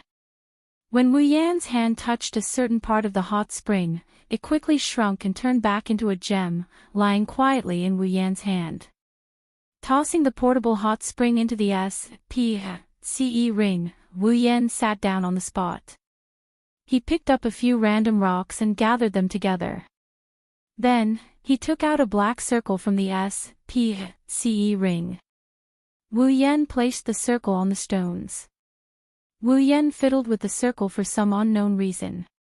When Wu Yan was done fiddling with the circle, a fire suddenly lit up from the center of the circle. Wu Yan ignored all of this. He took out a few bottles and jars from the space ring and put them aside. Then he took out a few pieces of meat and a metal handle. He put the metal handle on the meat and put it on the fire to roast. From time to time, he would pick up the bottles and jars beside him and sprinkle them on the meat. Wu Yan roasted the meat in an orderly manner as he opened the system's status option. Character, Wu Yan abilities, Swordsmanship Expert, Cooking Expert, Complete Memory, Chaotic Return to Horizon Dance Equipment, Kusanagi Sword, Rank D, Summon, Misaka Mikoto Equipment Points, 51,000 Item Points, 83,00000 Ability Points, 81,000 summoning points, 11,000 level, 45 when he saw his own level. Wu Yan couldn't help but be stunned. Then he felt relieved. Wu Yan is a bit surprised to see that he has gained 15 levels in such a short time. But, after thinking about it, it's not that strange. That terrifying monster army was completely wiped out by the three of them. With such a terrifying amount of monsters, there were even 10 level 40 monsters and a few hundred level 30 plus monsters. It's reasonable that they could level up to this level. What's more, monsters above level 20 came in heaps. This could be seen from the 83,000,000 item points that Wu Yan had left after purchasing the portable hot spring, quick healing potions, and clothes. Although level 20 little monsters could not provide Wu Yan with much EXP, and some of them were killed by Chuju, the number was still terrifying. Chuju was only level 18. How many little monsters could she kill? Therefore, they couldn't handle the large quantity. Now that he thought about it, even though he had the cheat that allowed him to level up through battle, after killing so many monsters, he only leveled up by 1 rank according to the Spalier World's calculation system. What a disgrace to the transmigrators. Mikoto's status didn't change much under Wu Yan's status, but, character, Misaka Mikoto ability, Electroshock user, LV5, strength, C endurance, C agility, B spirit, A equipment, none level, 69 compared to his previous status, there wasn't much change. He only leveled up by 1. But this 1 level was not easy to level up. After all, Mikoto couldn't be compared to himself. Among the little monster army, there were a lot of monsters that were higher level than him when he was still level 30. Their EXP to Wu Yan was like fighting above his level. Of course, he gained a lot of EXP, that's why he leveled up so many times. However, there wasn't a single monster that was higher level than Mikoto. The highest level monster was only level 40. Compared to Mikoto, it was much weaker. The amount of EXP Mikoto gained was very little. Even so, the amount of EXP Mikoto gained was still enough to pull him up a level. It wasn't easy. Wu Yan closed the system and began to ponder. Now that I'm level 45, I'm equivalent to a medium tier 5 warrior. It's about time for me to upgrade my equipment and abilities. A sound woke Wu Yan from his thoughts. Wu Yan turned his head and couldn't help but smile. Her eyelids fluttered a few times before she opened her eyes. She covered her mouth with her hand and yawned. Only then did she wake up completely. When she woke up, the first thing she saw was Wu Yan grinning at her while roasting some unknown meat in front of a bonfire that she didn't know when he started. "You're awake." Wu Yan waved at Mikoto with his empty hand. His other hand was still twirling the metal handle in his hand. It seems that distracting his attention won't affect his cooking. Mikoto was shocked. She quickly got up and looked around. When she saw that the corpses on the ground had disappeared, she let out a sigh of relief. If she really had to sleep next to a corpse, even if it wasn't a human corpse, she wouldn't be able to bear it. Every time she thought of that bloody scene, Mikoto quickly shook her head. Even though she's feeling a lot better now, she still felt a bit uneasy in her heart. Wu Yan, who was watching Mikoto from start to finish, couldn't help but sigh. Of course he knew that Mikoto still hasn't completely accepted the fact that her hands were stained with blood. Even if she was prepared. Rolling his eyes, Wu Yan suddenly laughed out of the blue. He laughed out of the blue. Hearing Wu Yan's strange laughter, Mikoto frowned. She didn't know why, but she suddenly felt a wave of unhappiness. Even her other emotions were completely suppressed by this unhappiness. "Why are you laughing so hard?" Mikoto glared at Wu Yan. "Nope." Wu Yan stopped laughing, but he didn't stop smiling. That hippopotamus face of his only made Mikoto even more annoyed. Beep beep beep beep, a burst of electric sound started, indicating that the owner is very unhappy and the consequences are very serious. Wu Yan's expression stiffened. He timidly glanced at the electric current on Mikoto's body. In the end, he steeled his heart and looked at Mikoto without moving his eyes.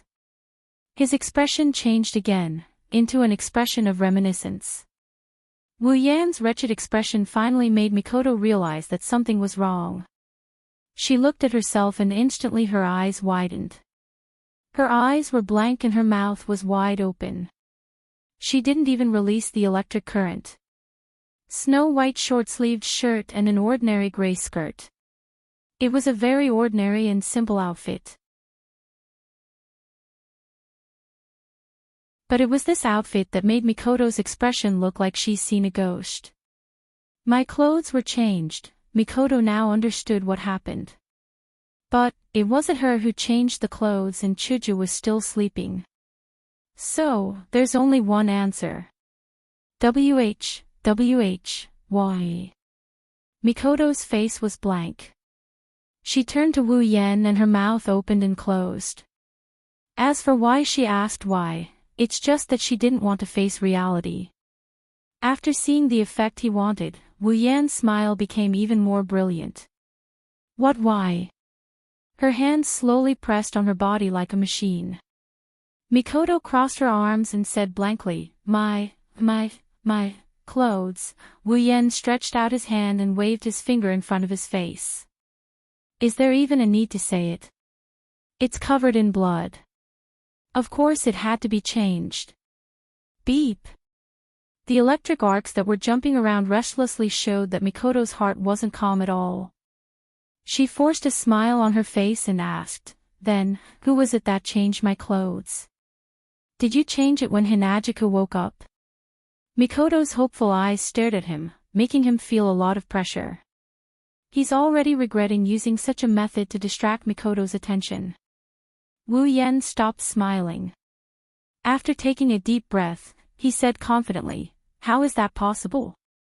In this world, only I'm so considerate. So, be grateful to me. Mikoto's face became hotter and hotter. At an unimaginable speed, the temperature on her face broke through the limit. Finally, with a bang, a cloud of smoke came out from her head. Her mind went blank. Mikoto's head started shaking uncontrollably from left to right, up and down. Wasn't this reaction a little too exaggerated?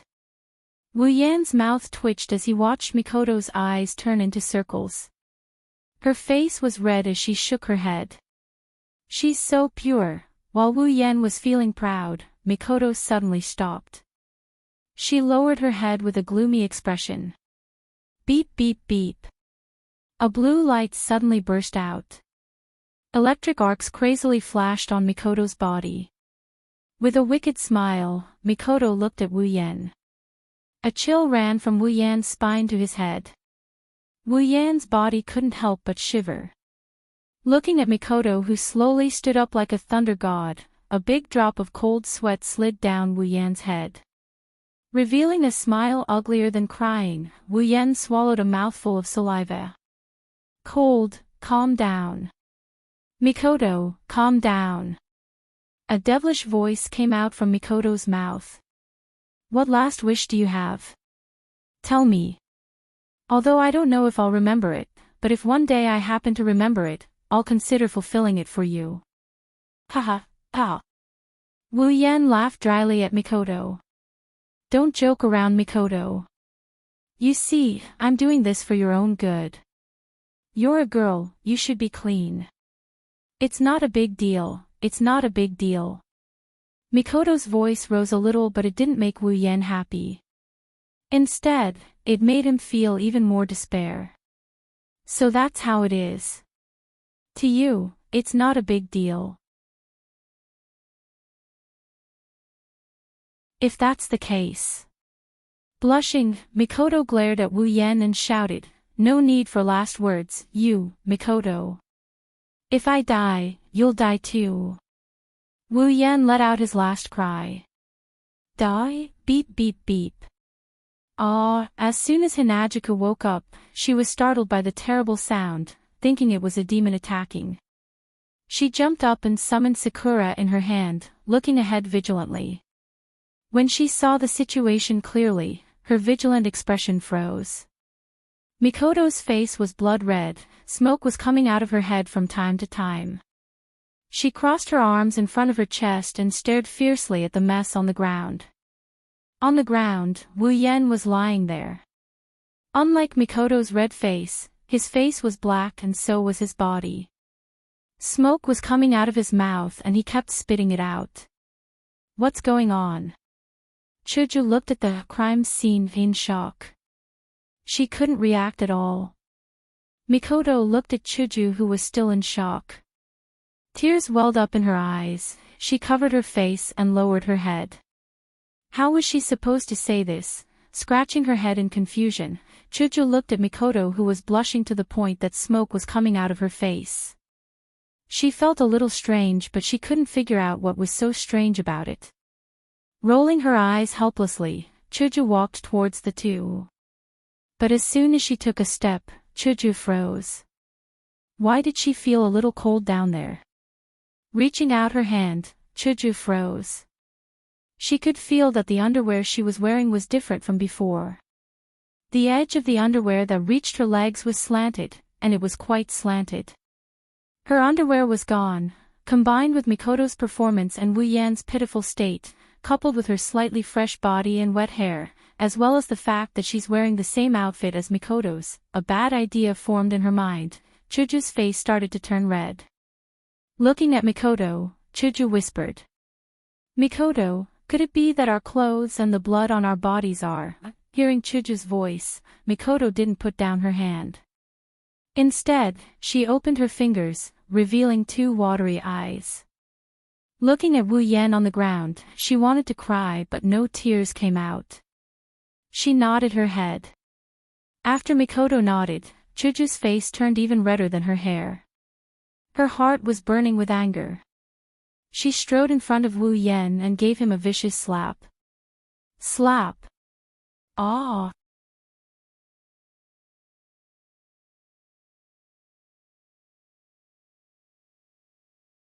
Chapter 40. It's probably night time. As for why I added probably, it needs to be explained. Because in the cave, Wu Yan and the other two couldn't accurately judge the time, and they couldn't bring their phones with them. So, I added probably. It's still the same fire, the same barbecued meat, and Wu Yan is still roasting it. The only difference is that this time, Wu Yan has a red palm print on his left cheek, and his skin is a bit darker.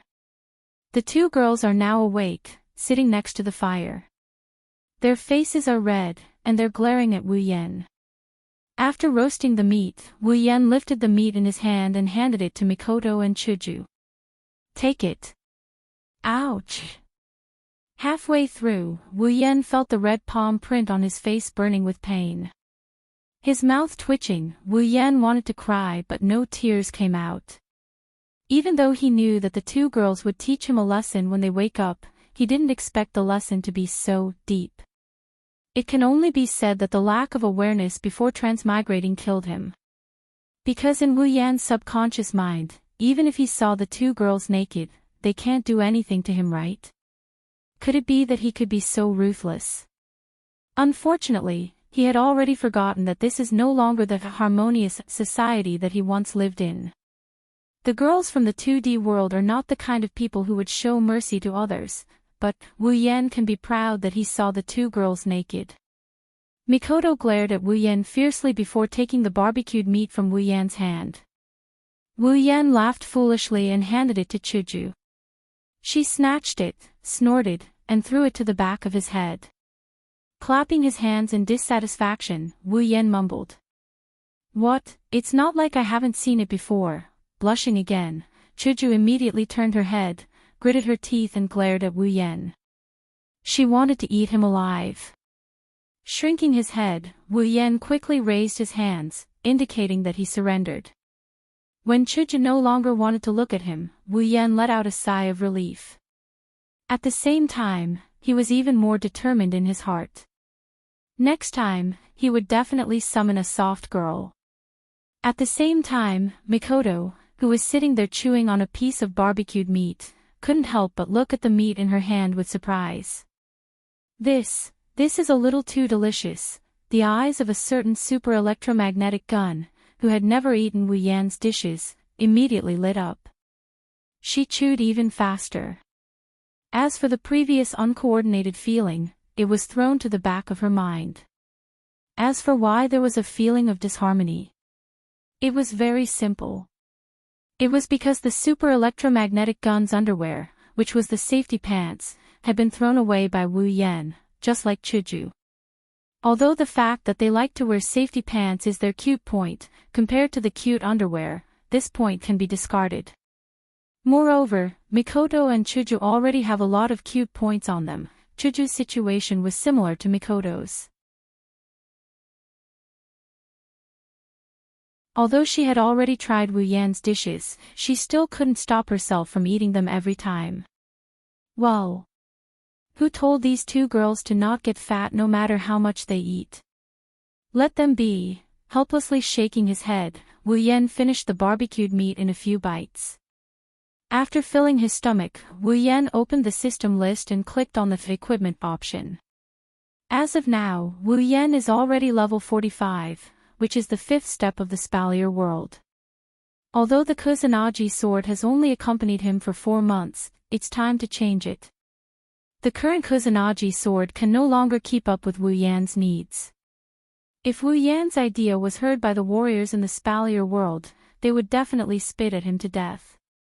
One must know that common armaments are the dream equipment of warriors and mages below the 7th step. Armaments are extremely precious in the Spalier world. Even the lowest common armaments can only be worn by warriors or mages with good conditions. There are 2 reasons for good conditions, one is family background, and the other is strength. Having a good family background is easy to understand. If you have a good father, and your father is very rich, he will naturally prepare a common armament for you. Of course, it has to be a big family. Even if it's not at the level of a Lori family, it has to be at least a big family in the area. Having good strength is even easier to understand.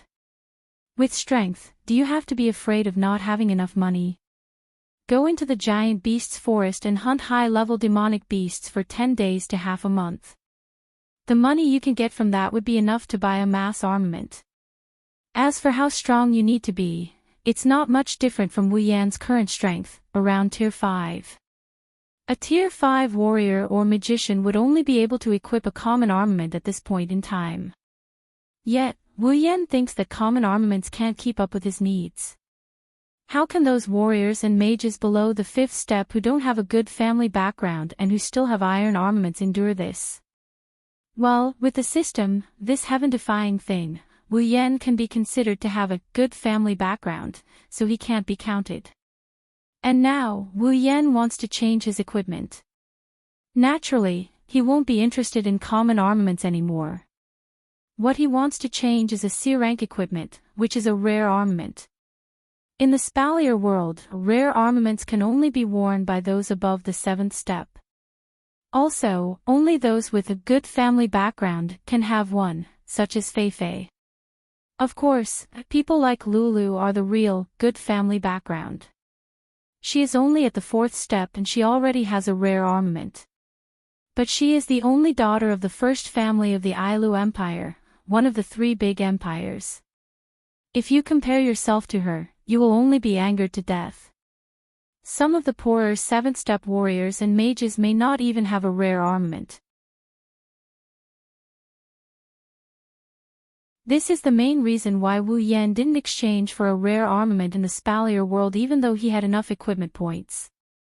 In the Spalier world, robbing people and robbing the rich to help the poor is not illegal, but now, it's different. Even though he is only at the 5th step and can't compare to a 7th step, he has Mikoto who is at the peak of the 7th step. What is there to be afraid of? As for those 8th and 8th step warriors and mages, if they don't have a rare armament, they will be looked down upon by others. As for the 9th step, there is no need to worry. They will also look down on you with 1 or 2 rare armaments. At this level, who doesn't have a family background?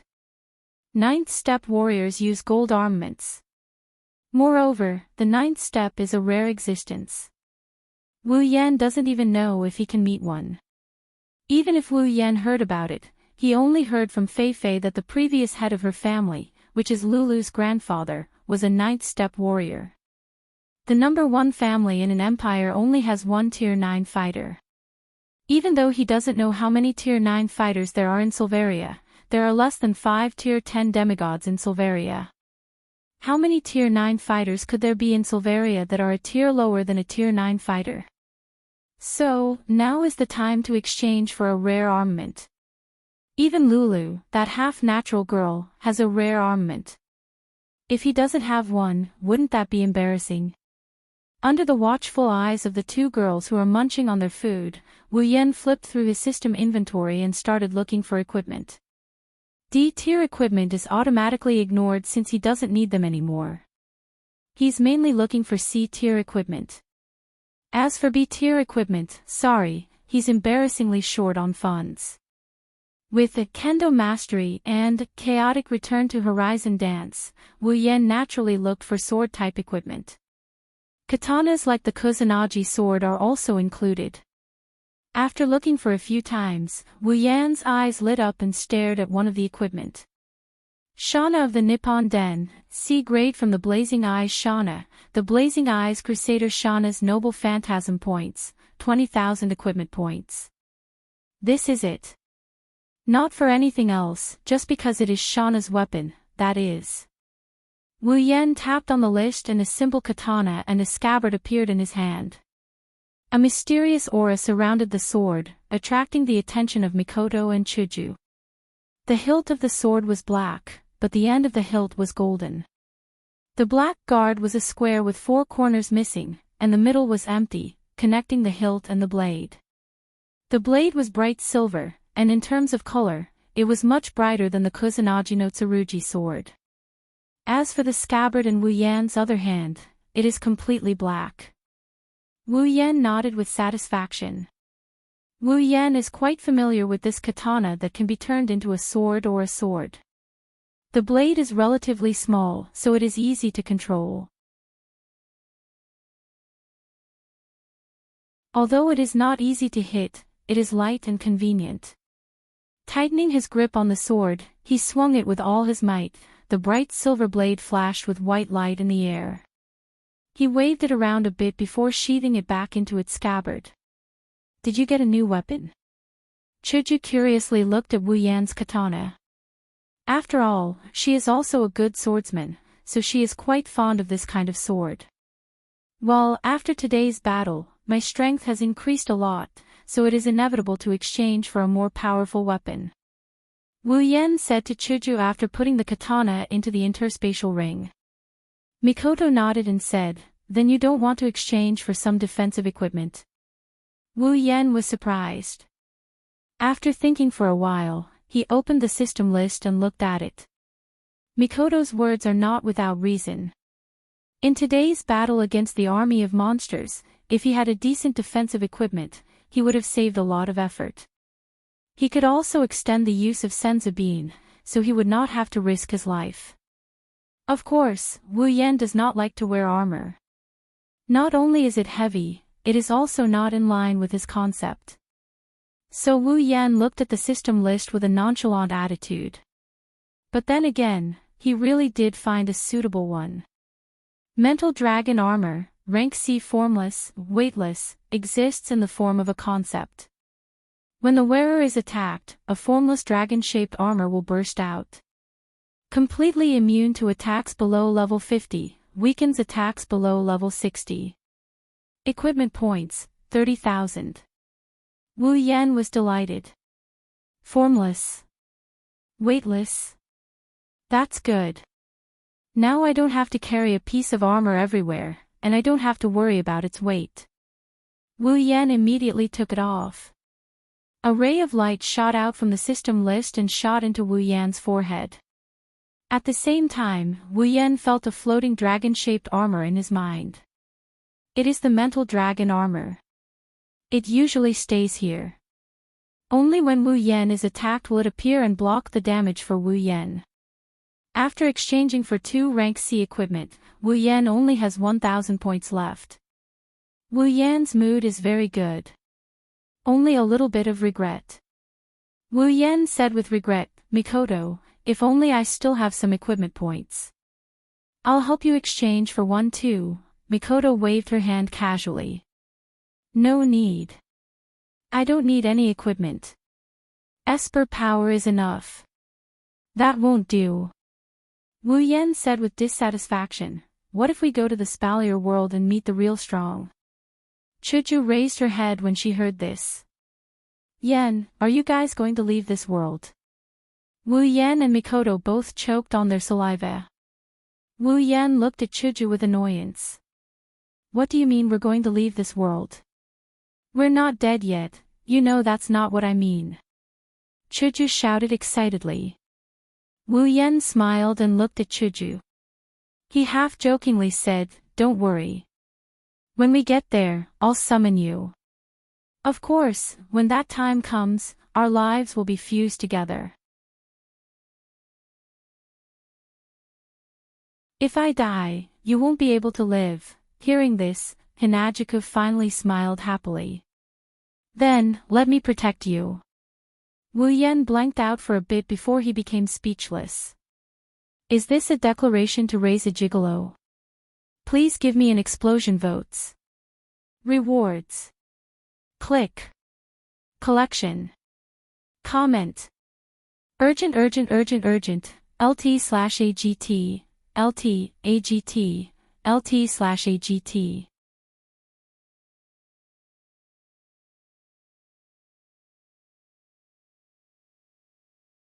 Chapter 41.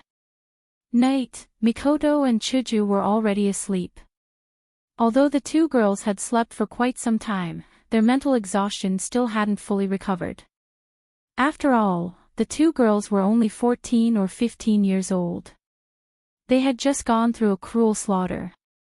Even with Wu Yan's antics, it wasn't easy for them to relax. Wu Yan sat alone beside the fire. He was in charge of keeping watch. No one knew if there would be another demon attack in the middle of the night when everyone was asleep.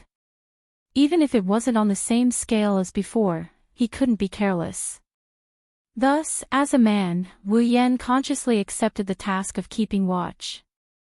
It's definitely going to be boring, but looking at the sleeping posture of the two cute things, it's not like he can't get through it. Wu Yan is an otaku, staying up late is a common occurrence. This place was very wide. Otherwise, it wouldn't be able to accommodate such a terrifying demon army. However, the only real passage, other than the slide that Wu Yan's group slid down, was the passage directly opposite of Wu Yan. Of course, Wu Yan wouldn't let his guard down in other places. The heavenly jade should be right in front of him, Wu Yan thought to himself as he looked at the seemingly endless passageway. As long as he obtained the heavenly jade and exchanged it for the other half of the mysterious crystal from the Heron Palace, he and Mikoto would leave this world. At that time, he would summon Chuju over. This world wouldn't have much to do with Wu Yan anymore. Although before he transmigrated, Wu Yan was also very fond of Butler Whirlwind's world. However, that didn't mean that Wu Yan would be satisfied. He still remembered the familiar dungeons on the systems list. Those were all his dreams. Now that he had the chance to realize them, how could Wu Yan be satisfied if he didn't go through all of these places? Perhaps Wu Yan would bring Chuju back in the future. However, it was impossible for him to stop here. Butler Whirlwind was just the first stop. Your so-called night watch is just standing here in a daze. Just as Wu Yan's thoughts were about to drift away, a voice saved him. When Wu Yan looked up, Sis Cannon was looking down at him with dissatisfaction. Aren't you asleep? Why are you up? Wu Yan scratched his head awkwardly. He had indeed been distracted just now. He hadn't even noticed that Sis Cannon had gotten up and approached him. He had neglected his duty. Yeah, I suddenly woke up. Maybe it's because I couldn't sleep anymore. Maybe it's because I just slept. Mikoto said casually as she sat across from Wu Yan. Well, that's right. She's more like Sis Cannon when she's full of energy, Wu Yan said without any hesitation. Mikoto glared at Wu Yan. What do you mean? Are you saying that I don't look like a girl? Also, what's up with Sis Cannon? Are you making fun of me? Chuckling dryly, Wu Yan reached out his finger and pressed it against his cheek. Don't be angry, girl. I'll give you a smile. Don't act cute in front of me. Disgusting. Mikoto resisted the urge to punch Wu Yan's face. If Chuju wasn't still asleep, she would have flirted with him. Smiling at Mikoto, Wu Yan let out a sigh of relief. It seemed that Mikoto had fully recovered. He was afraid that Mikoto would be stubborn because of this. Luckily, it seemed that the sacrifice from before wasn't in vain. Hey, don't change the topic. What's up with Sis Cannon? Seeing Wu Yan laughing like an idiot, Mikoto was unhappy again. Wu Yan calling her Sis Cannon felt like an insult to her. Ma. Scratching his face, Wu Yan said, Mikoto, aren't you a super railgun? Calling you Sis Cannon is a form of respect. Mikoto stared straight at Wu Yan's face. Why do I feel like that's not the case? Don't mind the details. Those who care about details are all 9. How can I not mind? Mikoto retorted loudly. Why are you calling me sis? You're much older than me, you uncle. Uncle. Faced with Sis Cannon who evolved a venomous tongue, Wu Yan felt like he was struck by lightning. He was completely stunned. I'm only 20 years old. I'm not an uncle. You half lowly. Wu Yan screamed in his heart. But if he really screamed, he wouldn't be far from death. This made Wu Yan feel extremely aggrieved. Seeing Wu Yan's expression, Mikoto smiled and looked at the bonfire in front of her. Gradually, she lost her focus. Wu Yan, who recovered at an unknown time, for some reason he couldn't help but want to talk to her when he saw her like this. What's wrong? Are you homesick? Wu Yan asked softly. Mikoto nodded blankly and then shook her head. This made Wu Yan confused. Perhaps Mikoto sensed Wu Yan's confusion. She glanced at him and said, Actually, I'm not homesick. Although I'm not dissatisfied with my previous life, living in Academy City feels a little normal. Every day, I go to school, leave school, play video games. Maybe it was because of her life fusion with Wu Yan or because she had no one to talk to. Mikoto felt like she had to get it off her chest. And in this world, there are a lot of exciting things. There are exorcists and monsters. When she mentioned monsters, Mikoto's expression was a little unnatural. She was probably thinking about the previous battle. But soon, Mikoto continued, but now, I miss Academy City. I miss Mom and Dad, and I miss my junior. Although that junior is a little abnormal, looks like Mikoto was harmed by that Yuri girl Shiroi Kuriko, so you're saying that you're conflicted. You want to go home, but you also want to stay here and look for excitement. Wu Yan said bluntly. At the same time, he sighed in his heart. As expected of Sis Cannon, she loved excitement. No wonder she went to flirt with those delinquents every day. Although it's similar to what you said, why do I feel uncomfortable hearing it from you? With your temper, the only time you feel comfortable is when you electrocute people. Wu Yan mumbled softly. What did you say? Nothing. Wu Yan shook his head after being glared at by Mikoto. Mikoto pouted unhappily and turned her head away. Out of sight, out of mind. Was life in Academy City normal? Wu Yan sighed in his heart. He didn't know how to tell Mikoto about that. About the Misaka sisters, the system already said that if the character Wu Yan summons didn't enter the world of that character, then the character he summons will be the same as the character from the day before the start of the storyline. Although he didn't know if the day before the storyline began was the time in the Super Railgun or the time in the Forbidden World, Mikoto didn't know about the existence of the Misaka sisters. It could be seen from the original novel that this kind-hearted girl regarded the Misaka sisters as important. Otherwise, she would not be willing to sacrifice her life for the sake of ending the superpower project. But now, Mikoto was summoned by him. Even if the time in the Forbidden World was still frozen, Misaka's sister had already been born. How many of the Misaka sisters died on the day before the storyline began?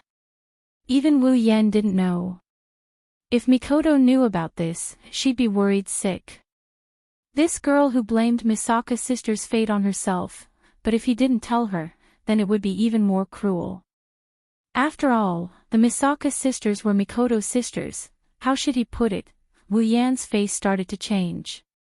After some hesitation, Wu Yan said in a low voice, "Mikoto." She turned around and looked at Wu Yan. Seeing his hesitant face, Mikoto was confused. What?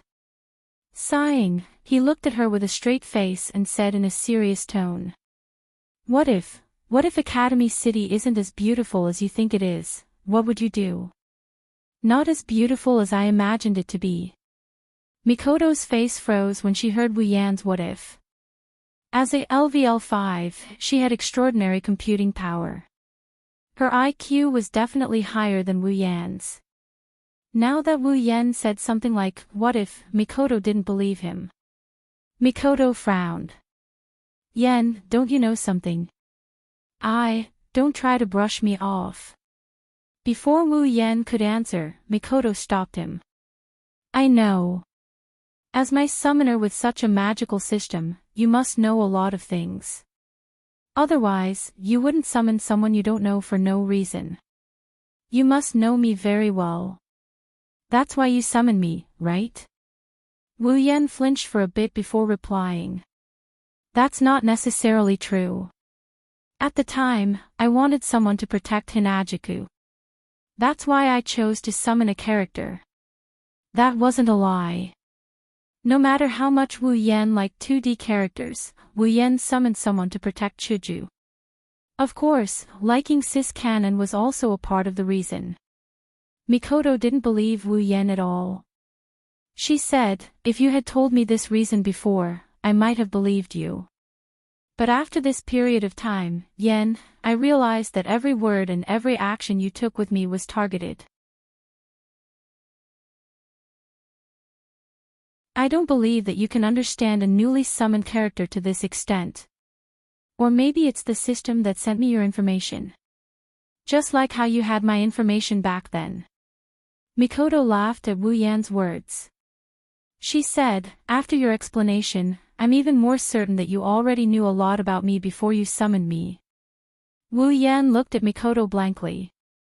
He couldn't help but laugh bitterly. You're trying to trick me, tell me, Yin.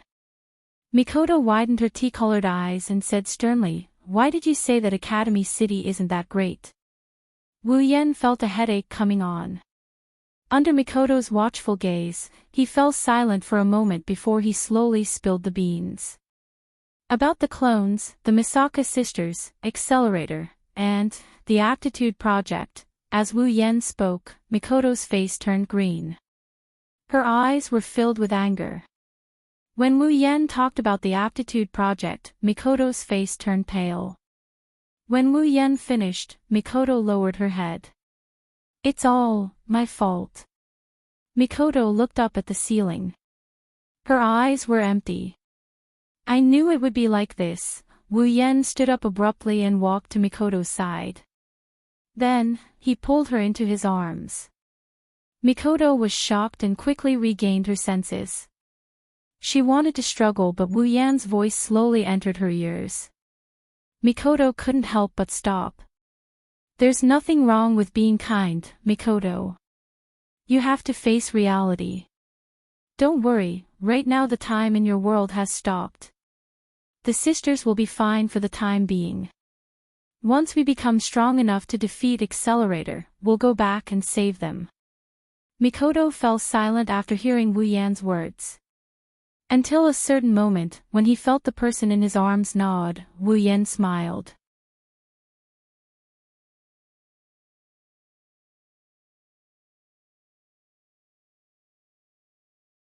Chapter 42. Holding a piece of meat that Wu Yan just roasted, Chuju slowly chewed on it while looking at Wu Yan and Mikoto strangely. Her heart was full of doubts. Ever since she woke up, Chuju felt that the atmosphere between the two was a little different. Chuju didn't see anything wrong with Wu Yan's words. When it's time to roast meat, he'll roast meat. When he speaks, he's still so casual. But Mikoto's behavior is really strange. Every time Wu Yan looks at Mikoto, it wouldn't take more than 2 seconds for Mikoto to turn her head away, not daring to look at Wu Yan.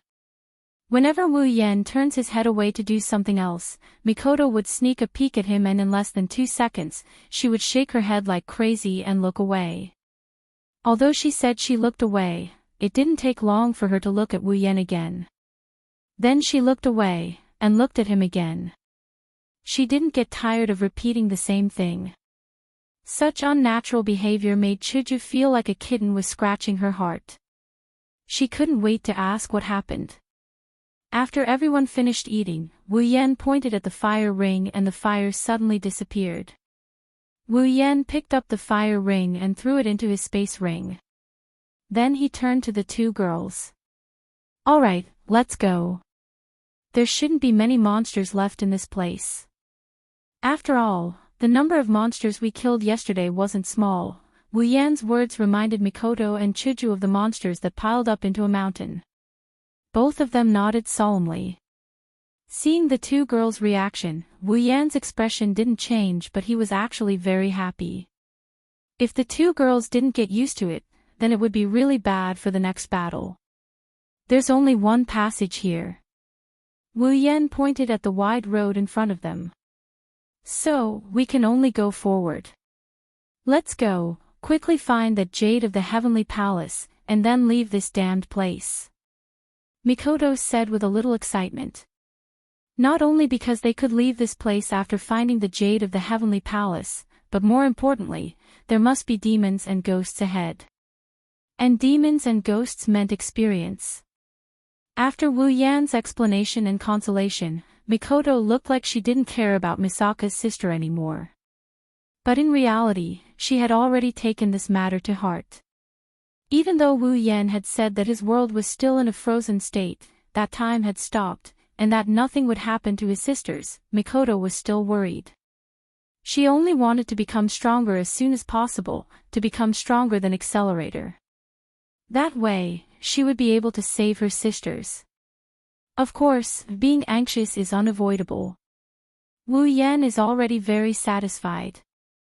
Compared to the original work where Mikoto looked helpless and hopeless, the current Mikoto's performance is undoubtedly much better. Part of the reason was because time had stopped, another part was because it wasn't as hopeless as the original. In the original work, Mikoto wanted to save her sister, but she couldn't. Even though Mikoto was the third and Accelerator was the first, it didn't seem like a big difference, but it was actually wrong. The difference between them was like heaven and earth. In the original, Mikoto had a simple fight with Accelerator in order to save one of the Misaka sisters. But under Accelerator's overpowered strength, Mikoto lost miserably in his hands. Plus, there were people from the council behind the scenes. Because of this, Mikoto wanted to use the method of suicide to save her sisters. But now it's different. Mikoto, who couldn't beat Accelerator before, has become Wu Yan's summon. As long as there are enough battles, Mikoto will continue to grow stronger until she surpasses Accelerator. As for the Misaka sisters, after Mikoto pushed him away with a red face last night, Wu Yan spent the whole night explaining the inside story to her, including the real purpose of the Misaka sisters being used, Alistair's plan, and the support of the council.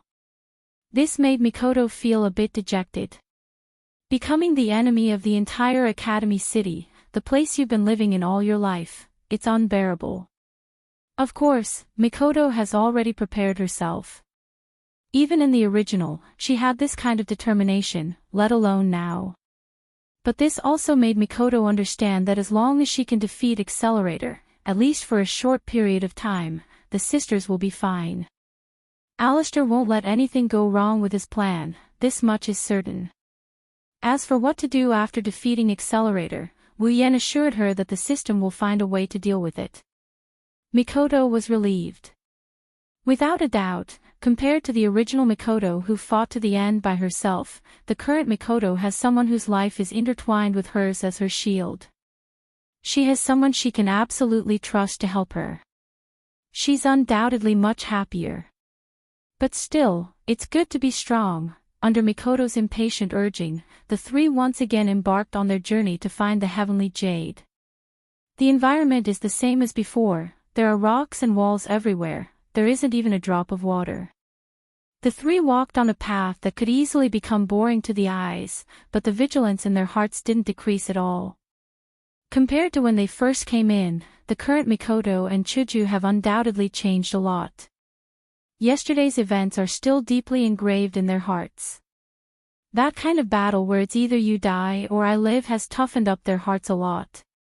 But there's still one thing they're not used to, looking at how careful Mikoto and Chuju are walking with their legs clamped together, Wu Yan was speechless. Wearing safety pants all year round, now that they've taken it off, their behavior has changed so much. What should he say about them? Mikoto and Chuju are gnashing their teeth in anger. The two of them who are usually carefree decided to wear safety pants because they don't want to worry about anything. Occasionally, they would have to take care of their skirts. For tomboyish girls like them who exercise a lot, it's too tiring. So, they've gotten used to wearing safety pants, now that they suddenly changed, it's really awkward. Plus, they have to guard against the wolf behind them. The two girls knew that once they accidentally exposed themselves, the shameless wolf behind them would definitely continue to admire them openly. However, once the battle started, this kind of thing was unavoidable. There was nothing they could do but swallow their grievances.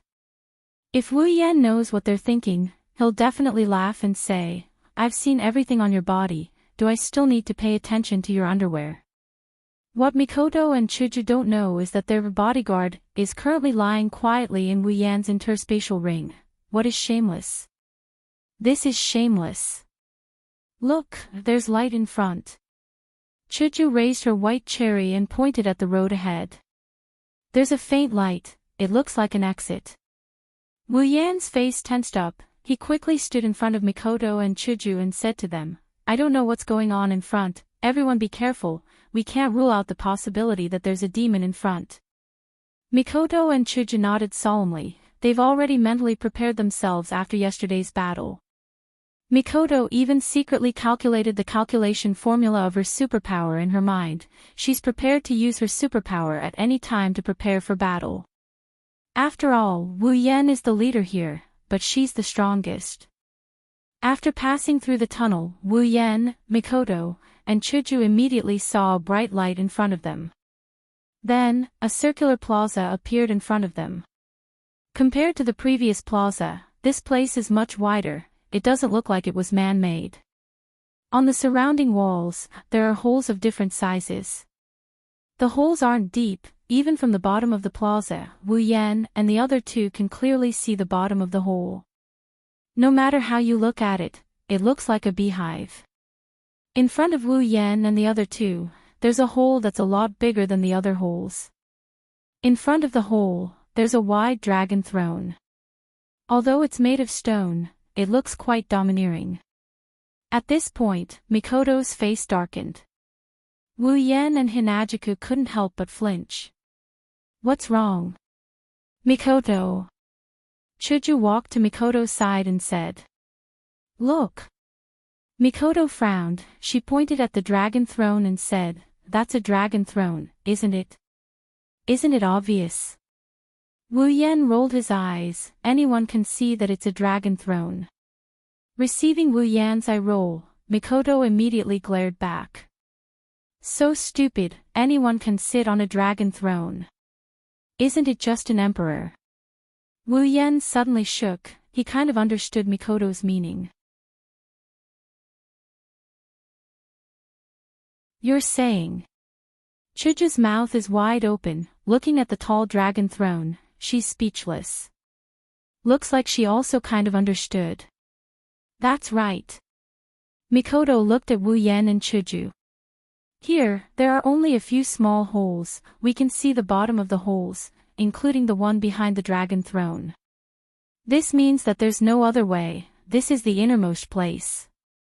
After saying that, Mikoto's face tensed up. Since this is the innermost place, then where did the demon army come from? Pointing at the holes, Mikoto said, there's only one answer. Those holes are the demon's nest, and there, moving her finger to the hole behind the dragon throne, Mikoto smiled and said, it's the king of these demons. The nest they're living in. Boom. Following Mikoto's words, the ground suddenly shook violently. The domineering cis cannon immediately revealed her true form. Her body tilted and fell into Wu Yan's arms. Red clouds floated onto Mikoto's face. Chuju on the side also fell into Wu Yan's arms from the sudden tremors. Wu Yan didn't refuse. He directly hugged the two girls and used the method of deflecting the force to stabilize his body. The ground started to crack, rocks rolled everywhere in the tremors, some even rolled towards Wu Yan's direction. Wu Yan was shocked. He quickly carried the two girls and jumped, dodging the rolling rocks one after another. When he couldn't dodge, he stepped on the rolling rocks and used the momentum to fly. The tremors became more and more violent. Just when Wu Yan was worried that the cave would collapse, a tree vine suddenly shot out from the cracked ground and arrived in front of Wu Yan like a gust of wind, whipping onto Wu Yan, who couldn't react in time. At this moment, a wave of energy came from Wu Yan's mind. It passed through his mind and spread to Wu Yan's body. Just when the tree vine was about to hit Wu Yan, the wave suddenly changed into an invisible dragon armor, blocking the tree vine's attack. With a muffled sound, the attack of the tree vines was blocked by the dragon-shaped armor. When the attack was blocked, the dragon-shaped armor flickered for a moment before disappearing. Only then did Wu Yan react. He quickly stepped on the tree vine, somersaulted in the air and landed on the ground, a drop of cold sweat dripping down his forehead. If it wasn't for the mental dragon armor, he would have been seriously injured just now. Failing its attack, the tree vine retreated, but more tree vines started to shoot out from the ground. In the blink of an eye, hundreds of tree vines shot out. A giant tree rose from the center of the tree vines. There was a face on the tree trunk. It was gaping at Wu Yan and the girls. This is a tree demon. Or a tentacle monster. You're tuning in to the LoveLore Library YouTube channel. We're so grateful for your support, and don't forget to subscribe to join us on this incredible journey through captivating stories. Your generosity through donations truly makes a world of difference, as it's the primary source of revenue that allows me to expand and enhance this channel for you. Thank you from the bottom of my heart for being a part of this adventure.